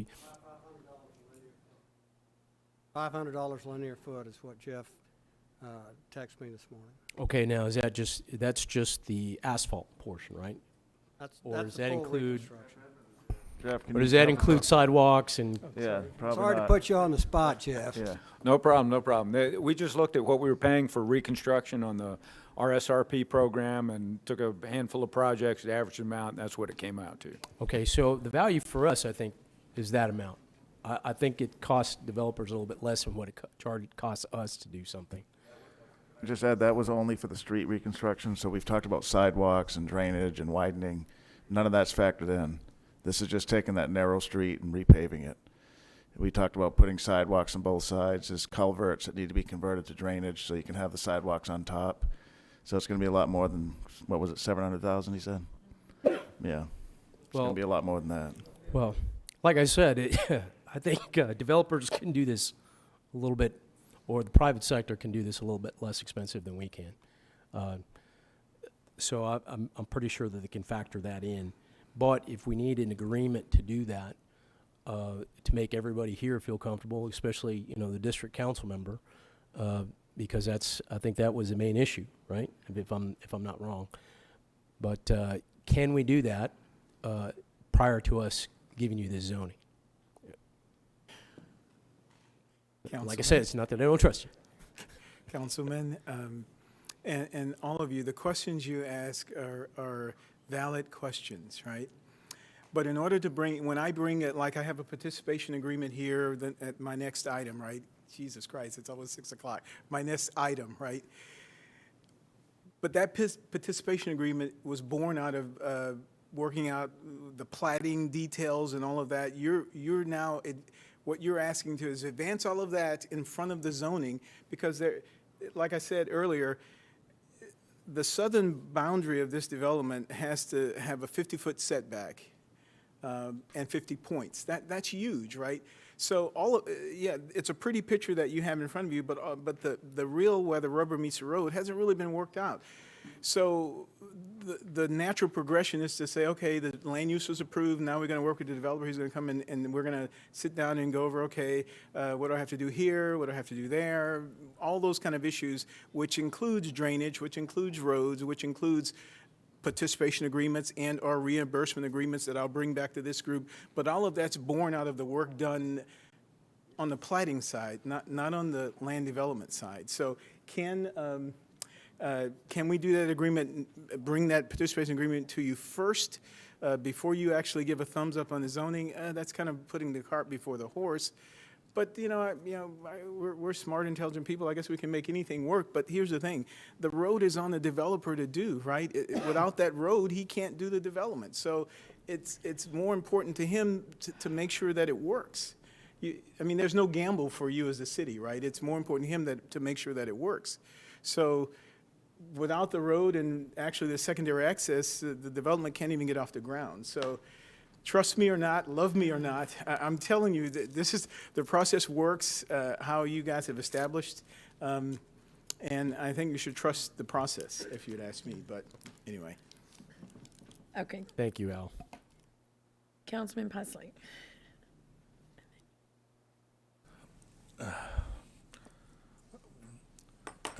I hear exactly what you're saying, Al, and I don't disagree with what you're saying. There is, though, a little bit more going on here than just that, just the process.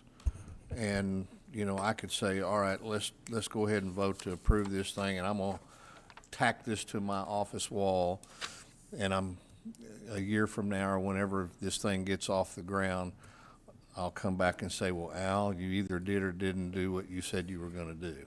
I could do that. Or I could say, let's table this thing and y'all go talk about this a little bit and then come back to us and see where we are with respect to the neighbors, the district council member, and see how they feel about this as a project. So that's the other part of this puzzle. And so with that, I'm going to make a motion, we table this. Okay, yeah, we're still in public hearing, but that's out there. So hold on to that 1 second. I think we have Councilman Molina, who has a... Thank you, Mayor. I just have a question for Al. Mr. Raymond, you've mentioned several times that, there's a process and that once it leaves here, if it gets approved, then it goes to plating, where you hammer out all these details. Yes. Once it's at plating, what happens after that? Does it come back to us? No, it's approved by Planning Commission, and all of those planning commissioners are appointed by this body. So as someone said earlier, they're not elected. One of you said they're not elected, so they can speak their mind, right, and say yes, no, maybe so, but it goes to them, plating is approved by them, and then public improvements are submitted based on the approved plat, and the developer, once those approved, the developer is off to the races. Okay, so after plating, after all these details are hammered out, it goes to the Planning Commission. Yes. And then it's up to the Planning Commission to decide whether or Right, not... but before it goes to the Planning Commission, I need to make a point. There's a technical committee review process, right? That's all of the departments involved in the development process: solid waste, fire, engineering services, public works, planning, a host of people, right, that look at the plat and goes, yes, no, what about this, and answer all those questions. And believe me, all these questions will come up. And I want to make a point because the Councilman Hernandez said, it's about trusting us. Think about this, right? We bring zoning cases to you. I've been here 2 years, right? I'm probably about, 50 or 60, right? All of them go to the plating, and all of them have been contentious to some extent. You you don't ask questions about, hey, well, did that get done and did that not get done? Because the process follows as it should, right? It goes to the plating, we hammer out these details, make sure that roads are done. And for example, someone brought up Slaw Road, but there is no teeth in the UDC to make a developer do a Slaw Road, right? So they can put thousands of homes around a little street and eventually come to the city and say, hey, you got to improve this. Look what you guys have done, or why have you allowed this to happen? So we're addressing that in UDC now, and we'll be meeting with Wendy's group here once each month to get to a point of solution where we can say, hey, you got to do traffic impact analysis to address those things. So we are cognizant of this, we're aware of this, and we are trying to address this, right? So in no way, as Councilman Pusley says, will he has to hold his breath or bite his nails and say, geez, I wonder if they've done that road. Because of course we know we need to do it, right? It's fire will say so, police will say so, solid waste will say so, we will say so. And if the developer wants to get this off the ground, he will have to do that. Okay, so during the technical review and, which has all the Departments involved in making comments, right? And during the planning review, I'm going to call it that. At that point, your department will work with the developer and say, these are the requirements that you need to meet in order for us to move this project forward. Right. And he'll go back and the engineer will address the comments, bring them back if we need to meet on that because he disagrees, or bring the other departments in and say, hey, why you asked me to do this? But all of that will be worked out before we schedule it for the Planning Commission agenda. When it's on the Planning Commission agenda, we get up and do a presentation much like this one, and the commissioners vote on it. So issues like access to the property? Correct. And issues like drainage? Access, drainage, how the utilities get there and where you're getting them from, and we'll say, oh, this developer is accessing the trust fund, oh, this developer is accessing the participation agreement. We go through all of that before they give a thumbs up on a plat. And if the developer chooses not to abide by some of these requirements, then does the deal fall through? It doesn't work? We take it to the Planning Commission recommending denial and saying why we recommend denial. And the Planning Commission will either table and say, Mr. Developer, are you out of your senses, or try to work with him at the dais, really. But they usually require the developer to go back and say, hey, look, there's a reason why they're denying it, whatever. Rarely does it go forward. Rarely do they go over our denial if they didn't connect the dots and dotted their I's and crossed their T's. So I imagine that the developer probably has a lot of money invested or is going to invest a lot of money in this project. At that point, yes, because major engineering work has been done to get it to the point of presenting it at Planning Commission. So then I think that at that point, the developer would have a motivation to meet the requirements that you're setting upon them. Okay. Exactly. Thank you. Councilman Smith, we need to go ahead and close the, I think that's all the comments for now, and close our public hearing.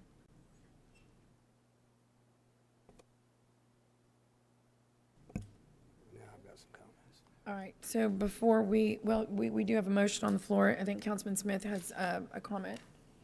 Yeah. Did anyone second the motion? I'm sorry, to Yeah, table the we motion? just have a motion on the floor right now, and I interrupted because we were in public hearing. Oh, okay. So Well, we'll go back to the discuss- motion in a moment. That's To fine. table. Okay, just to discuss, we need a second. I'm sorry, Mayor, just to Right. provide that. Well, I can withdraw it if you want me to. Okay, well, is there a second for the motion to discuss? For the sake of discussion, I'll second. Okay. Councilman Smith, thank you, Rebecca. Thank you. This has been an interesting discussion, and how I led off with this, it doesn't match the area development plan. A plan that the community recently got together, we spent, I don't know, a couple of $100,000 on it, something like that.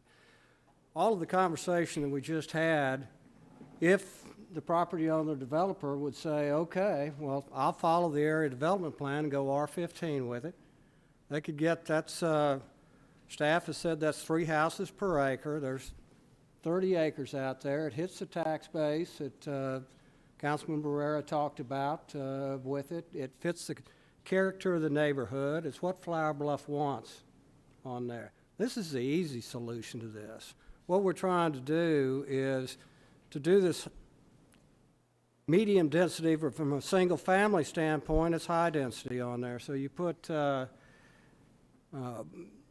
fences around things. If you, right now, if any of you would drive out to Sweet Bay, and I think it would be very instructive for everybody to go take a look at Sweet Bay. Don't trust me for 12 foot. Go measure it yourself. Take a look at that street. That really brings it into context. But if you go to Sweet Bay right now, and Bob, tell me if I'm wrong, there'll be deer walking down there, and maybe a few javelinas going there. The coons are getting into your trouble and stuff like this. This is what the area development plan is for. This is what the R15 that is in the area development plan that allows this land to be used, this tax base to be developed, people be happy for. It's all a fit. We could have gone over this in 5 minutes if the request was for R15. This conversation wouldn't have happened. But no, what are we trying to do? We're trying to push something outside of the area development plan and the overriding Plan CC on there. So I don't support R6 in this area. Look, if we've got tens of thousands of acres in this town, there are a lot of farmland, stuff like that don't have that unique characteristics that this ground has. That's why it is low density in the area development plan. We can put them in there, and District 4 has plenty of them, District 1, District 5. We got all the ground in the world that we can put these 4.5s and 6s with the 10-foot backyard sitting in there, totally fenced in, and there's no, that character, that specialness that, Chris, you talked about it in Flower Bluff, which makes it attractive. But you see those subdivisions going in right now and things, they destroy that character. And by having R4.5 and R6 in this area, by our area development plan, we say R15 is a minimum on there. That particular area is destroyed. And I think those neighbors that live around there, that have homes, that are paying taxes and things, that's why they live there. They don't live in Flower Bluff so they can spit across the fence and hit their next neighbor.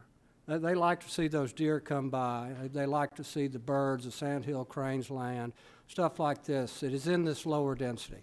And R15, R22, RE with it. The thing with the bluff is septic tanks, but you go R15, the sewer service is available there. You can run that sewer to it. And I know a lot of those potential buyers, they don't want a septic system. That's the nice thing about this tract. You do have that ability to run that sewer there. You can do a rural section on your streets, so you have much more character there. Your profits can probably be just the same. And like I say, the tax base will be equal. And we won't be spending hours out here trying to cram the square peg in the round hole with it and thinking about what planning is going to do later on, and fire department needs to do this, and somebody else needs to do that. But just go like the city operates with it. So that's my suggestion. Come back to us at R15, R22 on there. We won't have a issue with it. Take it on to Easy Street there. We need to avoid Sweet Bay. I mean, it can't take the traffic. So I hope as this goes down the line that that's what you guys consider. Thank you.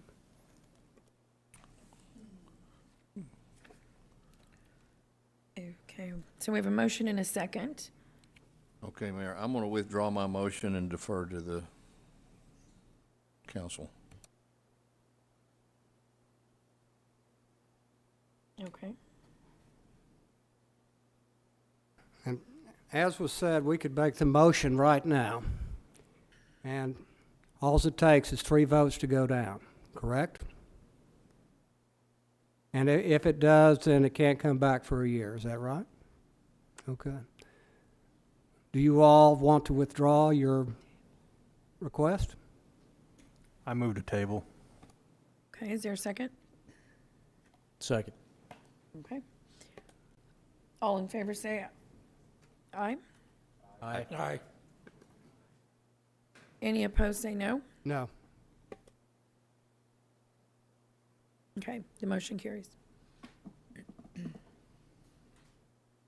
You got that? No. We're hungry. Okay. We're gonna see here. All right, we're moving on to section N. Item number 21, is a motion awarding a contract to Haas Anderson Construction LTD, Corpus Christi, Texas, for ultra-thin bonded wear course, milling, and overlays as part of the street preventative maintenance program. Mr. Edmonds.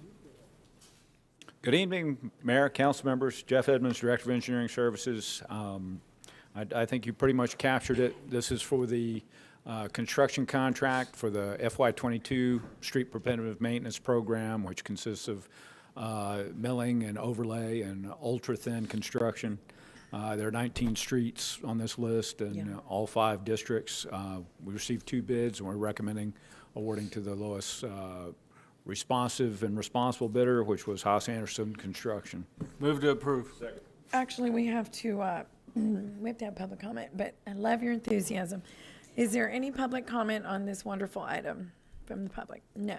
Being none, I will close public comment, and I just want to highlight this because this is a huge good news item for us. The council's budgeted $122.3 million in fiscal year 2022 for programs to repair and reconstruct streets, city roadways, and so this is addressing just that. So thank you, big good news item for the Corpus Christi and for all of our cities across the city. We have a motion and a second. All in favor say aye. Aye. Any opposed say no. Motion carries. Thank you. Thank you. Item number 22 is a resolution authorizing, another good news item, resolution authorizing a developer participation agreement with MPM Development LP to reimburse developer up to $867,649.76 for construction of off-site stormwater improvements for a planned residential and commercial development, Royal Oak Future Units, located on Rand Morgan Road, south of Leopard Street in District 1. Is someone presenting on that? I believe Al just stepped out for the moment, but on this particular project, as mentioned, it is a reimbursement agreement for a plat that is fortunately already in the process of being approved, and this is specifically for stormwater improvements. Royal Future Units is a fairly large new subdivision off of Rand Morgan Road, just south of Leopard Street. Move to approve. Mayor, Second. can I add something, Mayor, to that introduction by the Yeah, staff? and we have to do public comment. Yes, go right ahead. Right, so this is a great economic development It is. project that you, Mayor, and the City Council have endorsed. This will be the second one, and there's a third one in the works. Mm-hmm. And what the goal of the Mayor and Council is to help incentivize construction of housing in this area of our community for potential homes for individuals working at Steel Dynamics. And since we've been here today, I received notice, and I think you all did as well, for the grand opening of Steel Dynamics, which will be February 9. Mm-hmm. So it's coming up pretty soon. So this is a continuation of you, Mayor, and the council's strategy to help incentivize construction of new housing in the Cal Allen, Annabelle area. Yes. Because we know those hardworking families need a good place to stay, high quality of life, and we want them Yeah. to come to our city. So Absolutely, and others, not just, but yes, very much so for that huge employment there. So yes, thank you for highlighting that, Peter. This is 218 homes, so that's huge. So we're very happy to highlight this is a public-private partnership that is going to give us exactly what, this council's been working towards, more homes. So thank you. So we have a motion and we have a second? Okay, any further discussion? All in favor say aye. Aye. Aye. Any opposed say no. The motion carries. All right, item number 23. A motion authorizing the city manager or designee to execute all documents necessary to request an extension of the funding commitment for the receipt of State Water Implementation Fund for Texas, or SWIFT loan, in the amount of $211,050 for one additional year until 2023 for the design and construction of a desalination plant. Second. Okay, do we have public comment on item number 23? Being no public, pardon? Oh, okay. Councilman Hernandez. All right, this is an extension for a single year. And I had some questions as to some of the steps that need to be done prior to that permit being provided. And just so I understand, and correct me if I'm wrong, we still have to do a public meeting that was requested by Representative Herrero, right? So for the record, my name is Steve Ramos. I'm the Water Resource Manager for the City of Corpus Christi. We have done 2 public meetings for the water rights permitting. The discharge permits are going through the technical review. We are anticipating that we will have 2 public meetings on those 2 applications. Okay. So that has not been announced by the TCEQ. We're waiting for that to happen. Okay, then we have TCEQ would have to provide the recommendation on the permit once they go through the entire process, correct? Yes, they would be the body that would issue the Now, permit. would EPA Region 6 also put in their thoughts into this, or are we expecting them not to be involved? So the question of the EPA involvement in the TCEQ discharge permitting application, just recently, they have sent a letter to the Texas Commission on Environmental Quality that these type of discharge, seawater desalination, or desal projects would be part of a major review. And so right now, we are still in the technical phase, so we anticipate this may just add a little bit of additional time because the EPA already had 30 days under the process that exists today to respond to a review. Now they get an additional 45 days to actually review the process, review the applications if they deem necessary. And so that's already built into the process, again, working through the Texas Commission on Environmental Agency. Okay, but it does add more time. It adds another 45 days, maybe, because they could come back with no answers, no questions, no nothing. Okay, and I'm assuming, considering how much pushback we get from these organizations, that we'll have to also have a contested hearing. Do you anticipate this being, how long that would take? Not necessarily, because again, what the City of Corpus Christi did really at the beginning of this process that makes these 2 particular applications that the city submitted, we made sure that we used real science, real hardcore environmental review. We took an extra time to get that flow data and that water quality information needed for the application process. So we anticipated that we needed to turn in a solid application at the very beginning, which the City of Corpus Christi took that extra step to do and turned in that.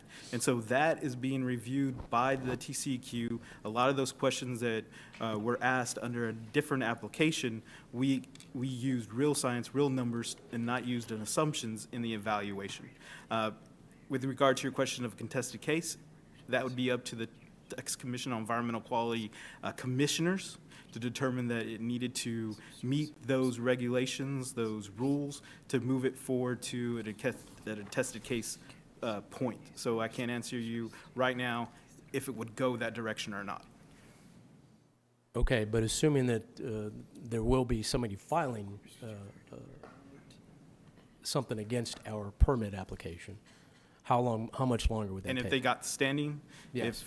if that contested case could take a short amount of time, meaning days, weeks, maybe months, to negotiation year, depending on the court case, because once you go into a contested case scenario, you're within the court regime. You're going through a court process. So you're talking about, filings, you're talking about setting agendas, you're talking about sending different aspects. So that could be a half a year, that could be a year. So taking that into consideration, why not ask for a longer period of time? Or are we limited to only being able to ask for 1 year? When we looked at it, we're anticipating, again, like I stated earlier, that we turned in a solid application. We are assuming that we started from a good point of processing permit application, and we feel that the application will flow through the proper permitting process. So with the additional, I never thought there would be a pandemic or other factors that would have caused maybe additional time in 2020 that would make us push the application back. Other factors are also the direction from the city council of choosing a site, because without a site, we can't really go forward. So that has added these additional times. Okay, I mean, I understand your confidence in trying to get this within a certain period of time. I don't share your confidence. I think, with, the amount of opposition we've received, the fact that our current administration is not necessarily the best friend of oil and gas, that I could see delays presenting themselves to this permit application, whether this discharge, on the discharge permit application. If that's the case, is there any issues that we could not ask for additional time, or would we have to go through this process again next year if it did get delayed? How many extensions can we get? There's not a defined process for how many extensions we can get. I'm sorry, Heather Hurlbert, Director of Finance. We are, we're recommending we do another 12-month extension. That gets us to the end of 2023, December 31st, 2023. If we do find that at the beginning of 23 that we're continuing to have these delays, then we can request another extension. But I think, our thought process was if things flow through and we're ready to issue it, then it's already there, versus extending it for 2 years and having to come back and go, oh, no, we really want it a year earlier. Okay. All right. Like I said, I'm concerned considering this is going to be in the Inner Harbor, and we're going to be discharging directly into a closed bay system, which I believe is the only one in the world where it would be in a closed bay system. That being said, the water communication between the Inner Harbor and the Gulf of Mexico, I believe, takes what, a year? Yes, 1.4 years for completely the bay system to turn completely over. And so, your comment of, is it a closed system? It's my opinion it's not a closed system. We have two visual examples of water flowing in and out. We also have a system of a Nueces River pushing water, fresh water into the system. So it being a closed, quote unquote, system, I'm just going to say I just don't agree with that observation. Also, we do have in the Inner Harbor, we also have a lot of extra inflows from discharges from our water treatment plants, and then also industrial discharges in that area. That's why the Inner Harbor was such a perfect site for seawater desalination, because we're adding additional water. And plus, with the city of Corpus Christi having 4 water sources, being the Nueces River, and 2 from the east, being the Texana and the Colorado River, we're actually bringing more water into the Nueces Bay system through discharge. Now, I understand that during normal conditions, you would have that, a good influx of fresh water, but in times of drought, which I'm assuming are the times we're going to be using this the most, you wouldn't necessarily have those freshwater inflows. Do you think that would have any bearing on the customers will still be using that water, we'll still be selling that water, those discharges will still be there. So yes, I believe the discharges will be there. Okay, well, I've stated my thoughts. Thank you. Oh, okay. Councilman Pusley. Yeah, I kind of had the same question, should we do 1 year or 2 years? But if y'all feel like 1 year's enough, I'm okay with sticking with my motion. But I see everybody out there shaking their head yes, so. Yeah, we feel that there is a lag right now with TCEQ. And when, like Esteban was saying, we are going to be sending them a letter probably this next week, once we get the city manager to review it, helping them or nudging them along to give us some kind of a decision, because they've had it for, we feel like they've had it long enough now to make a decision. So we're going to be doing that this next week. Councilman Lerman. Thank you, Madam Mayor. Well, as you all know, I'm not a big proponent of the Inner Harbor location. I do have an issue with the Inner Harbor. Don't have an issue with any of the other sites. Even if we came up with new ones, I wouldn't have an issue with it. The Inner Harbor is not the best location, even though you state it's a perfect location. I don't know where you're getting the word perfect from. That doesn't make any sense to me, you know, because I know there's got to be much better locations throughout the coastal Bend area that are much more better than the Inner Harbor. But that's your opinion, and I have my own, okay? I mean, I trust that. That's good enough on that part. Yes, sir. But, you know, I don't believe that, to be honest with you, my personal opinion, I don't believe you're going to get the permit for the Inner Harbor this year or next year.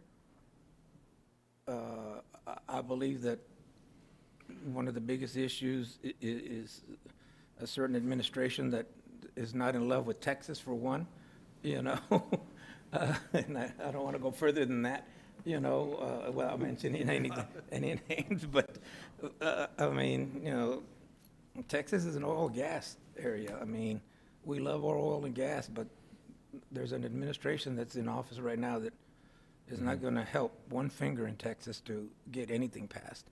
And I think they're going to control the EPA. That's why the EPA stepped in, and they're going to control and make sure that we don't get that permit. And we probably won't get it next year or the following year until we do what we have to do, vote certain people out. You know, I understand that, you know, we want to extend this, but without us getting that permit, it doesn't do us any good. Right. You know, I think we have to, unfortunately, I hate to say this, but I think we have to start from scratch and start all over again. I really believe in that. I mean, because I'm not against desal, but I think we need to scratch this, toss it out, and let's take a look at other options. And I'm talking about desal location options, not other water options, even though that does help. Water options do help, you know, that kind of stuff. But I think we need to start over and take a look other locations. One location has been brought up to my attention that's in Corpus Christi. It's a much better location. It fits what we're looking for, the intake and the output, you know. I won't mention where it's at, you know. I mean, that's in a further discussion when I get the plans that I'm looking at, you know, that's been brought to me, and give them to Mike, you, and hopefully with Peter, we sit down and we talk about it, you know, because I'm not sure if you do know about it, or you might know something about it, but Maybe. you know, I'd like to for us to take a good hard look at this other option, to put a desal plant in, you know. I mean, I know you want to extend it for 1 year, but, you know, guys, to be honest with you, 1 year is not going to do us any good at this point, you know, and that's basically what I have to say. Thanks for your time. Thank you. Okay, I think that's all the questions. Where are we? What number are we? Okay, so is there any public comment? Anyone in the public like to make a comment on item number 23? Okay, there being no public comment, we'll close that, and I'll entertain, or did we have a motion? We do, Mayor. We have a And a motion and a second? second on the Okay, floor. Yes, ma'am. great. All in favor, say aye. Aye. Any opposed, say no. Okay. The motion carries. Okay, item number 24, under first reading ordinances, section O, is an. Were you Yes, going to do the? Oh, I'm so sorry. I'm so sorry. Before we get, thank you. Before we get to first reading ordinances, Mr. Vacy's here, and we're going to go ahead and do our CCREDC briefing or update. Mayor? Yes. Mayor, excuse me, for the last vote, I didn't vote.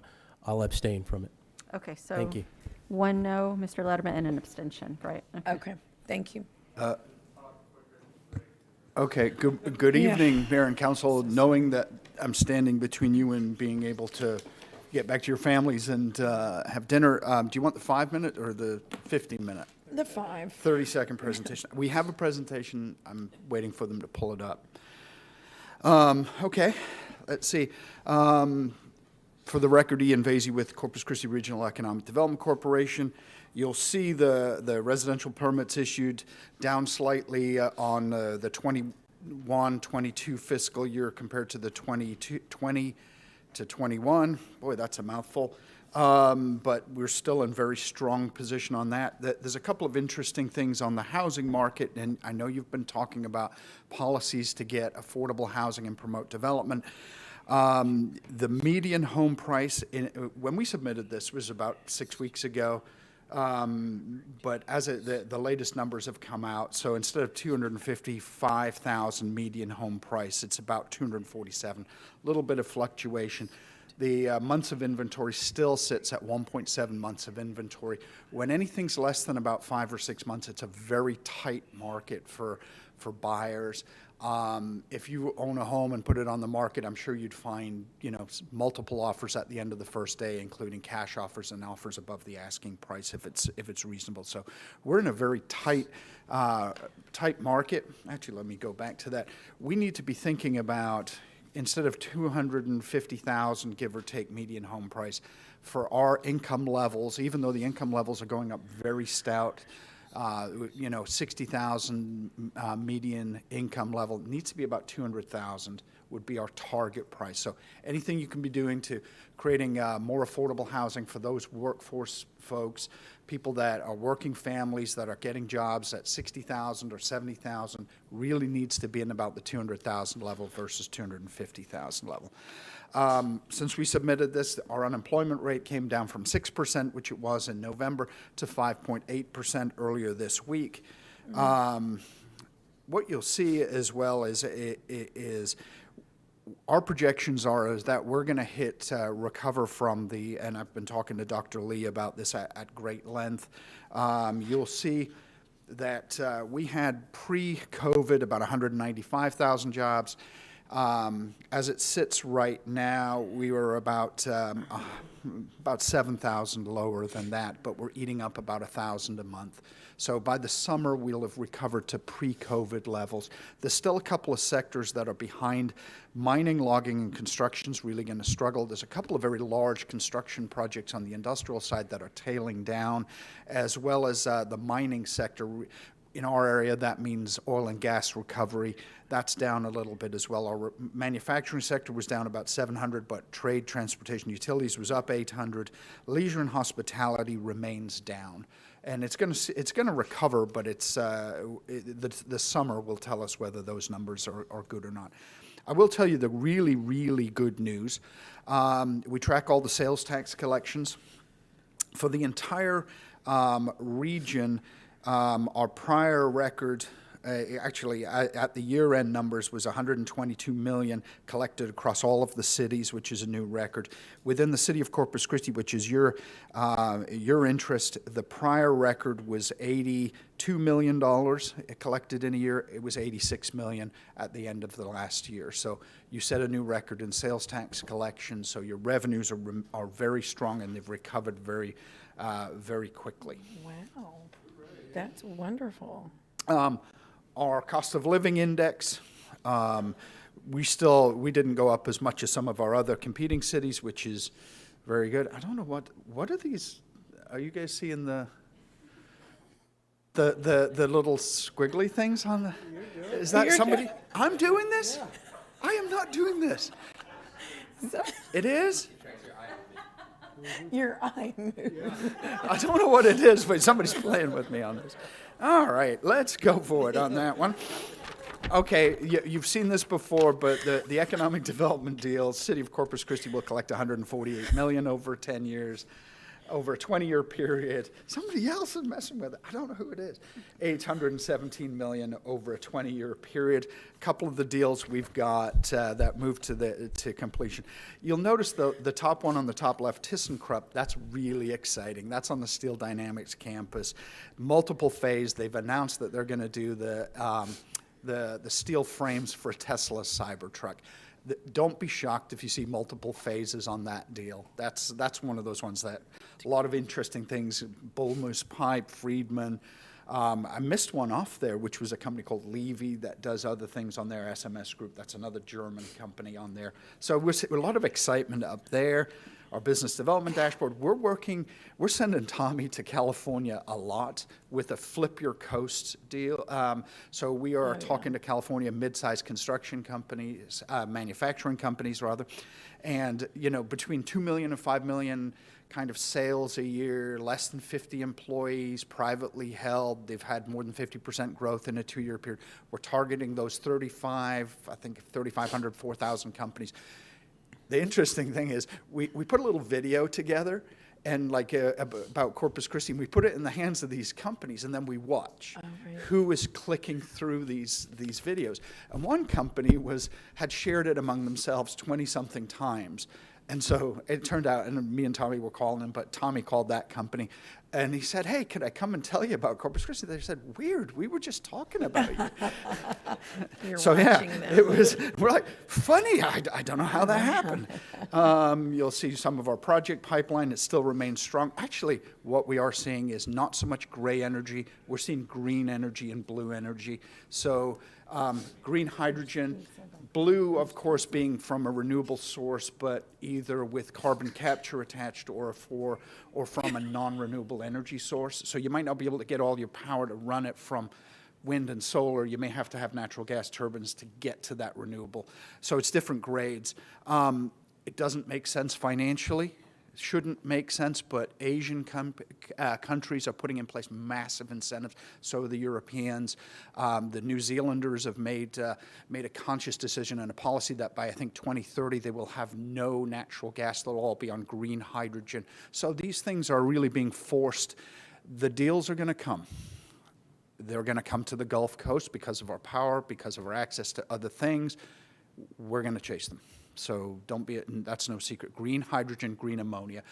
The reason for ammonia is it's just a condensed version of it's NH3, I think is the chemical sector. I'm looking at Greg on that one. So you've got 3 hydrogen atoms and then a nitrogen atom, and what you do at the other end is you distill off the nitrogen to the fertilizer sector, and then you've got your hydrogen, which is a good power source. So deals are very strong. We're sending folks on the road a lot of things like renewable energy and steel business. We're working on some of our target sectors and strategic planning, and we're working on placemaking, which is the quality of place study that you recall. I've briefed you on it before. So we're going to be working through with our regional partners on that, which is the placemaking. Here's the interesting thing, and I just want to be very conscious of your time here. People don't know why you do economic development. You work on these big projects, and the revenue stream that comes from these projects is very significant. So as an example, the Cheniere project, we've already talked to them, half of their 400 employee line, and they're growing, and they're also adding 7 additional lines, and there's probably $2 billion additional in spending that they're working on. So $70 million in taxes and fees to the city over a 10-year period. In 2030, those agreements will start, the abatement programs and the incentives will roll off. In 2030, they will pay you, the city of Corpus Christi, through their industrial district. And the industrial district is really important. And because you don't have to provide services, you collect 62.5% of the revenues. You don't have to provide fire, police, parks. You don't have to do anything. So you've got these industrial districts that are essentially a cash cow. So in 2030, they start paying you $12 million a year. By 2031, it goes up to $24 million a year. And then by 2032, Cheniere will be paying the City of Corpus Christi General Fund through the Industrial District pilot $36 million a year, every year. That's what you're talking about. You see the facility there. Gulf Coast Growth Ventures, you had the Exxon folks up here earlier. Our projection is that a third of the 700 people on campus, about 600 of theirs, plus another 100 permanent contractors, they're going to live in the city of Corpus Christi. It accounts for almost $32 million in taxes and fees, net of any expenses for over a 10-year period. So you're collecting money from that. 2030, they start paying $10 million a year to the Industrial District pilot. That's your general fund again, just like Cheniere. And then by 2031, it goes to $20 million. And by 2032, you start collecting $30 million a year out of Exxon to your general fund.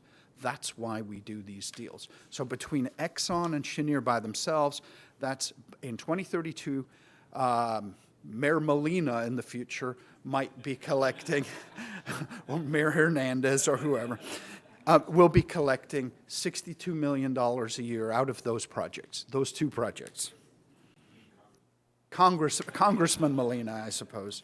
And then I'm just talking about in the future. The Steel Dynamics one, that's a very interesting project. So we're talking about 600 employees under the Steel Dynamics name, but then by the end of all those additional companies that we've been talking about, we think there's going to be about 2,000 permanent employees on campus.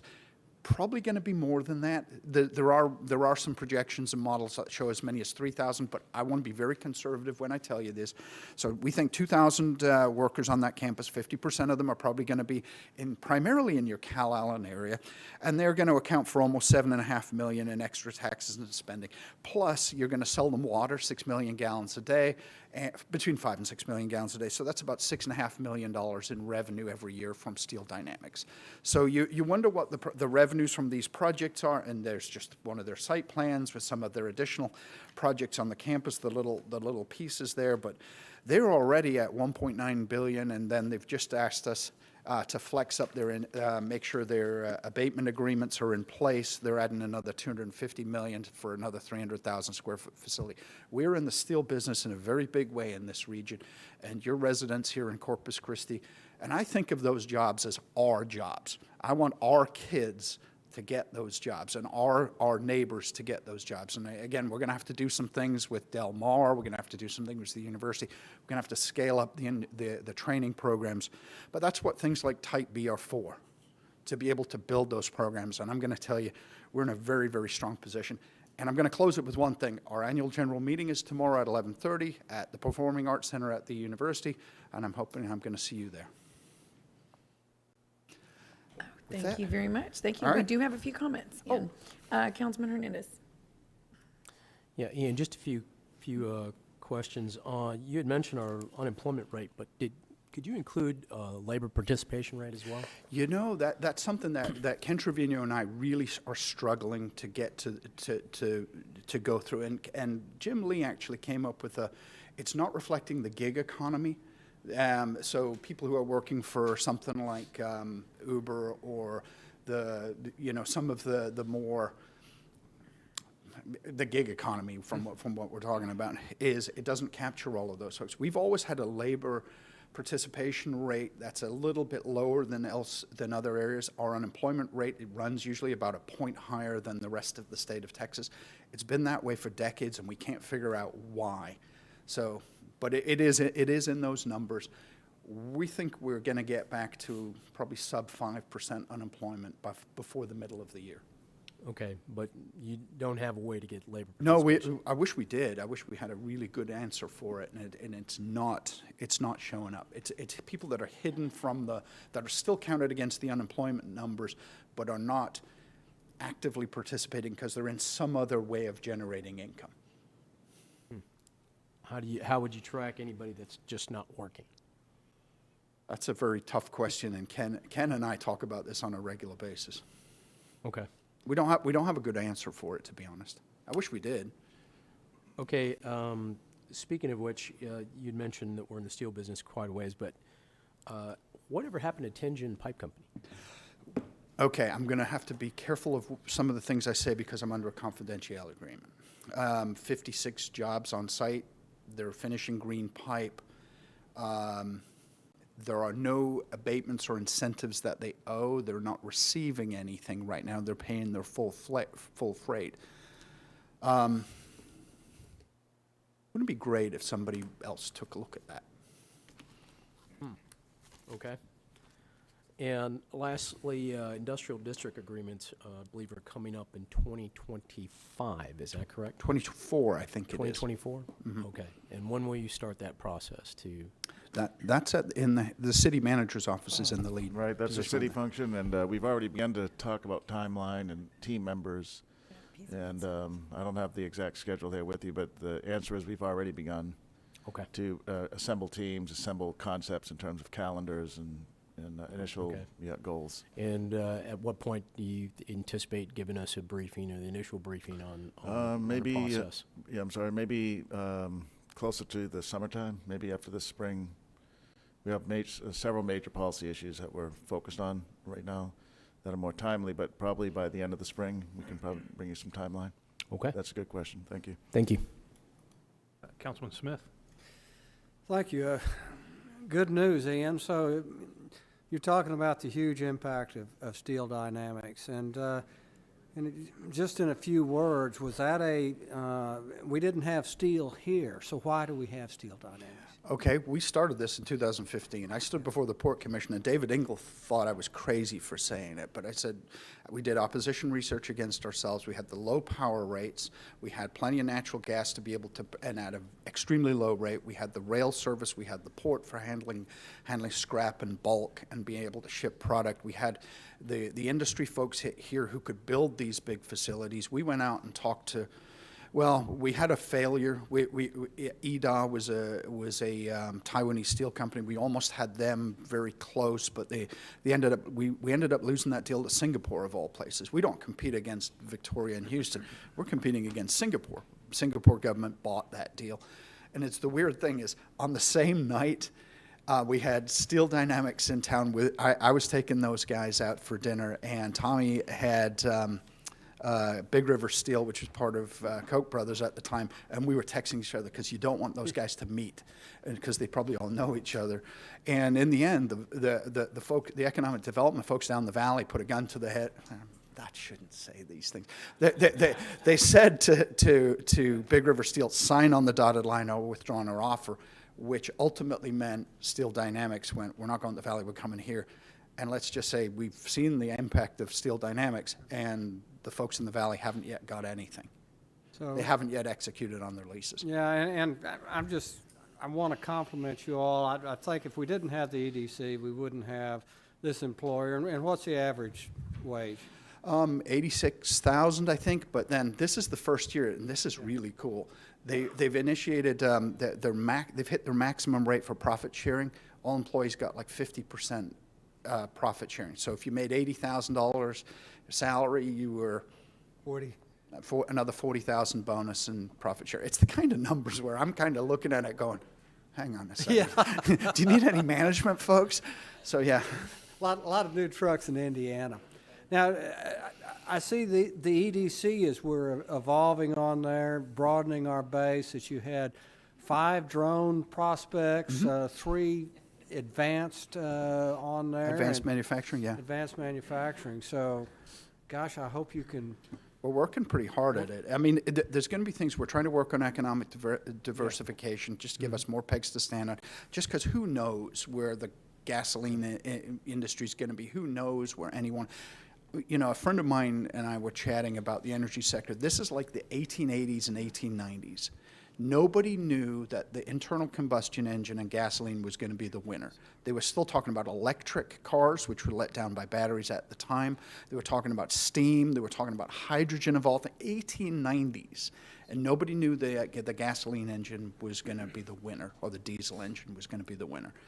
We're at that point again. Our car battery is going to go to, is it going to be the car battery? Is it going to be hydrogen? Is it going to be some form of internal combustion? Nobody knows. So, you know, you have to play every hand, and you have to be talking to every one of these energy sector folks, because somebody's going to probably win. I just want to make sure we've got one of those type of projects in our area. And you've said this before, but if we were a state, where would we rank as far? 8. Well, it's actually, we're at 54. According to our little annual report, which I just passed out, it's $54 billion right now in investment. We would have overtaken Georgia. I was going to say 8th, but we might be 7th now with the amount of investment. Well, I want to thank your organization. I know just kind of behind the scenes with these big industries, how that all the hard work it takes bringing the various entities together. I know all of them have blown up or come close to blowing up here or there, that people really aren't cognizant of what you all are doing. As you know, Councilman, we worked a deal for 3 years, and because of world impact, disappeared overnight. So that's what happens. Sometimes you're lucky, sometimes you're not. Yeah, but the land bumps and the tariff bumps and all these kind of pitfalls that came through. So again, Thank EDC for all this great work. Thank you. Okay, great. Councilman Hunter. Tell us a little bit about your West Coast tech recruitment and I think Texas, not had you Texas Tech, the school, but Texas Tech recruitment. By the way, for our council here who doubted us on the day that we had the weekend retreat and said, where would we get the money? Everyone up here voted for it this morning, and they claim to be a tech company. So, nothing to do with you. Were you in the room, Councilman, like 5 minutes ago? That's only for 2 council members sitting up here. They know who they are. District 2.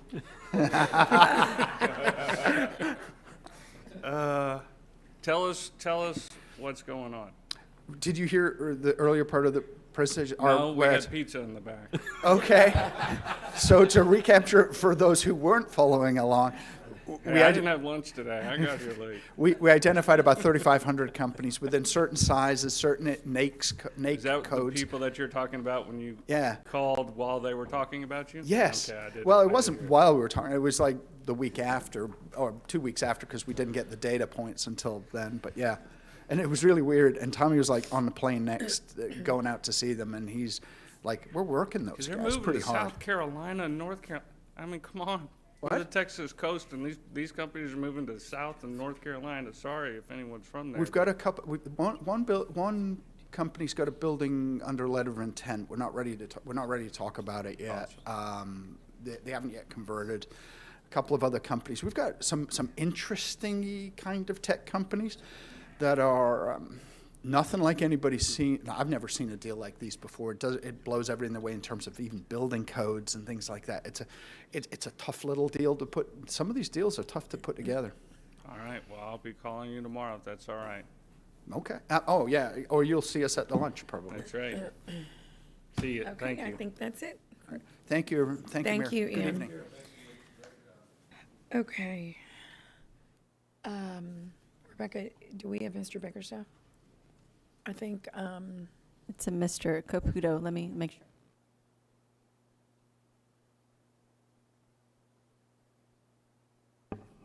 we do. We still have some that we've got. Okay. He's ready, Mayor, if you're ready. Mr. Caputo.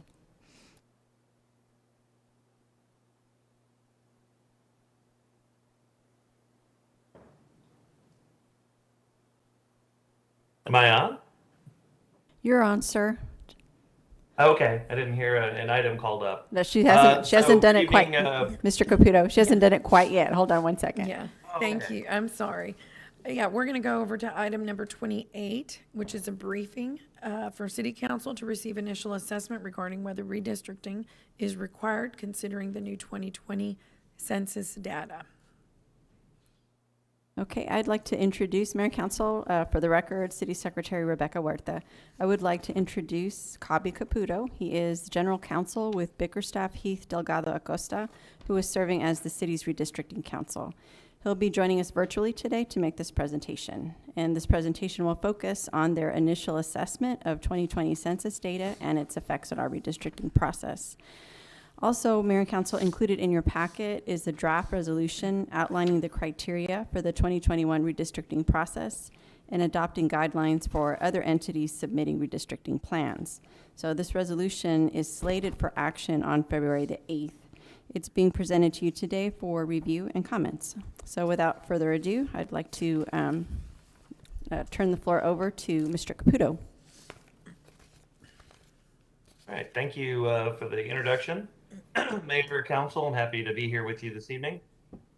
We do have a PowerPoint. I can't tell if it's up and running. Oh, hold on 1 minute.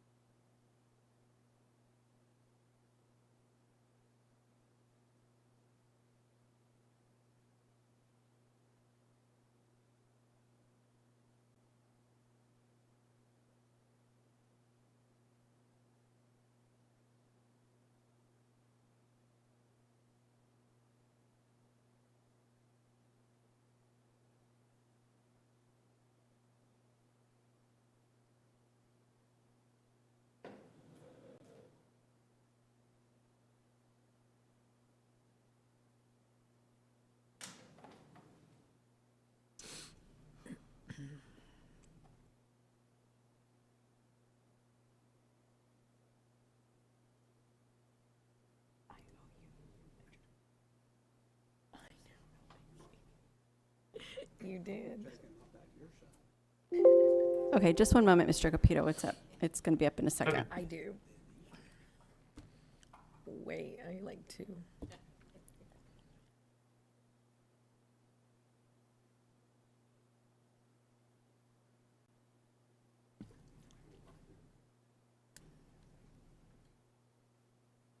Okay, it's ready. Oh, great. All right, so Mayor and Council, we are here to discuss your initial assessment that we've performed. And before we get into the actual numbers, I want to go over some legal issues so that everybody's kind of got a baseline of what we're focusing on, what we're looking at when we get around to doing the redistricting. So you could move on to the next page, please. There's really three legal issues that we have to deal with. You have to be careful about them. The first comes out of the Constitution. That's the one person, one vote principle. The second one comes out of the Voting Rights Act. Section 2 of that act prohibits discrimination in voting. And so we have to be careful about that. The third one is the Shaw versus Reno Supreme Court case from 1993, which says that while race can be a factor, it can't be the primary factor in a redistricting. Excuse me. So that causes us to have to kind of walk a line of worrying about the Voting Rights Act and also not getting too focused on those issues.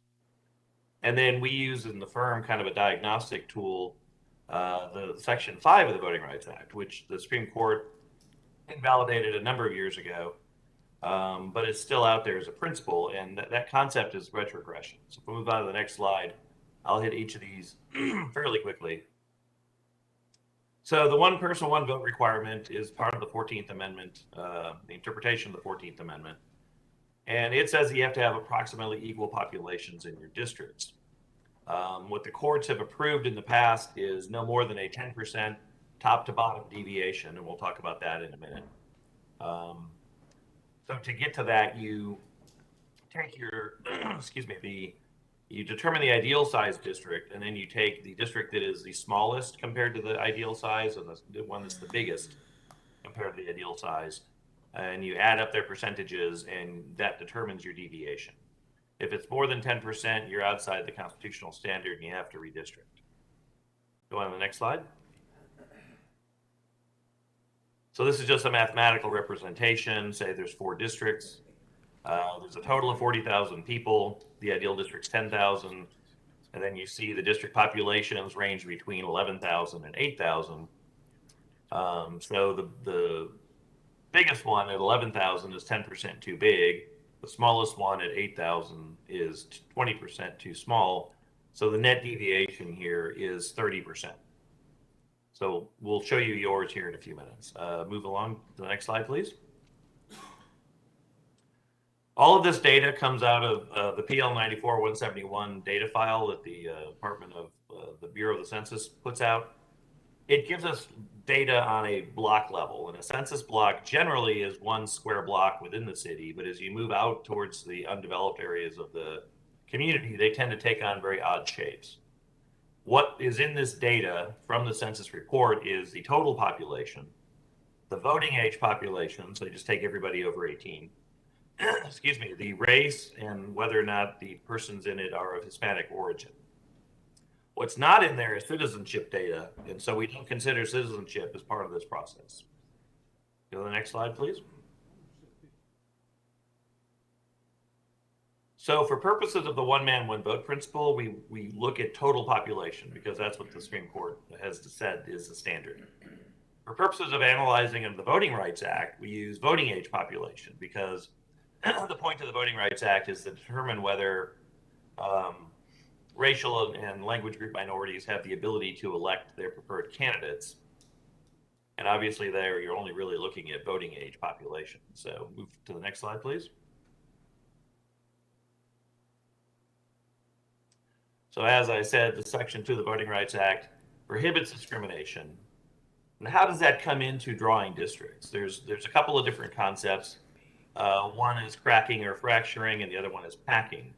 So cracking is where you would go into an area of town that has a lot of minority population, and you crack it up or fracture it, and you put it into a lot of other districts to dilute effectively the ability of a minority group to elect their preferred candidate.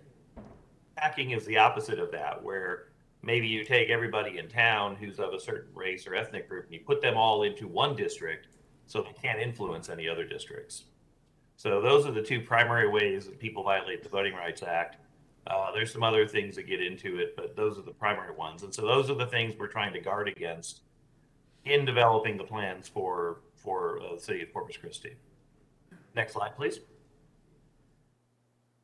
As I mentioned, there's a Supreme Court case, Shaw versus Reno from 1993, I think, where the Supreme Court said that while race is a factor, it cannot be the primary factor. So the issue is it the predominant consideration?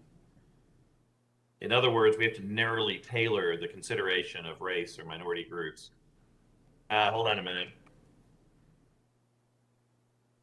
Very hyperactive and hysterical dogs. I'm sorry about that.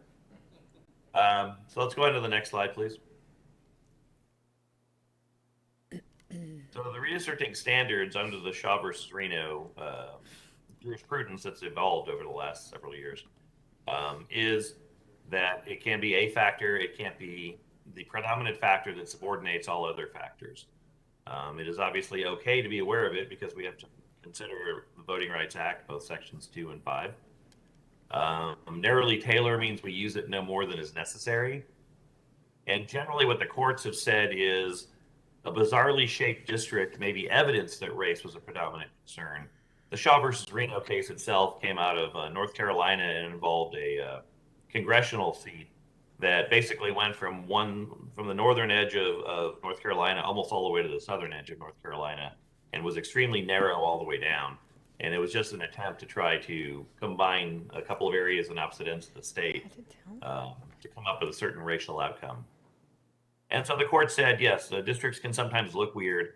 That's not per se a violation, but it is potentially evidence that you were worried about something more than just normal redistricting principles. Go to the next slide. So as I mentioned, pre-clearance is no longer required. The Shelby County case in 2013 struck down that provision of the Voting Rights Act. The standard that was in the Voting Rights Act, the federal government applied when they would review plans under Section 5, is are minorities worse off under the new system, and is there evidence of some sort of discriminatory purpose or effect? So we still look at it as a tool to protect against Section 2 lawsuits and concerns about Section 2 violations. Next slide, please. So what we do is we create a benchmark, and the benchmark is your 2020 census data superimposed on your current plan. And we look at the numbers there, and the benchmark then is we can't end up any worse than that in terms of minority voter capacity or capability going forward. So that's what we will be looking at as we redraw the plans, is we don't want to dilute minority voting strength, nor do we want to put them all into 1 or 2 districts. Move on to the next slide, please. So as the City Secretary mentioned, one of the things we would ask you to do is to adopt formal criteria that we would apply when we're drawing districts, and have that known and knowable to everybody who's going to be involved in this process, both in the public and on the council. And the things you want to look at are, you want to use identifiable boundaries. So that means generally when we're drawing, we want to try to use roads, major roadways as boundaries, or rivers as boundaries. Things that people can see and understand. I'm on this side of that road, so I'm in this district, or I'm on that side of the river, so I'm in this district. Another element that has been, and all of these have been approved by the courts over the years. Another one that's been approved is maintaining communities of interest in neighborhoods. That generally we want to try to avoid just going straight through the middle of a neighborhood and putting a bunch of people, on one side of the neighborhood in one district, and the others on the other side of the district into another district. And so that's neighborhoods. Communities of interest is a little looser concept, and that's where we have to sort of rely on you, the local community, and you as the council members, as the representatives of that community, to let us know if, there's a community of interest that we need to worry about keeping in a certain district, because they've worked together in the past, or they have similar views on what they want the city to do, those sorts of things. The next element that we work on is we try to use whole voting precincts if possible. Some of that depends on what the county has done with their voting precincts. But I think if you look at your current plan, for the most part, you're using whole voting precincts. I think there's a couple of districts where you split 1 or 2 voting precincts, so we try to minimize that. We do try to start with the existing plan.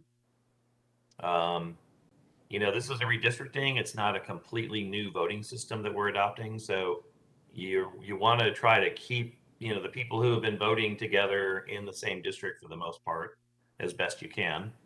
So we're not just going to throw everything up in the air and start from a blank slate. We're going to work starting from the existing districts. Obviously, because of the constitutional standard, the districts have to be equal in size relatively. We want to draw districts that are compact.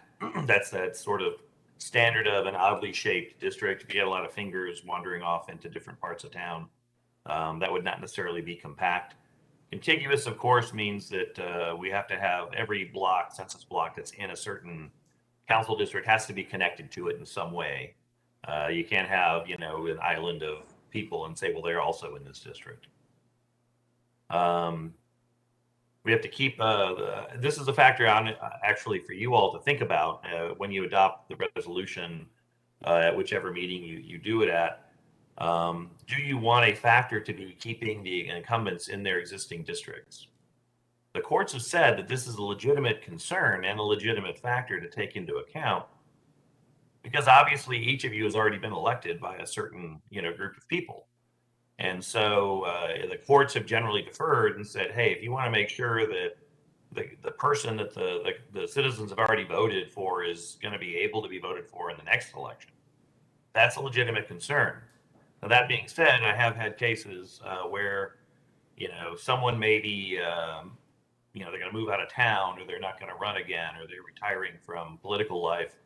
And they may say, I don't really care, if you keep me in my district or not. Someone else is going to have this seat at the next election.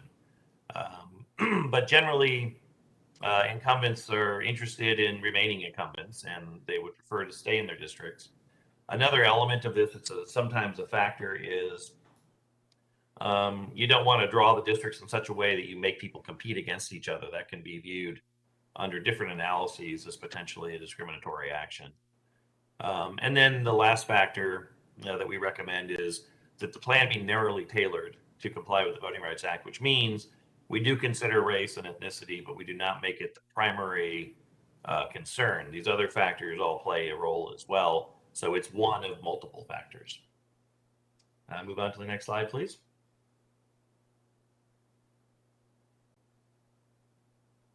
So the steps that we recommend that you follow to keep everything legal and to be able to defend it in the future is to plan ahead by building a record. And for instance, this meeting is part of building that record. We want there to be a record, and we have a video and ultimately, council minutes that show that we did discuss legal issues ahead of time. And we did discuss, not being discriminatory and redrawing these plans. So we want to have a record of every step we take. So when we have public hearings, we want to make sure that they're either recorded or good minutes are kept of them. When you deliberate and discuss plans, we want to have that be something that we can keep a record of. Be aware of the legal obligations and responsibilities. That's why we sort of took these last 10 minutes to, go through this plan and the legal issues, so you're aware of them and the public can see now what those legal issues are. Adopt criteria that reflect these traditional redistricting principles, which we've just talked about. And pay attention to the criteria when you're drawing or reviewing a plan. Anytime someone brings you a plan, even if it's me, you want to keep in the back of your mind, are we keeping neighborhoods intact? Are we using identifiable boundaries to delineate the districts? Are they compact? Are they? So you just keep those factors in mind, and we can discuss them as much as you want when we get around to actually looking at plans or drawing plans. Next slide, please. And that's basically what we just talked about. We'll just skip along to the next one. That's basically everything we've talked about. So we'll move on to the next slide. We do need to come up with some kind of timeline and or process. And when I'm finished here, we can have a robust discussion about that if you'd like. This is not a recommendation per se from me. This is just using your next several council meeting dates. This is how it could go. So tonight we get the initial assessment. In February, we would bring a draft plan. You could have that presented to the public ahead of time, take public comment on it during the meeting, and then we can actually draw plans using our GIS capabilities. We can have our GIS people in a GoToMeeting or in a Zoom meeting where they're sharing their screen, where they're actually moving the blocks around within the single member districts in real time. You all can say, go over to this street or cut back over to the bridge here. And we can move the districts around and you can immediately see what it's doing to the total population, what it's doing to the deviation, which has to stay under 10%, what it's doing to the racial and ethnic makeup of the districts. So it makes it a very interactive process. And so we would do one of those in February. 22nd of March, we would come back and do another, have a formal public hearing as well as a drawing workshop where there could also be public comment. And then assuming, two drawing sessions was adequate, you could adopt the plan in April, well ahead of the requirement that you have in your charter that you adopt an ordinance with the new plan at least 90 days before the election. So, but we can add in as many special meetings as you want. We can add in special public meetings, town halls. We've had clients that have done individual presentations within each single member district so that elected official and his constituents can, look at it more closely. We'll set it up kind of like a text dot, presentation where there's a big map and everybody can kind of look at it. We can also have the GIS person available that way too, and show people, if we move these lines around, here's what happens. So, but that's something for you all to decide ultimately is how many meetings you want to have, how many public hearings you want to have, and, we'll kind of see how it goes. Next slide, please. Now we get into your actual numbers, the meat of what we're here for tonight. Next slide is, please, is just a map showing your current districts. I've seen the maps from the 1983 ordinance that I think was the beginning of your single member district system. It doesn't look too different, honestly, from where we are today. Now we'll move on to the numbers. Go to the next slide, please. And this slide never comes out as well as I hope it would, but I'll go through some of the numbers. So the total population we have results in an ideal district size of 63,580. And looking down the list, place one only has about 58,000 people. So it's 5,500 people short of the ideal size. District 2 has a little over 53,600 people. So it's almost 10,000 people too small. Place 3 is almost 58,000 persons. It's also around 5,600. I think it's 59, yeah. So it too is too small. Place 4 has a little over 71,000 people. So it's too big by almost 7,500 people. And then place 5 is the biggest district. It's at 71,188. So it's too big by over 13,600 people. So clearly, just looking at these raw numbers, you can see the districts 4 and 5, and mostly 5, are going to have to give up population to districts 1, 2, and 3. And there's a number of different ways to get there. Because, for instance, in your plan, I don't think District 1 really touches population bases of 4 or 5. I think it touches 4, but it's out in the bay. So, so it kind of sets up as a fairly, not too difficult process we know where we have to take the population from and where we need to distribute to. The real art is going to be, exactly which blocks, which neighborhoods move around. And that's really where the interesting interesting times ahead come in. Next slide, please. This is a table that shows the voting age population of each block by ethnicity and race. So you can see that districts 1, 2, and 3 have very extensive Hispanic majorities, almost 63%, 74%, and almost 76%. And District 5 has a little over 50% voting age population that is Hispanic. So we don't want to deviate too far from these numbers. We obviously don't want to reduce the number of districts that have a voting age population that are majority Hispanic. And again, sort of the art is, well, how much, what percentages do we really need in the voting age population in each district? So we don't get accused of a packing. Next slide is where we pause and wait for questions.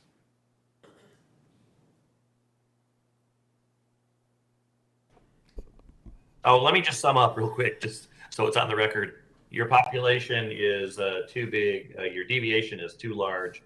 You're at 37.06% deviation. So we do have to redistrict if there's any question about that. What was that? What was that threshold though? The threshold is 10%, so you're at 37%. Between 4 and 5, right? Districts 4 and 5. Well, it's really between districts 2 and 5. 2 is too small by 15.65%, and 5 is too big by 21.4%. This is going to be painful. So basically, 2 needs to gain a lot of population. 1 and 3 also need to gain substantial, 5,000 plus. But remember, we do have the 10% deviation to play with, so we don't have to get it where everything is exactly balanced. Right. But this also is a thing you can look at and see, well, it appears as though most of the population growth in Corpus Christi over the last decade has been in districts 4 and 5, which is probably what you've experienced. But Right. you know more than that, more about that than I do, certainly. Okay. Councilman Hernandez? Councilman? Thank you, Mayor.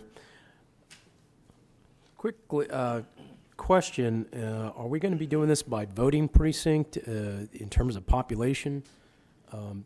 We do it by census block. So, the census has broken everything down into blocks, and those are what we move around because that's where we actually have the full demographic data, race, Hispanic population, voting age. So we would have to get all the blocks within a particular voting precinct, right? Because what Yes. we do things by, I'm picturing losing voting precincts, not necessarily losing blocks. I represent District 5. I'm sorry I didn't mention that. So I'm going to be on the losing end here, which is okay. We want to make sure everything's fair. So I guess we could do that by GIS and do all the blocks within a particular voting precinct. I can't hear you, I'm Cobby. sorry, you're mute. Sorry. We do it pretty much solely by the voting precincts. By the census blocks. We can overlay the voting precincts onto the GIS map when we do this. And you could actually keep track of the voting precincts that way. Well, you had mentioned earlier you didn't want to have split voting precincts, right? Right.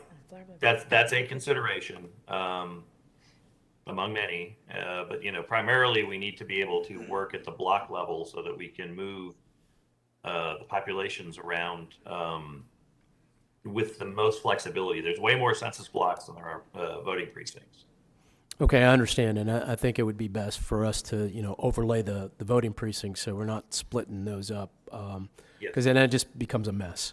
Because then you're like voting precinct 1A and 1B, and it could be a hassle.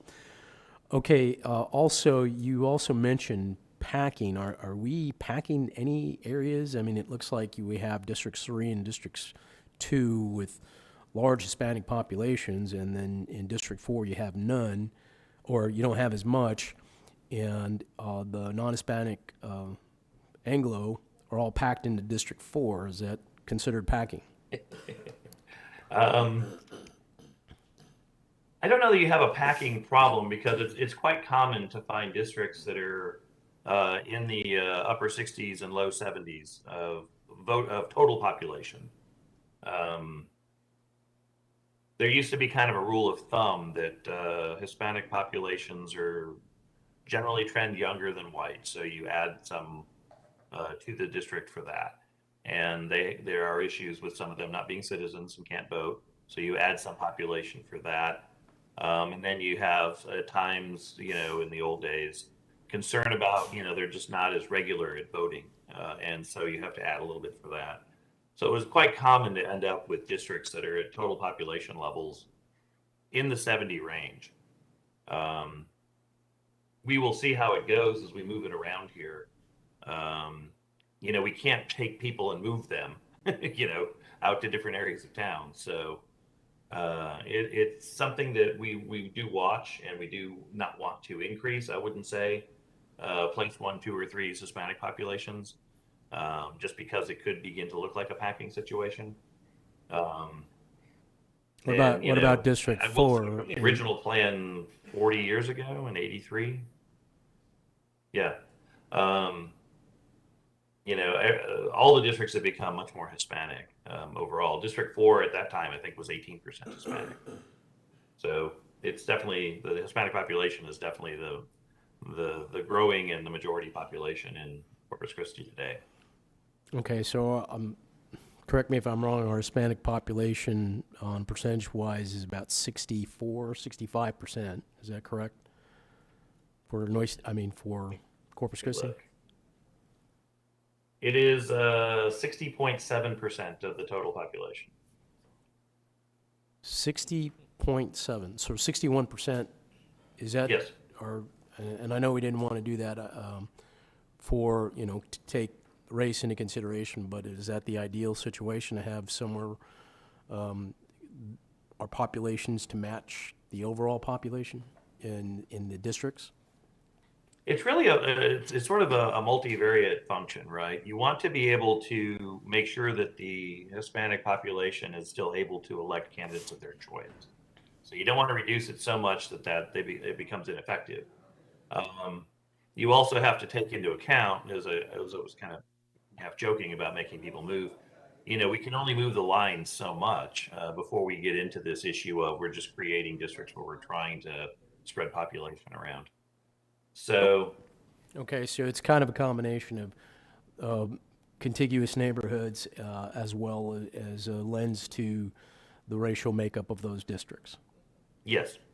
Okay. Those are primary issues, very much. All right, and would you participate in, let's say, if we had single-member district town hall meetings regarding redistricting, in terms of how that would look like? What do you envision that? The way I've seen it done and the way I've participated in those before is that we bring maps, illustrative plan maps if we're at that stage. If it's before that stage and we're just sort of talking generally about how this works. But we bring fairly large maps where people can get into it and get up close and see where their street is, where their neighbors are, and see where the boundaries are. And we talk about the principles and we talk about the guiding issues we've got to focus on. And then as I said, we can have the GIS people available either in person or usually they do it by Zoom. Just have a screen with them on it, and we can actually demonstrate to people how we can click on a block. It'll show you the total population, the voting age population, the ethnic breakout of the populations by the categories in the census, which there's really about 5 or 6 of them. We tend to focus mostly on Hispanic and African American, but there's Asian, there's Native American, Pacific Islander, and then there's a whole other category. There's 2 more categories. One is 2 or more races, and another one is other. So there's not a lot in those other categories, but when you click on each block, it pulls up a table that shows you all those numbers. Okay, thank you. By doing that, we can kind of show people if we move these blocks around, here's what's going to happen. If we move these blocks over here around, here's what's going to happen. Okay. And so the people can see, and then they can have a better idea of how to provide input on what they think would be the best approach for their particular voting situation. Thank you.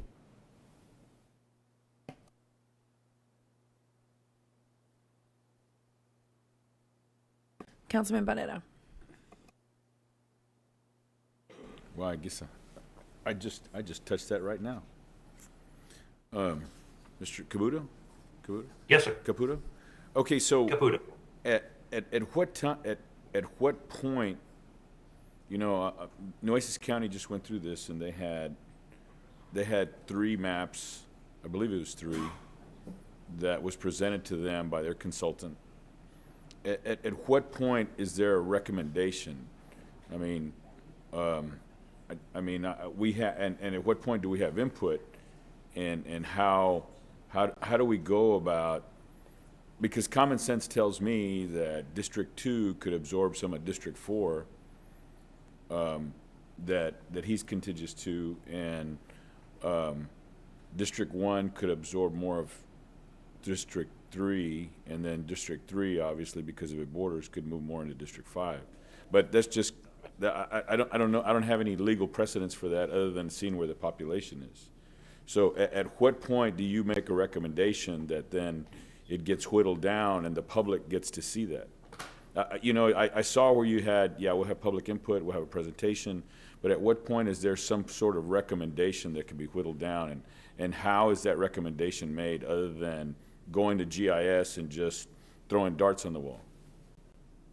What we generally do is we will go back and I'll work with the GIS technician or drawer, and we will come up with what we call an illustrative plan. What that is a base level plan that balances the numbers that I can recommend to you or advise you, I believe complies with all the legal, constitutional, and statutory principles. And then, because I don't know the neighborhoods and I don't know the voting blocks, and I don't know the people who are active, that's where you come in, and that's where the public comes in, where they say, hey, all right, this may balance out and it fits all the criteria, but you took this part out of our neighborhood, and that's a group of people that our kids go to school together and we vote together and we have a lot of the same ideas. And so then we can start moving lines around based on that kind of input. It's kind of a good idea we've found over the years of doing this, that if we just come with kind of a base level, I don't know your politics, I don't know your communities of interest, but I can tell you here's a way to do it, that's a starting point at any rate. Now, I've had some where we've ended up very far away from that starting point. I've had others where we move a couple of blocks around and everybody's happy with the plan. So the idea would be that if we bring you a plan, it's one that I'm saying, I could defend this plan if we get sued. This plan meets the criteria. And, barring the things I don't know, like who votes for who and what neighborhoods need to stay together, I would recommend this plan. So it's up to you all then with your citizens to kind of work around that plan. And like I say, we could, I've had one client where we brought an illustrative plan and another variation on the illustrative plan after their initial feedback. And when we got to the third meeting, they just basically, everybody started saying, okay, well, I know we told you that, I didn't want this district to go outside of the current boundaries, but take that away, just go ahead and mix in whoever you need to. And so the plan ended up looking very different than what I had initially brought, but it came from the elected officials and the citizens saying, we told you these things at the beginning about this neighborhood and that neighborhood, but the plan would be better if you did these things instead. And so we kind of, as the plan evolved, we developed a plan, and it took one more iteration, and they were done. So that being said, at what point is there an interview process that you have for us, where you or the community to be able to get that information? In the old days, we would at times just sit down and meet with each of you individually, either virtually or in person, and show you how we can move lines around. And then we would try to compile make a composite map based on our discussions with all of you. We don't tend to do that anymore because of Open Meetings Act concerns. So there's a couple of approaches that we can do. we can just talk about it in meetings like this in open, where everybody sees it, everybody hears what each of you is thinking. Everybody else on the council hears what you're thinking, the citizens hear it. So it's an extremely open and transparent process, but it does require, you know, elected officials and community members who are willing to be pretty upfront about what they want, what they like, what they don't like about what's going on.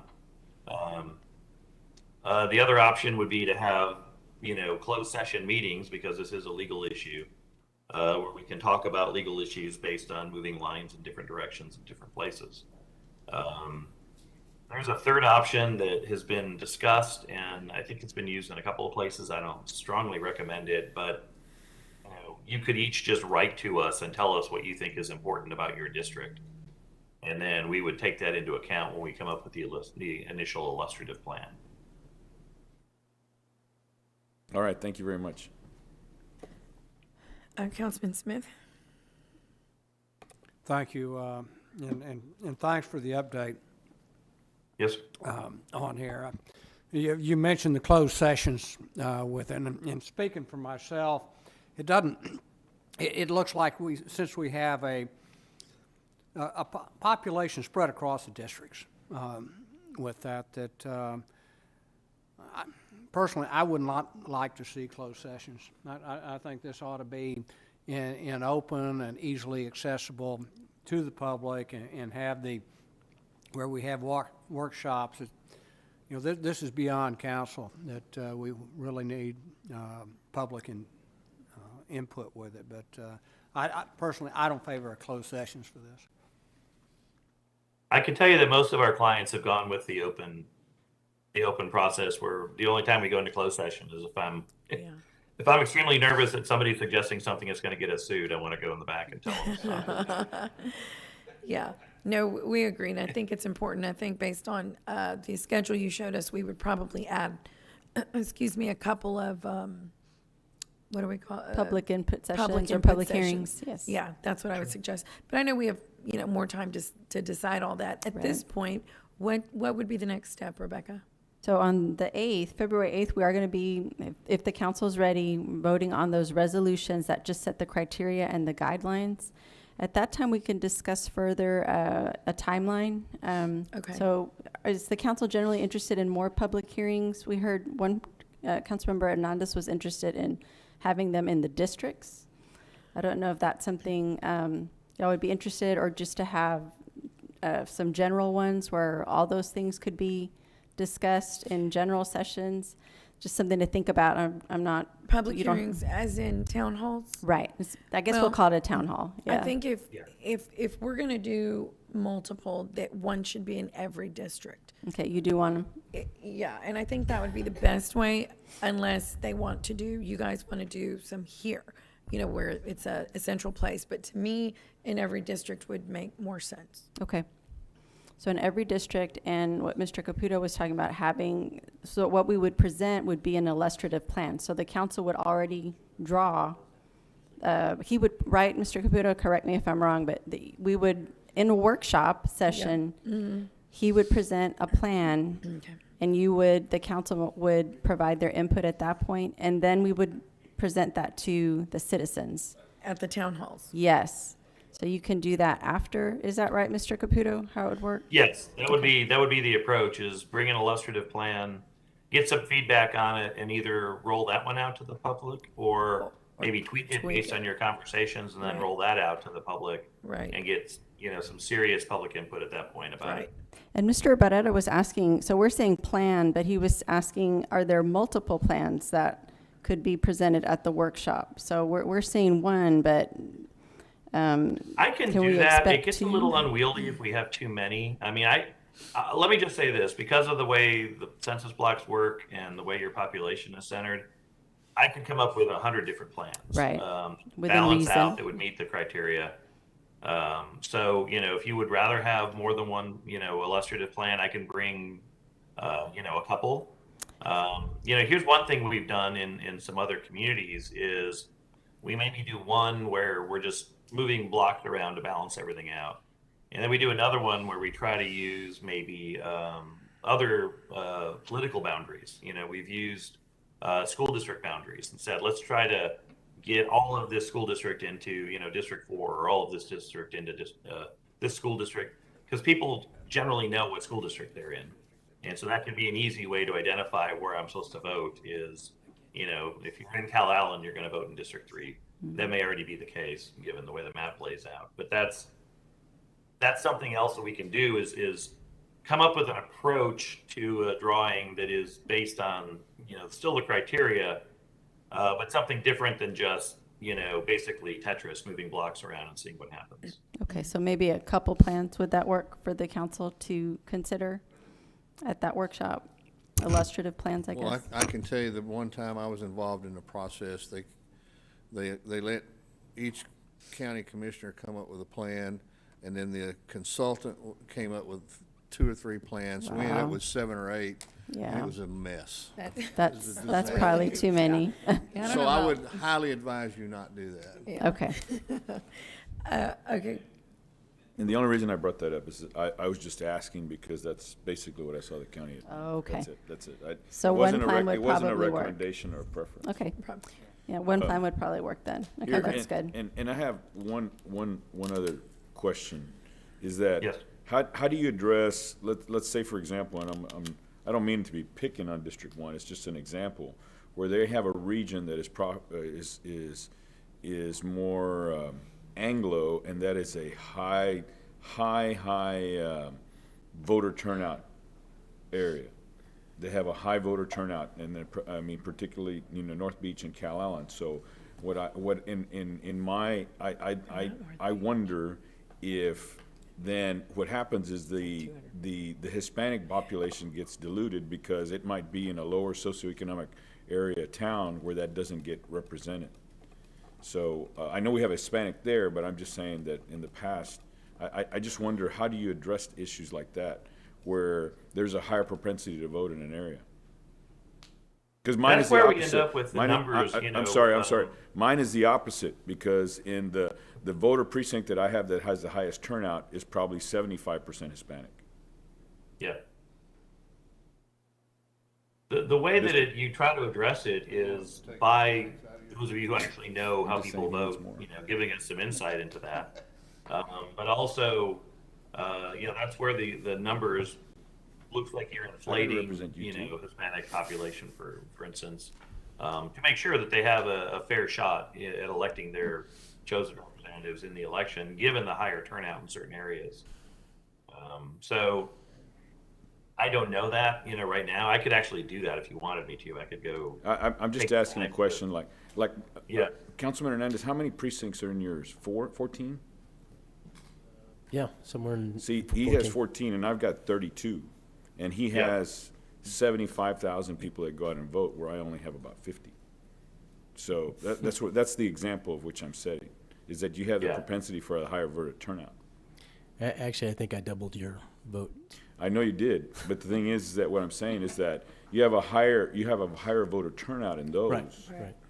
Well, and then we also have the problem where some districts some voting precincts started off as a large area, but as the population grew, that voting precinct became larger and larger. I'm thinking 125 specifically, that now has Rancho Vista in it and all the growth around it. So it's not, it wasn't static. So now that voting precinct is much larger than what it used to be in terms of size. So I don't know if it didn't get changed. Voting precincts didn't really get changed in this last. I guess the county didn't change the voting precincts. Okay. Anyway, those are just things that I've seen where counties will split up when they get to a certain size. They sort of redo their precincts, usually mid-decade, to balance that out, so that there's not just one precinct with all the voters in it. Okay. All right. Thank you. Thank you. Councilman Molina? Thank you, Mayor. I think community engagement is a vital component as we move forward with this process. And, someone had mentioned having a town hall in each district. In District 2, it looks like District 2 is going to grow by several precincts. And my concern is that if we have a town hall in District 2 that the majority of people that are going to show up are from District 2, and those people that may be absorbed into District 2 would miss out on that opportunity for input. And so I think if we do have town halls in each district, we should at least have maybe 1 or 2 general sessions, so that way those who are going to be moved into a different district get a bigger idea, get the big picture of what's happening. Yeah. That's a good idea, and those could also possibly be virtual. It's Right. it's harder to do those in the districts, but if those general sessions could be virtual for those who, cannot physically attend, Or we could both. have those, yes, or hybrid, yes, Yeah, ma'am. They would be hybrid. Yeah, okay, great. That would work. No. It should be.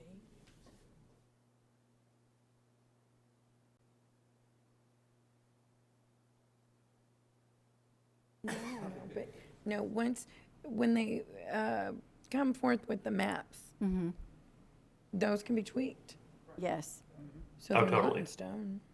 Oh, no, it's, yes. So yeah. And more than tweaked. I mean, we can completely go off in different directions. Oh, I see. Yeah. They can't, right. But try to keep the same criteria in mind, right? Right. Okay, we'll ask. Okay. All right. One other thing, were y'all interested in doing a website or web page for Yes. redistricting where all this Yes. information? Well, it should be on the city webpage, and Yes. we just incorporate a link or, something on the city webpage that someone can click on and then go to all of this information. Yeah, just once we have the resolution, the map, all that. Yeah. There could be an ability for, so public comment can be received at the hearings themselves, here at council meetings. I don't know if you want them to comment on the website too. There should be something on the website that you can click on and Webpage, send an I mean. email or, submit a comment. Yeah, that- Suggestion, opinion, whatever. Just to give lots Yeah. of opportunities for people Right. to comment. Right. We'll work on that as soon as possible. That way, if people want to comment before you start drawing, they could possibly do it on that, Right. that way. Yeah, and they should, yeah. Okay, all right, so then we have Mr. Presley. Yeah, I just want to say, I think you, as Councilman Molina brought up, you have to be really careful about how you do these district meetings. I tend to favor doing things where we live. We live here, but whatever y'all want to do, I'm at large, I don't really care. But the one thing I will say is, although I know things are done by census tract, you cannot ignore the voting precincts when you do this process. You have to Yes. take in consideration how your line drawing impacts the voting precincts and where they end up. Because you could, you can violate some of the rules that you just brought up to us if you don't pay attention to them. Okay, thank you. Okay, so We're on good. the 8th, we'll present the resolutions and some timelines for y'all to consider, Great. including these public hearings that we've talked about. Okay. Okay, thank you very much.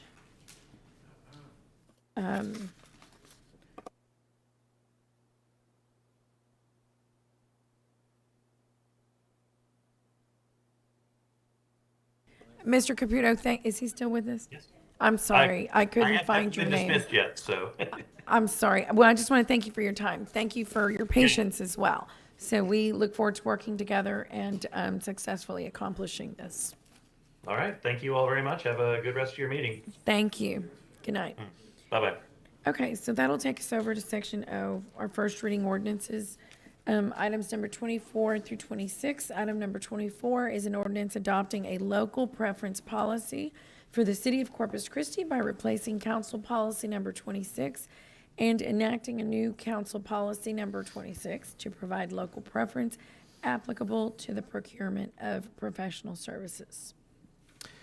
Good evening, Mayor and Council. I do have a couple of slides if you'd like to follow along with me, but essentially, when we met in December, I brought before you guys the briefing on the update to the procurement policies, and as part of that, we worked with the city manager to put together a plan to implement local preference. It's going to come in 2 phases. Phase 1 is what is before you today as 2 ordinance reading. This is the first. The plan is to implement it for the request for qualifications and request for proposals. So we're going to be looking at this from the standpoint of professional services, except for those that are exempted by legally exempted from state law. Thank you. Forgive me. But the plan is then we'll be able to award extra points for local businesses up to 10 points out of a 100-point scale.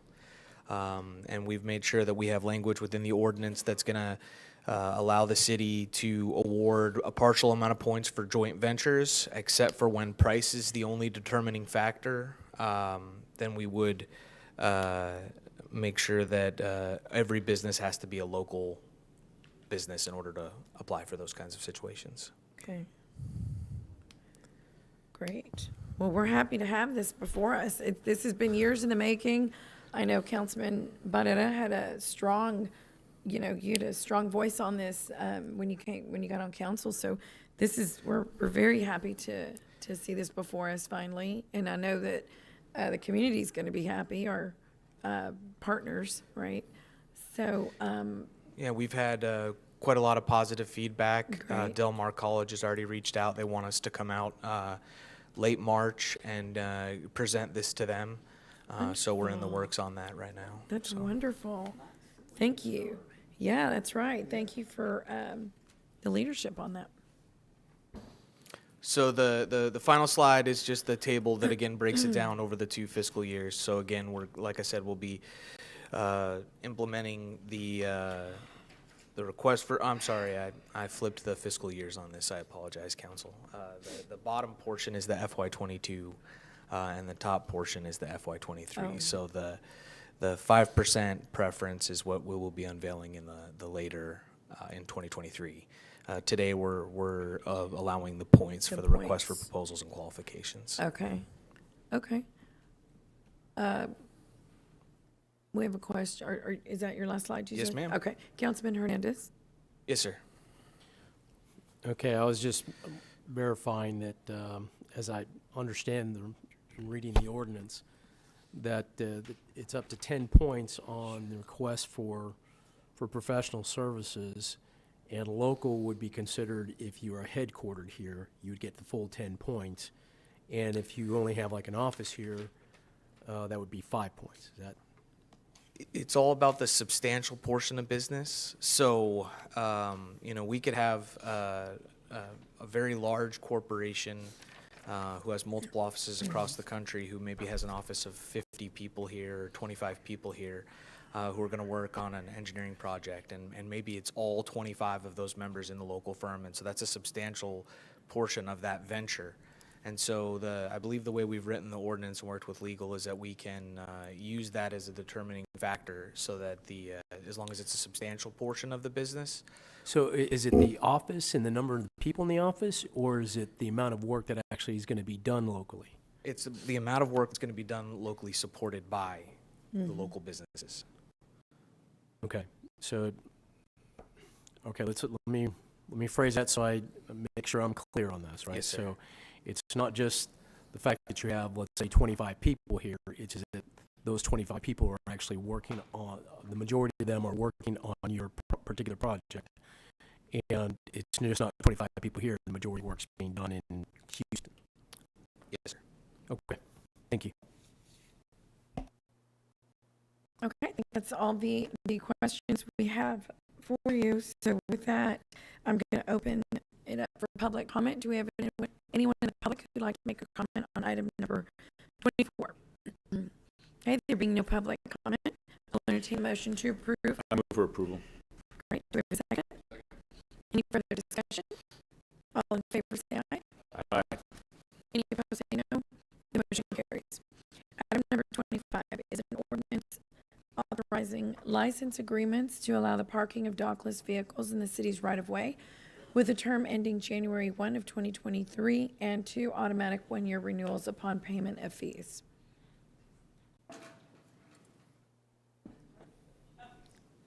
Good evening, Council Mayor. I'm Heather Hurlbut, Director of Finance. So this is the presentation I'm going to give is essentially, is basically the one that was given last week in the briefing, actually, I guess 2 weeks ago. We did take some of the feedback that was from the discussion that we had and incorporated some of that into what our recommendation is. So next slide, please.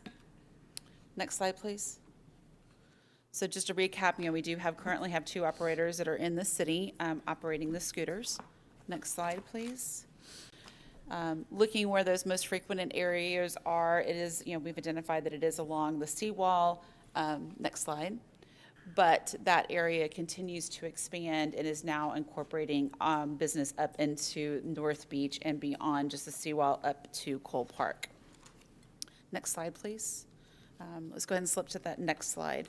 So one of the questions that did come up last time was, how many, we were presenting how many scooters were parked basically on the streets or in the area on a daily basis. But we went in and drilled down a little bit further to look and see how many rides a day on average. And so this slide shows on average in our down periods, kind of in our off seasons, on average there's about between 300 and 400 rides a day.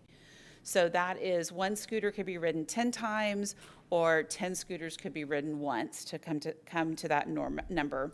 And then as we move into spring break and into the summer, that increases up. In March timeframe, it's almost 900 rides a day. Then we level out at about 700 to 800 rides a day in April, May, and June. And then in July, it's over 1,000 rides a day.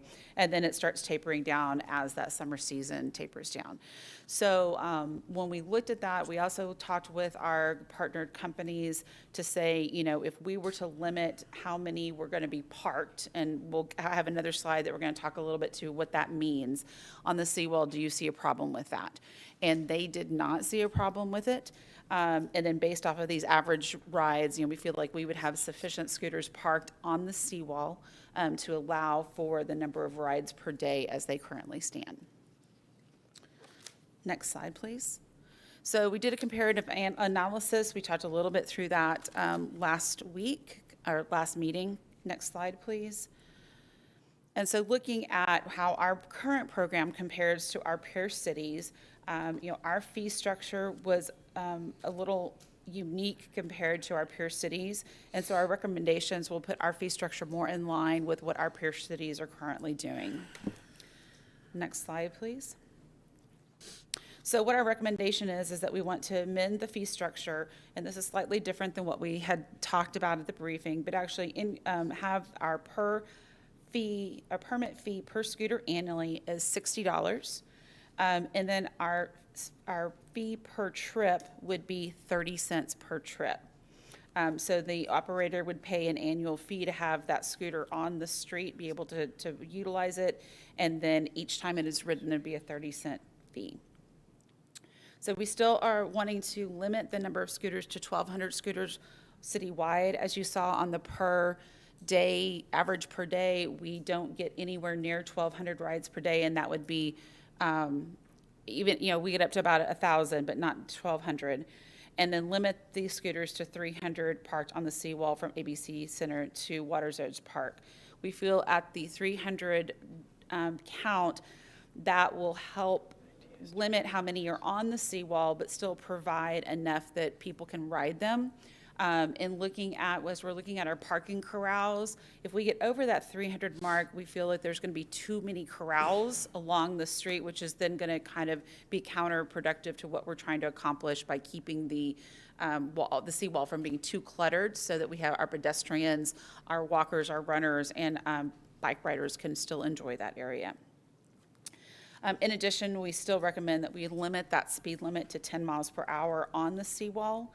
In addition to the seawall, we also are going to recommend that we limit, and I apologize, I didn't add it to this slide, that we're going to limit the speed limit on North Beach on their boardwalk area there to the 10 miles per hour too. It'll be a similar situation as to the seawall, because you do have your pedestrians walking along there.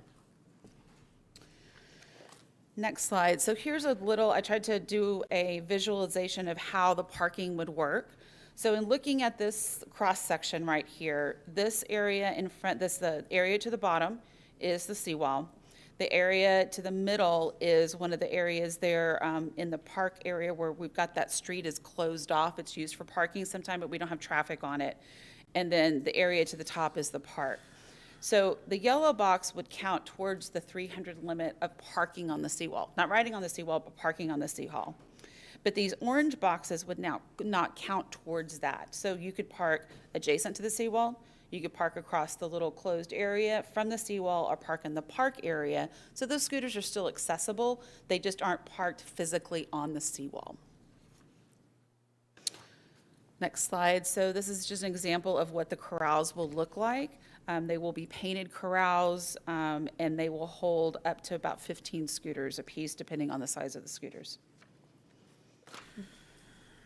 Next slide, please. Oh, sorry, you've got it there. So then looking at what our revenue would be produced based off of the fee that we're recommending, we would have produced about $225,000 in revenue. And so that would allow for us to put, allocate about $140,000 per year towards pedestrian safety and sidewalk improvements.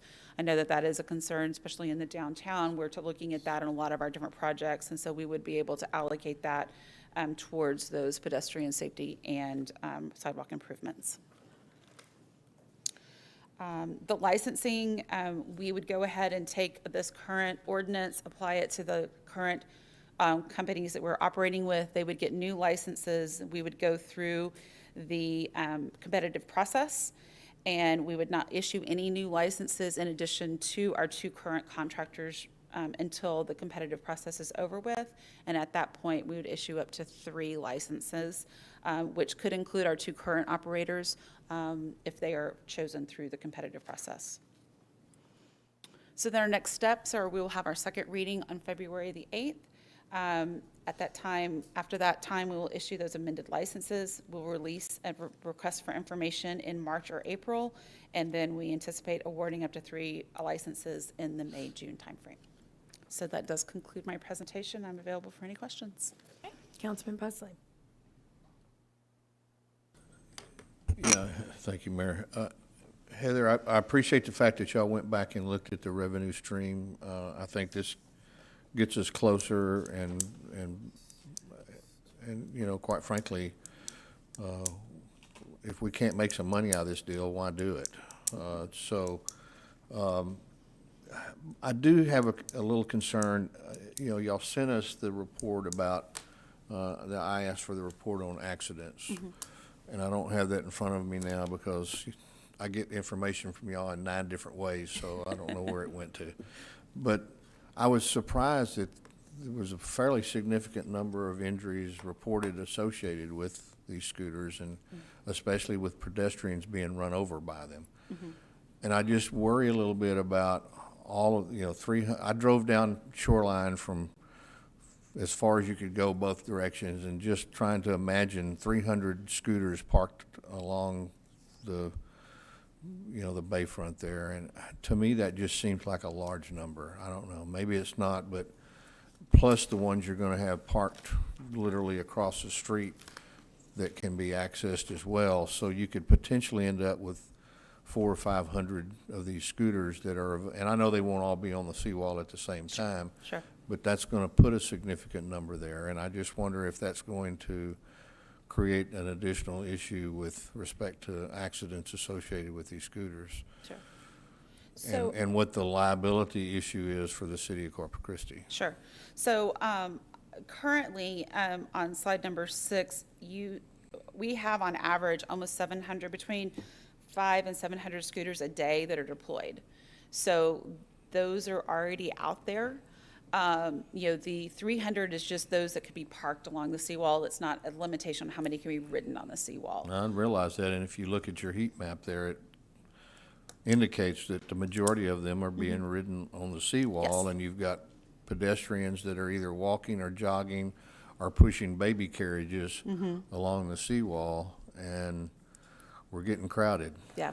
So, we hope to provide a safer environment for those pedestrians by limiting that speed limit too. Because right now they can go up to 20 miles an hour, and they would be limited to 10 miles an hour on the seawall area. Okay. Well, I guess we'll see how it works out. Exactly. And this is definitely a work in process. We've only been at this for a little over 2 years. And so this is something that can continually to be evaluated and changes brought forward. So our contractual agreement with these two companies, can we come back and modify that at any time, or is it 2-year term before modification? No, we could come back and modify it at any time since it's based off the ordinance. So we could modify the ordinance, which then in turn would modify those licenses. Okay, thank you. Councilman Molina. Thank you, Mayor. Heather, what kind of feedback have you gotten from the two operators currently on this new proposed ordinance? So both of them have actually been anxiously waiting for us to bring this forward. We got a little delayed with COVID and we had other priorities. And so because our fee structure was one of the higher, if you looked at our peer competitors, it is a higher one, and it was based off of just purely having your scooter on the street versus actually paying for what activity was occurring on the scooter. So we have worked actually very closely with them. They provided us a lot of statistics, a lot of information on what other cities are doing, and it really helped us in our research. Well, I noticed on the proposed fee structure, the fee per scooter is $60 per scooter, Yes. which is in line with the highest one currently that you listed, which is Dallas. And then our per trip charge is 30 cents, which would make us the highest Yes. charge in, I guess it's the state of Texas. Yes, yeah, we didn't go outside the state of Texas. So are we, I'm just concerned that we might be creating a hindrance to those operators, because personally, I would enjoy the scooters, and I would hope that they would continue operating, but I don't want them to be in a position that these fees prohibit them from continuing their operations here in the city. Sure. The fee, we have not gotten negative feedback from, I would think that, from our operators, I'll just say that. I would assume that they would love us to lower those fees. It is more profit for them, but they have been comfortable with this. And in essence, we are lowering them slightly than what they're currently paying to do business in the city. Yeah, and part of me thinks that it's going to be offset because we're not charging a application fee like some of these other cities, which is in the amount of several $100s. Well, actually, what I was basing it off of is that, we had been producing about $250,000, $260,000 in revenue a year. This actually is going to be estimated $225,000 in revenue a year. So the fee structure is producing slightly less revenue, which means that the operators are paying slightly less than they're paying in our current fee structure. Okay, appreciate it. Thank you. Okay, you're welcome. And Councilman Barrera. Thank you, Mayor. Heather, I guess kind of dovetailing what Councilman Molina had indicated, I guess almost 3 years ago, when these scooters flooded the market without any, they just kind of started popping up everywhere and they became nuisances. We, I guess, accidentally fell ahead of the game because we had this large fee of $1 a day. We had several vendors that came in and told us that that's just way too expensive for us to operate. You could, maybe if you had a use fee, and, I didn't support that. I don't think Ben did either. What is it? Because Ben, is like he said right now, he thought it was very, very active for the community. I think one of the things that we're missing, though, is that my support of the scooter was to provide enhanced public transportation, to be able to cover that last mile. So to be able to cover that last mile, in my district, I would see individuals in service industries, uniforms, utilizing them, and then you'd see them parked at bus stops. You know, you'd see somebody in a Whataburger uniform or a McDonald's uniform going down Saratoga to be able to utilize that because they were utilizing it in addition to public transportation. But what happened is that we priced ourselves out of the market, and so therefore you didn't have those scooters that were used for transportation that were in segments of the area that were not tourism friendly. Hence then what capitalism did was they basically brought the scooters where the demand center was. So that being said, I wonder a couple things. Number one, is there a way for there to determine how much of that use is repeat customers with their software? They can, yes. So that way we can find out where the repeat customers are, because now I don't see any in my district at all. Yeah. Hardly ever. Whereas I used to see quite several. Now we were getting to the point where the nuisance was on the bayfront. So I don't know that if sometime down the road we consider I don't know, a different fee. And I know this is all a work in progress across the nation, across the state. And as some have just abandoned it, I know, right, you can't have one on the UT campus at all. I think there's just things like that. Some universities, they don't allow them because they become a nuisance and they become dangerous. Exactly. But I don't know that if we do some research, and I don't expect to happen today. I'll definitely support this. But I don't think we're looking at it more as an attraction for something fun to do in addition to tourism, as to where if somebody has, you know, I never bought my kids vehicles until they were 18, which they hated, you know, and it wasn't the vehicle they wanted. But the thing is that it forced them to use public transportation, and me being on the RTA board, that was, at the time, that was my expectation. And so they found other resources, and when they went off to college, they used 10 speeds, you know. So I think that's something that we probably need to look at, in particular because we are somewhat of a college town. And, you know, if it's not made available to students who don't have regular transportation. Sure. Anyway, my 2 cents. Thank you. And to comment on that, you know, they have looked at what our rider profile is, and it is less of that last mile transportation. They aren't seeing what the trends are showing is it is more just kind of riding up and down and getting around downtown. It's less of the same person getting on the scooter at the same time every morning and going and dropping it and coming back. Yep. I know that they had talked to us about expanding out beyond downtown. You know, there has been some expansion, but we can definitely talk to the scooter companies about, you know, hey, can we do some tests around the city, around the university, see if there is the demand there. I think another opportunity might be, you know, around Carroll High School. And simply because the area is not as affluent as around in the veterans area. And so you may have other individuals that may want to use that. And, Sure. and ask them what they're doing in other markets that are more public transportation friendly. Here we're not so much because, you know, you might have to wait 45 minutes for a transfer, where in other larger communities, maybe in Austin, it's 15 minutes. Yeah. So, And just a point about the high school, you're supposed to be 18 to ride the scooters. Yeah. So I probably wouldn't suggest that we put them at a high school. If they're going to get College used. campus might be really good. College campus would be a good idea. Anyway, all right, thank you very much. Sure. Okay, I don't see any other questions. Heather, thank you very much. Sure. I'm going to go ahead and open public comment. Is there anyone who would like to comment on this item? Yes, ma'am.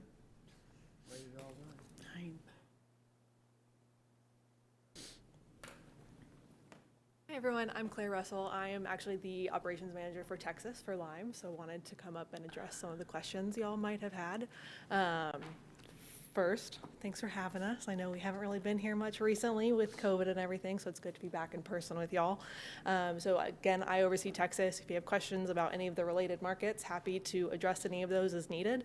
But to start, as far as the accidents go, I believe you brought that one up. We can actually implement the low speed zones that we've talked about and then mandatory parking zones to make sure that those scooters don't end up in really high demand areas where people are going to be jogging, biking, walking, etc. We've had really good success with that in Austin, and then in Corpus, I'm actually, excuse me, I'm getting over a little bit of a cold. So we have a sidewalk detection that we are piloting right now in Corpus. I'm doing the testing tomorrow morning to make sure that it's implemented before we bring it to y'all, but that is something that we have the ability to implement. Thank you. As far as the provider feedback that you asked about, we have been on the same page about all of this going forward. Obviously, we have the larger portion of fleet in Corpus that was shown in that presentation. We're totally fine with that. We know that that's going to work out well for some of the safety issues that were brought up. The seawall in particular, we don't have that many vehicles at the time or at the moment. We do have most of it actually like extended over into parking lots and things like that. That being said, we do have a team who goes out and organizes everything at least once a day on weekdays, and then weekends they're out there twice a day to make sure that everything's tidy. And then for public transportation, we actually did used to test some areas in Corpus. Maybe we just weren't doing the right ones. And then the dollar per scooter per day was one of the hindrances there. So this fee structure is actually going to be really helpful towards that to make sure that we are incentivized to do that. And we can also make sure that cost efficiency wise, we're getting what we need for that. If I forgot anything, please let me know. I'm just trying to cover multiple points at once. Yeah. No, thank you. Does anybody have anything else they might want to? Yes, Thank we you. do. Same. Yes. Corpus is one of our best markets in Texas, so we're Okay. excited to be here. Great. Thank you. Thanks, everyone. We're happy to have you here. Thank you. Okay, anyone else? Okay, I'll go ahead and close public comment and entertain a motion. Okay, do we have a second? Any further discussion? All in favor say aye. Aye. Any opposed say no. The motion carries. On to item number 26.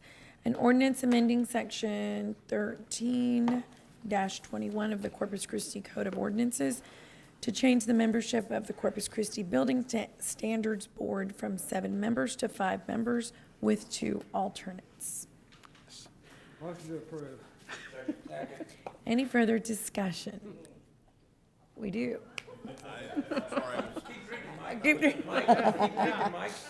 I just want to ask a quick question. Yes, sir. I wonder why we even do a building standard board. I mean, the ultimate decision comes to this council. Why don't we just cut out the middleman and eliminate the board altogether if we're having a hard time getting people to show up? I would say that would be a very big burden on the city, on the council. I mean, the state makes a provision for there to be a public hearing process to hear these matters. And our Building Standards Board, they meet, when they do meet, and it's every other month, and they hear between 10 to 20 cases at a time. Yeah, no, thank you. No, thank you. And so you're actually seeing a very small percentage of that once they're appealed. So. Okay. Right. I'm gonna appoint you as chair. Mr. Risley, I think he's got some info for us. Yeah, I would say I've been in a city My where they had co-chair. that, and those meetings took about 4 to 5 hours for Yeah, those moving on. We have a motion and a considerations. second. Call the question. All in favor, say aye. Aye. Any opposed, say no. But Councilman, I will gladly send you an invitation if you'd like to. Yes. There you go. All right, thank you all. Thank you. Thank you very much, Tracy. All right, okay, so I'll recess the council to hold the special board meeting of the Corpus Christi Housing Finance Corporation. Councilmember Michael Hunter will preside over the meeting.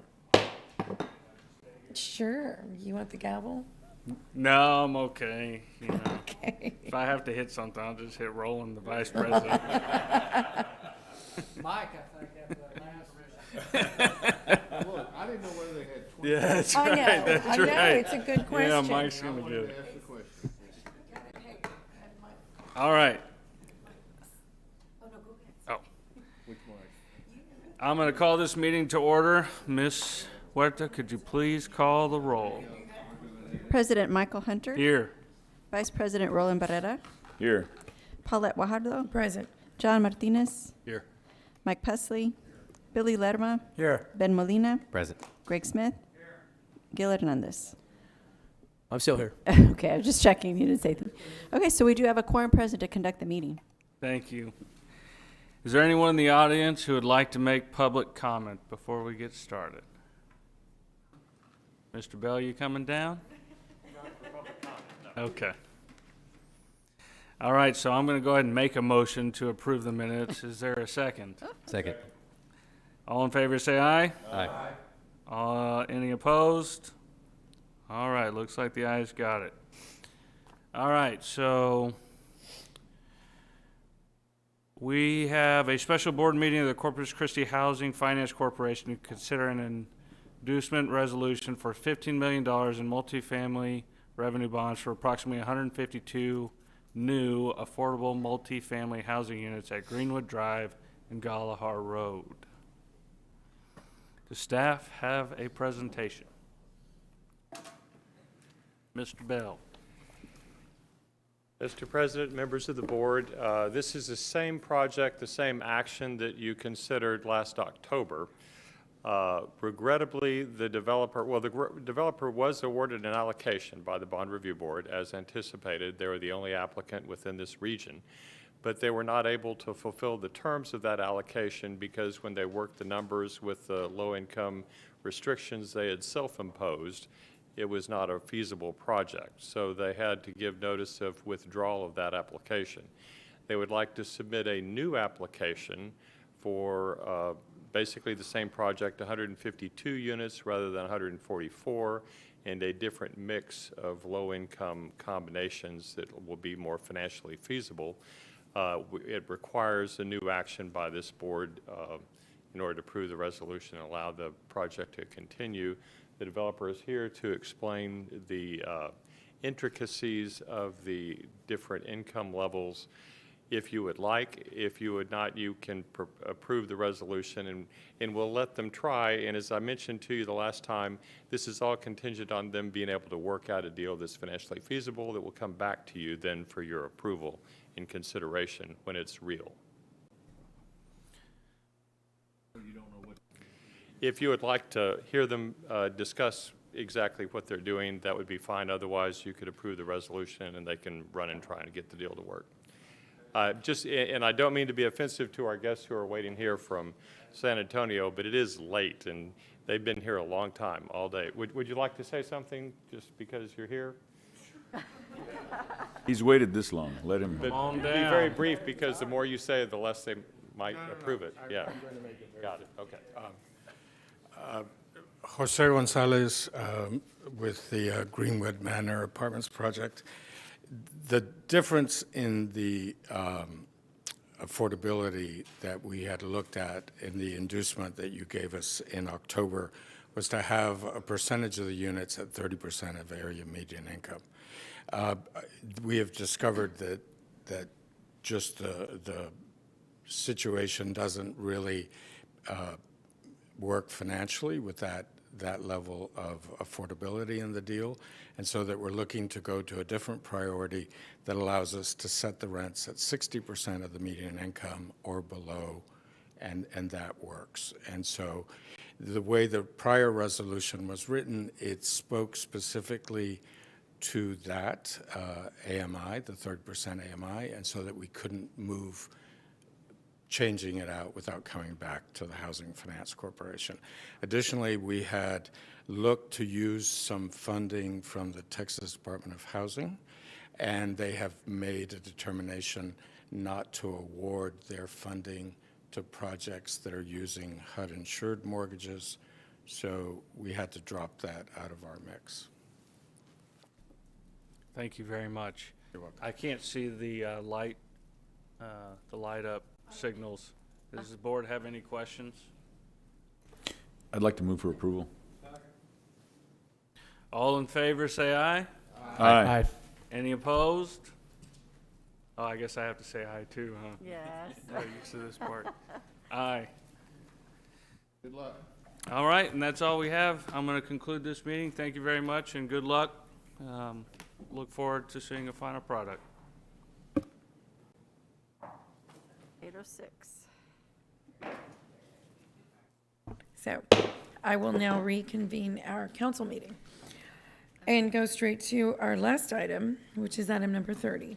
Infrastructure Design Manual Revisions, improving the quality of new infrastructure in new subdivisions to become effective March 1 of 2022. Good evening, Mayor and council members. Good evening. The moment you've all been waiting for. Yes. Make it quick. I have a brief PowerPoint I'm going to try and briefly run through. So this is an effort that I'd like to say we've been working on it for 9 years, but I really just have to say we started the effort 9 years ago, and we are getting ready to complete it. So this infrastructure design manual was contemplated in the revisions to the UDC that took place in 2013. They envisioned a kind of comprehensive manual for the design of any public sector infrastructure. We published one chapter in 2013 dealing with streets, and at the time they expected to be rolling those chapters out over the next several months, and I guess time got away from us. But we're correcting that now. By public sector infrastructure, what we mean is all of the things that are built mostly on our behalf, on our behalf by others. You know, this is developers, land developers, site developers. These are things like roads, water, wastewater, storm drainage, traffic signals, things of that nature that are part of the built environment that then become the maintenance responsibility of the city.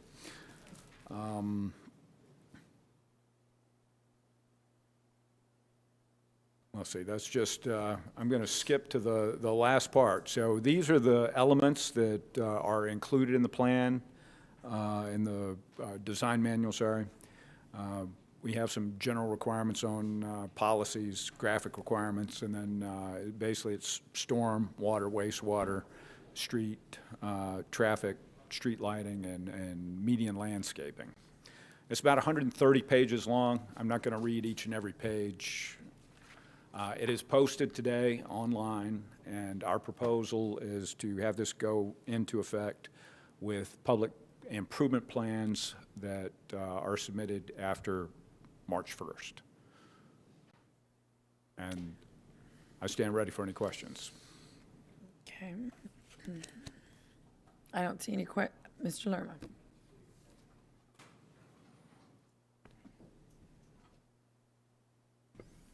Thank you, Mayor.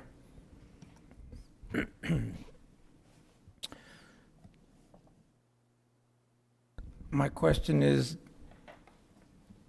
when you were putting all this together, getting information from, I guess, different components, did you sit down with developers, with the Home Builders Association, contractors? Were you able to sit down at a round table and discuss this upcoming changes, and did they have any kind of input in it? And if so, did you follow some of their input, or did you just move forward on what staff recommended only? Well, so ultimately, this is contemplated as being a staff item and a living document that staff puts this together. The engineering department functions essentially as the editor-in-chief for this. Each section is owned by its respective operating department, and we are collaborating with them to essentially compile this. Now, for the most part, I'm going to say 99% of this is requirements that were already in place. That some of it was written, some of it was just practice, but it was mostly just assembling documents. The one thing that had some material changes, and they were albeit small but somewhat impactful, was the street design section that was first published in March of 2013. And that made some significant upgrades to our design standards. That actually precipitated this entire effort, actually. There were some issues that came to light with us being sort of locked into a particular manufacturer on a particular product, and Richard Martinez got involved with this, and we tried to address that issue to where we wouldn't be locked into a particular manufacturer. There was another issue that we started to look at addressing at the time, and it was what I consider to be a loophole in the street standards that were published in 2013, and these changes are closing that loophole. Now, it really only changes just one sentence in the 2013 standards. Now, we published minimum pavement standards on a typical residential street. It was 8 inches of lime stabilized base, 6 inches of limestone, 2 inches of hot mix asphalt. And, you know, that was a 30-year AASHTO design based on AASHTO 93. Now, the one sentence that we're essentially removing from the manual states that the use of a city-approved geogrid is an acceptable alternative in lieu of up to 8 inches of lime-stabilized subgrade. Now, for those of you that don't know, this is a geogrid. Yeah, I was going to ask you, what's a geogrid? It's technically they refer to as a geotextile. This is it basically adds stability, some stability to your pavement structure. The theory is that it helps confine your stone base a little bit better. Now, sure. Now, my personal opinion is that while this adds some value, it is not remotely the value of lime stabilized subgrade. And in fact, our pavement structure, the 6 and 2, or I'm sorry, 8 and 2, was based on having lime stabilized subgrade. When you put the geogrid in lieu of the lime stabilized, you basically invalidate that pavement design. And we feel very strongly that this is kind of a bad deal. You know, we're trading that for something that provides much more value to the pavement structure. Now, we did start in last year in August. I went to the task force meeting that they have, and I previewed that we were coming out with this manual and gave a link to this chapter, and we've gone through a couple of revisions. We've worked with them. In the interest of full disclosure, the home builders, the developers are not in agreement with this, obviously, because this is going to add to their cost. You know, they claim that this the lime stabilized subgrade is going to cost about 3 times what this geogrid costs. I was going to ask, is that the actual geogrid? That's what it looks like? Yes, this sir. thickness? That then? Well, that's there are what goes different under our configurations streets? and stuff, but that's basically it. Yes, the answer is yes, Councilman. Who came up with that? I wish I would have done it, because I would have been one rich son of a gun. Well, That's supposed to hold up our asphalt in our streets. That plastic. That little plastic stuff is supposed to do that. you know, I've been a big proponent about changing standards on streets, okay? I was one of the first ones saying that pay me now, then pay me every year for the next 20 years to correct our streets, because that's what I feel like we're doing. I'm not against making sure that we build streets the right way. I'd rather pay up front than pay every year for the next 30 years that we have to repair them every year after year. I've always been a person that says we need to use better material to design our streets and make our streets. in my opinion, this is the single biggest thing that you could do to achieve that. Now, it is going to add cost. There's no way around that. However, I would argue that it might be somewhere between $500 and $1,000 a house, depends on the size of the lot. But if you want to reduce the cost of a new home by that amount of money, I think there would be much more economically efficient ways to do it.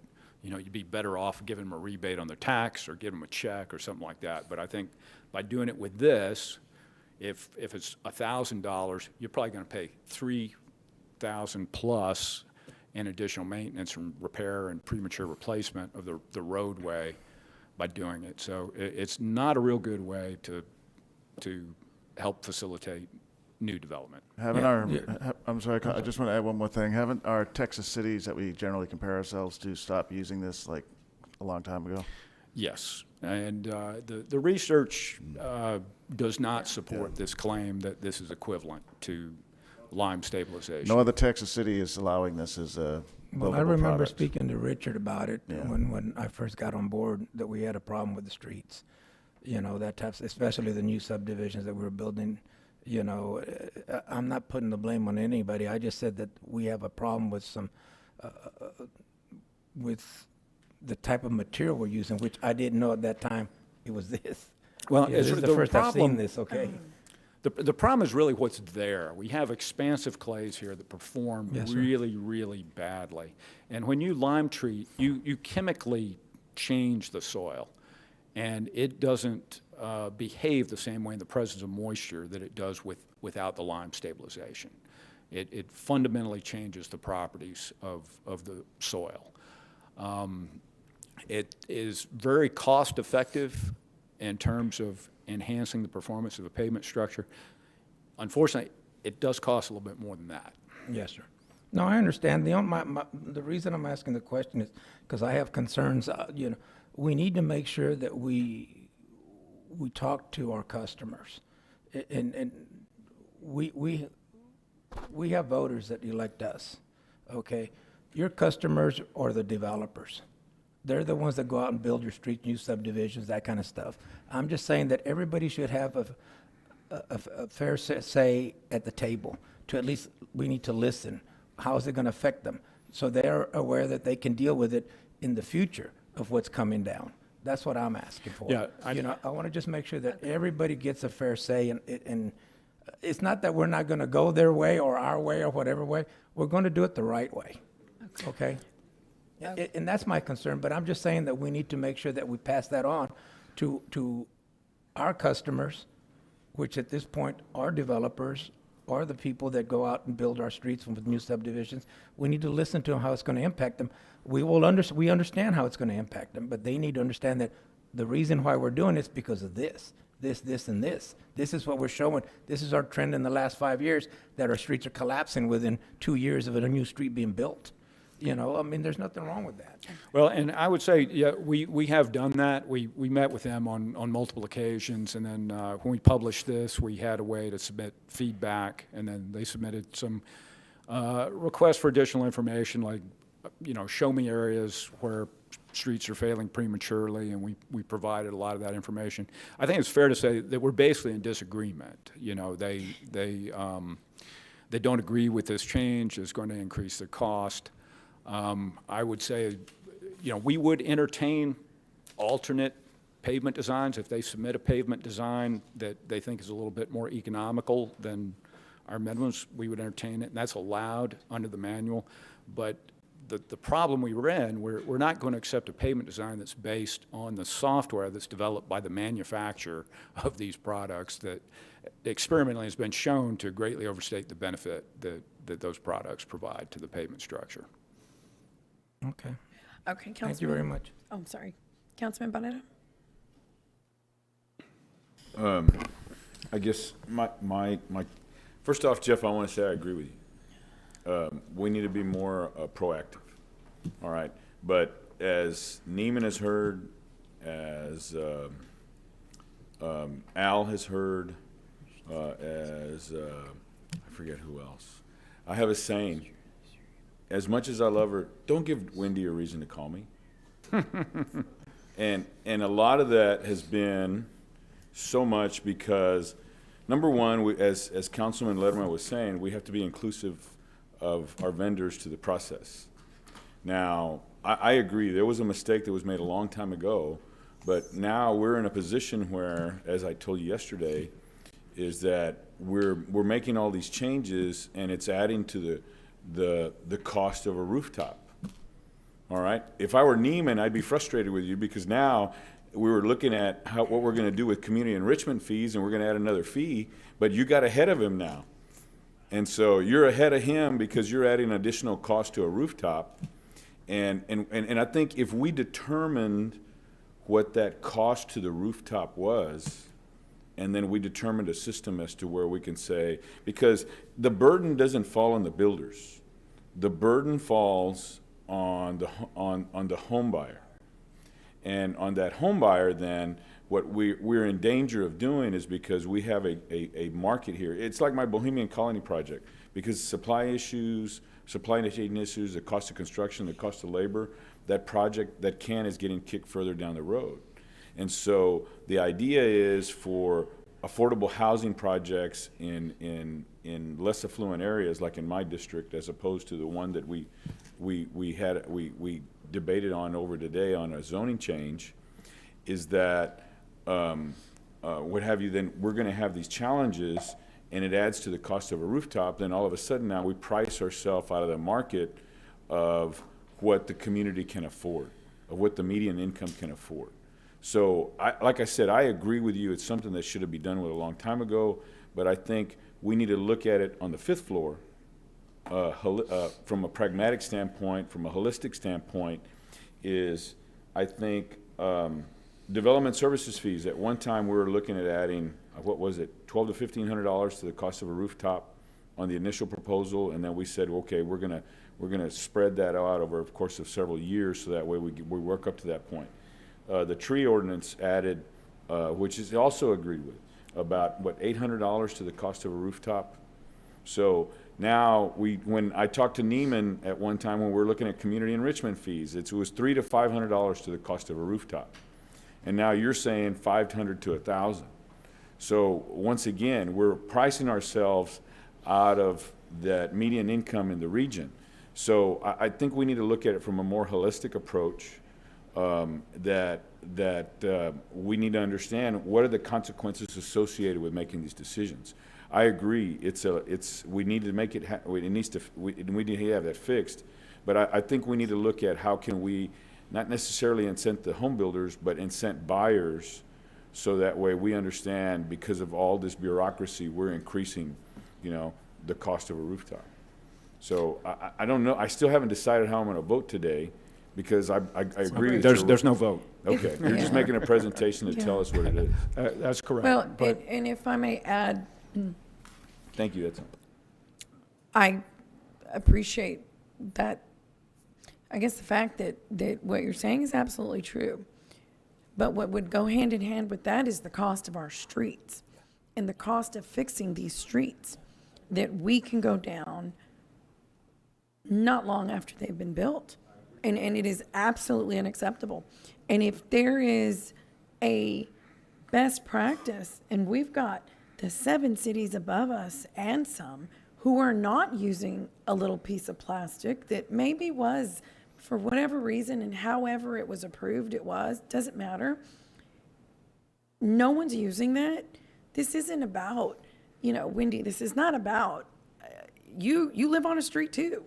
It's not about the relationships with the builders. It's not about, it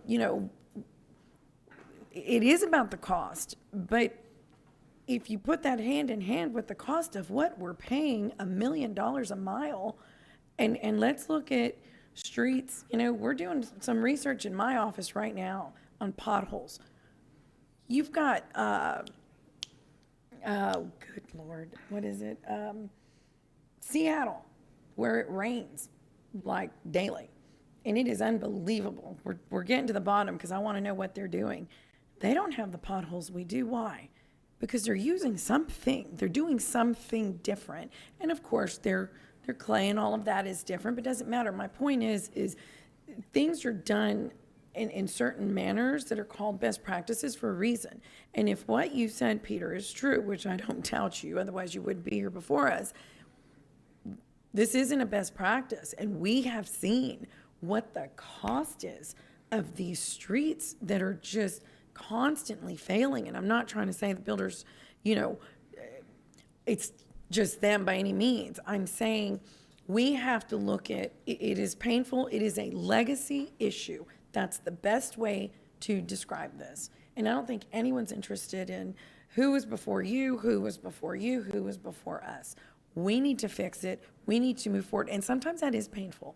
It is painful, but that's what we're here to do, to fix it. And we've done so much of that, I think, in the last year that we've been here. So I think, yes, let's give everybody the cost of streets when we have to repair them and the cost of what it's going to take to implement a new system and what life that gives our streets. Because they have to go hand in hand. They just do. And I think once we see those numbers along with you know, the cost of what it's going to take to build a street, it's going to make more sense.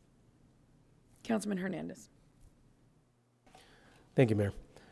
And Jeff, first let me start off by saying thank you for reaching out and briefing me in much detail with as much of the questions that I had regarding not only the limestone stabilization, but also the stormwater portion of this. And I had, you know, after going through all that, I had some other questions. Does this take into account the differences in the soils between different areas of the city? Like, for example, you know, we have more sand in Flower Bluff versus in, you know, on the south side. Yes, sir. We call out two types, type A, which is clay soils, and type B, which is sandy soils. And we allow different things on the different types of soils. So this particular change affects mostly the high PI clay soils, where you really need to have some kind of sub-base stabilization, and where, you know, we've concluded based on our research, and there's research that's been conducted by the universities, it's, you know, the benefit that you get from the geogrid, and we still allow the geogrid, we'll allow it. What we're not going to do is just wholesale substitute it for lime stabilization. And, you know, it was a great marketing thing. Congratulations, they pulled off a good one, but their software greatly overstates the benefit that product provides. And I can see why people looking at that software would say, hey, yeah, this is about equivalent. You know, we'll use this instead of lime stabilization, and it's cheaper. This is great. But experimentally, the research just does not support that position.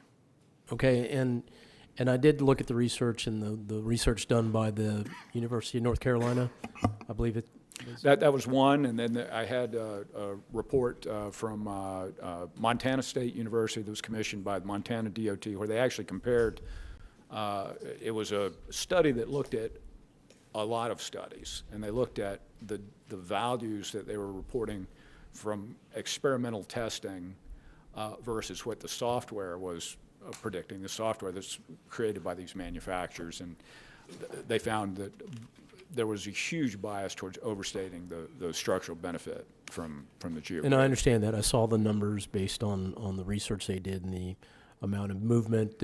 Yeah, so that was very insightful. I appreciate that, and I you know, you backed it up with the numbers. So I have to say that you did a good job there.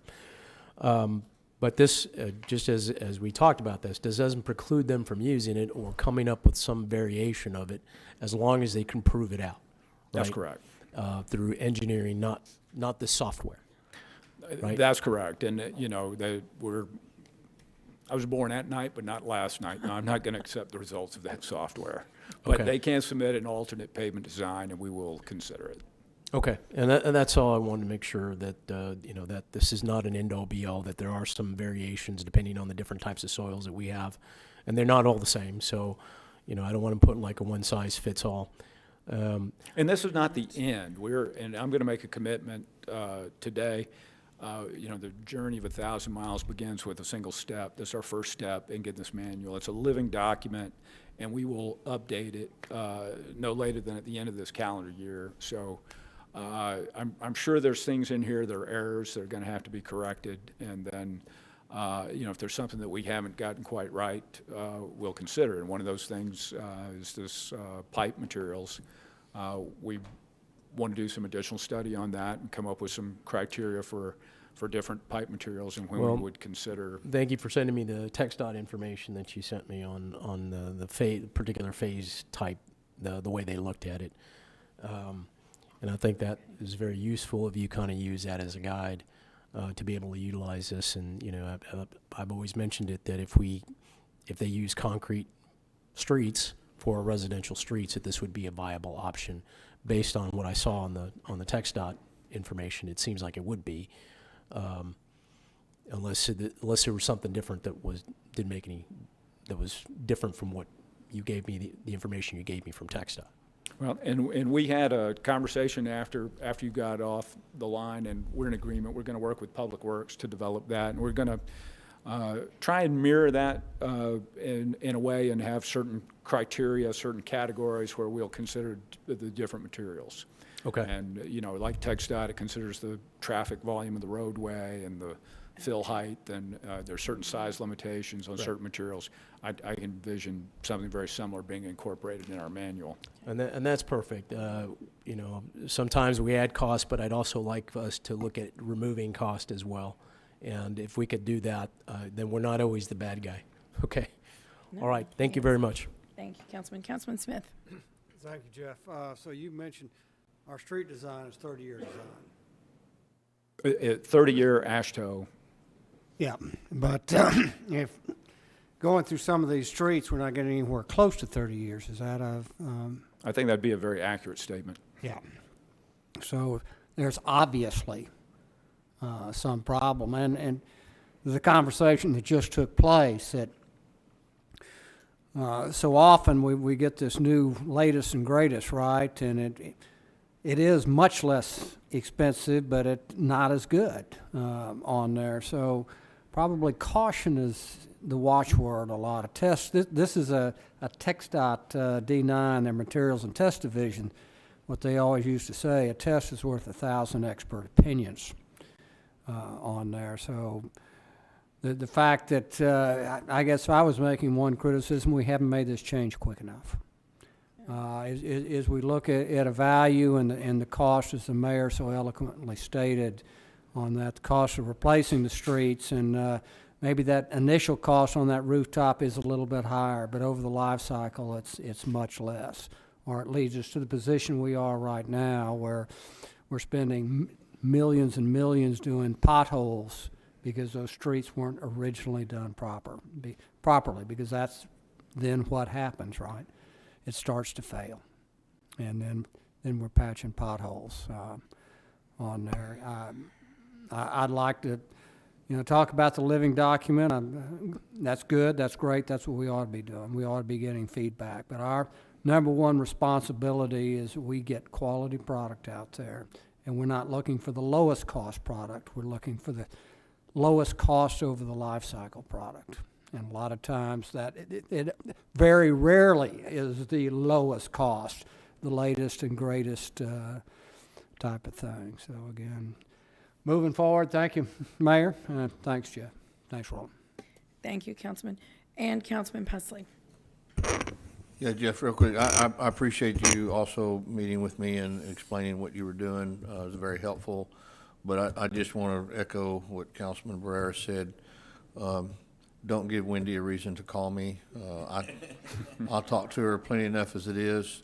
But we owe them an explanation. We owe them a face-to-face when we're going to make major changes like this. This will have a significant impact on their cost of construction, no doubt. And, what I might also say is if these geogrid companies are feeling the squeeze, then they ought to be put on a spot and say, okay, proof's in the pudding. You want to come down here and pay for a road and guarantee it for X number of years and show us how to do this to where it works, then come ahead. We'll see how many takers we get.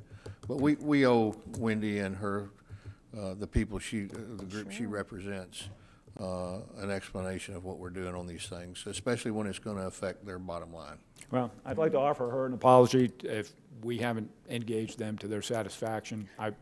I'm afraid on this issue, it might not have mattered. I think you were going to hear from her no matter what, and I wouldn't have expected less. Yeah, hey, Jeff, can I add, though? You have engaged them. So we have engaged the Home Builders Association. They have numerous correspondences, unlike what was stated earlier this morning.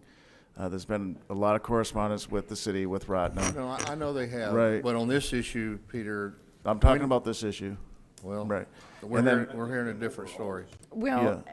And then one other thing is that the Development Services Department, Al Raymond meets with the developers. That's a good improvement. He did every month.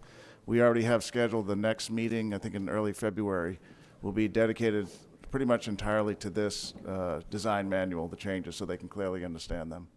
So that's already scheduled. Yeah. Yes. Okay. All right. I have a quick comment. Sure, go ahead. Thank you. Jeff, by no means am I putting the blame on the engineering department on anything. Same with you, Roland. You guys are doing a fabulous job for the city, okay? That's part of our Wendy- job description, sir, so but- don't be bashful about doing that. But Wendy, also, I'm not putting the blame on the developers. I'm just saying that we need to just communicate. That's all I'm asking. That's all I want from everybody. Yeah, but Councilman Lerma, Peter just said, and I have to defend it, we are communicating. And I understand Wendy's side too. It's like both sides want, well, maybe the developers want a little bit more say into the matter, but communicating, we are, because you guys did. Maybe there needs to be more communication, that's what or I mean, maybe man. more input. We didn't have enough, they didn't get a response when they were asking for Right. But there was clarification, communication. basically, Yeah. okay? That's all they were That's asking better, for. yeah. That's what I'm saying. Yeah. But I'm not putting the blame on any department, though, okay? I just want you guys all to know that. Yes, sir. And after there was a little bit of conversation about the IDM and the lack of correspondence between the Builders Association and the staff, I actually reached out to the engineering department, spoke to Jeff, and I spoke with Rodna, and I asked them, hey, have you all not been in correspondence with the Coastal Bend Builders Association about a major policy? Because I was led to believe that we have been in correspondence with them. And I actually had them pull out and print out all the email correspondence that they've had with either the Coastal Bend Builders Association or representatives from the association. And there's been constant correspondence since August 15th through December 15th, where the last correspondence is correspondence between Coastal Bend Builders Association with a list of comments on the IDM, and Rodner responded to each comment, explaining the rationale for the recommendations in that proposal. Then it concluded with a question from Rodner asking, hey, this is going to go before council. Do you all have any questions or concerns that need to be addressed? And there hasn't been any correspondence since then. But they have been in constant, at least from what I can find, there's been documented correspondence that's been taking place since August to make sure that there was collaboration between our development community and the staff before coming before council. Mayor, may I? Yes. Once again, really, that's not my problem, and perhaps my standard is too high. But the deal is that I'm looking at the economics of us providing an affordable home to our community, and I don't feel comfortable that because of this challenge, which I completely agree with. I agree with you 100%. It needed to be done. We need to be more proactive, and we need to protect our investment for the future. However, I don't think that we've looked at it from a holistic standpoint, that we have a responsibility to our citizens to provide them with affordable housing based on what the median income of our community is. And I don't know that we've examined that. All I would say is that when we talk to these individuals, they know better than us what the cost of a home is. Yes, sir. And when we start enacting policy, which maybe we should have enacted long ago, I mean, I don't know. It's like I said, you guys know my son got this expensive house in Austin for 2,400 square feet, $470,000, which I thought he was nuts. He works remotely. I said, move to Corpus, you can live on Ocean Drive. But a lot of that has to do with maybe and I think that's the thing. We have to have a balance to do that, and I don't feel comfortable. So the issue is not emails or meetings or, whatever it is. So I think you get me. Yes, sir. Thank you very much. Thanks, sir. Okay. All right, thank you very much, gentlemen. And with that, I think that concludes our meeting. Yes, ma'am. Okay. No. Or should we sit here another 15 minutes and make it an even night?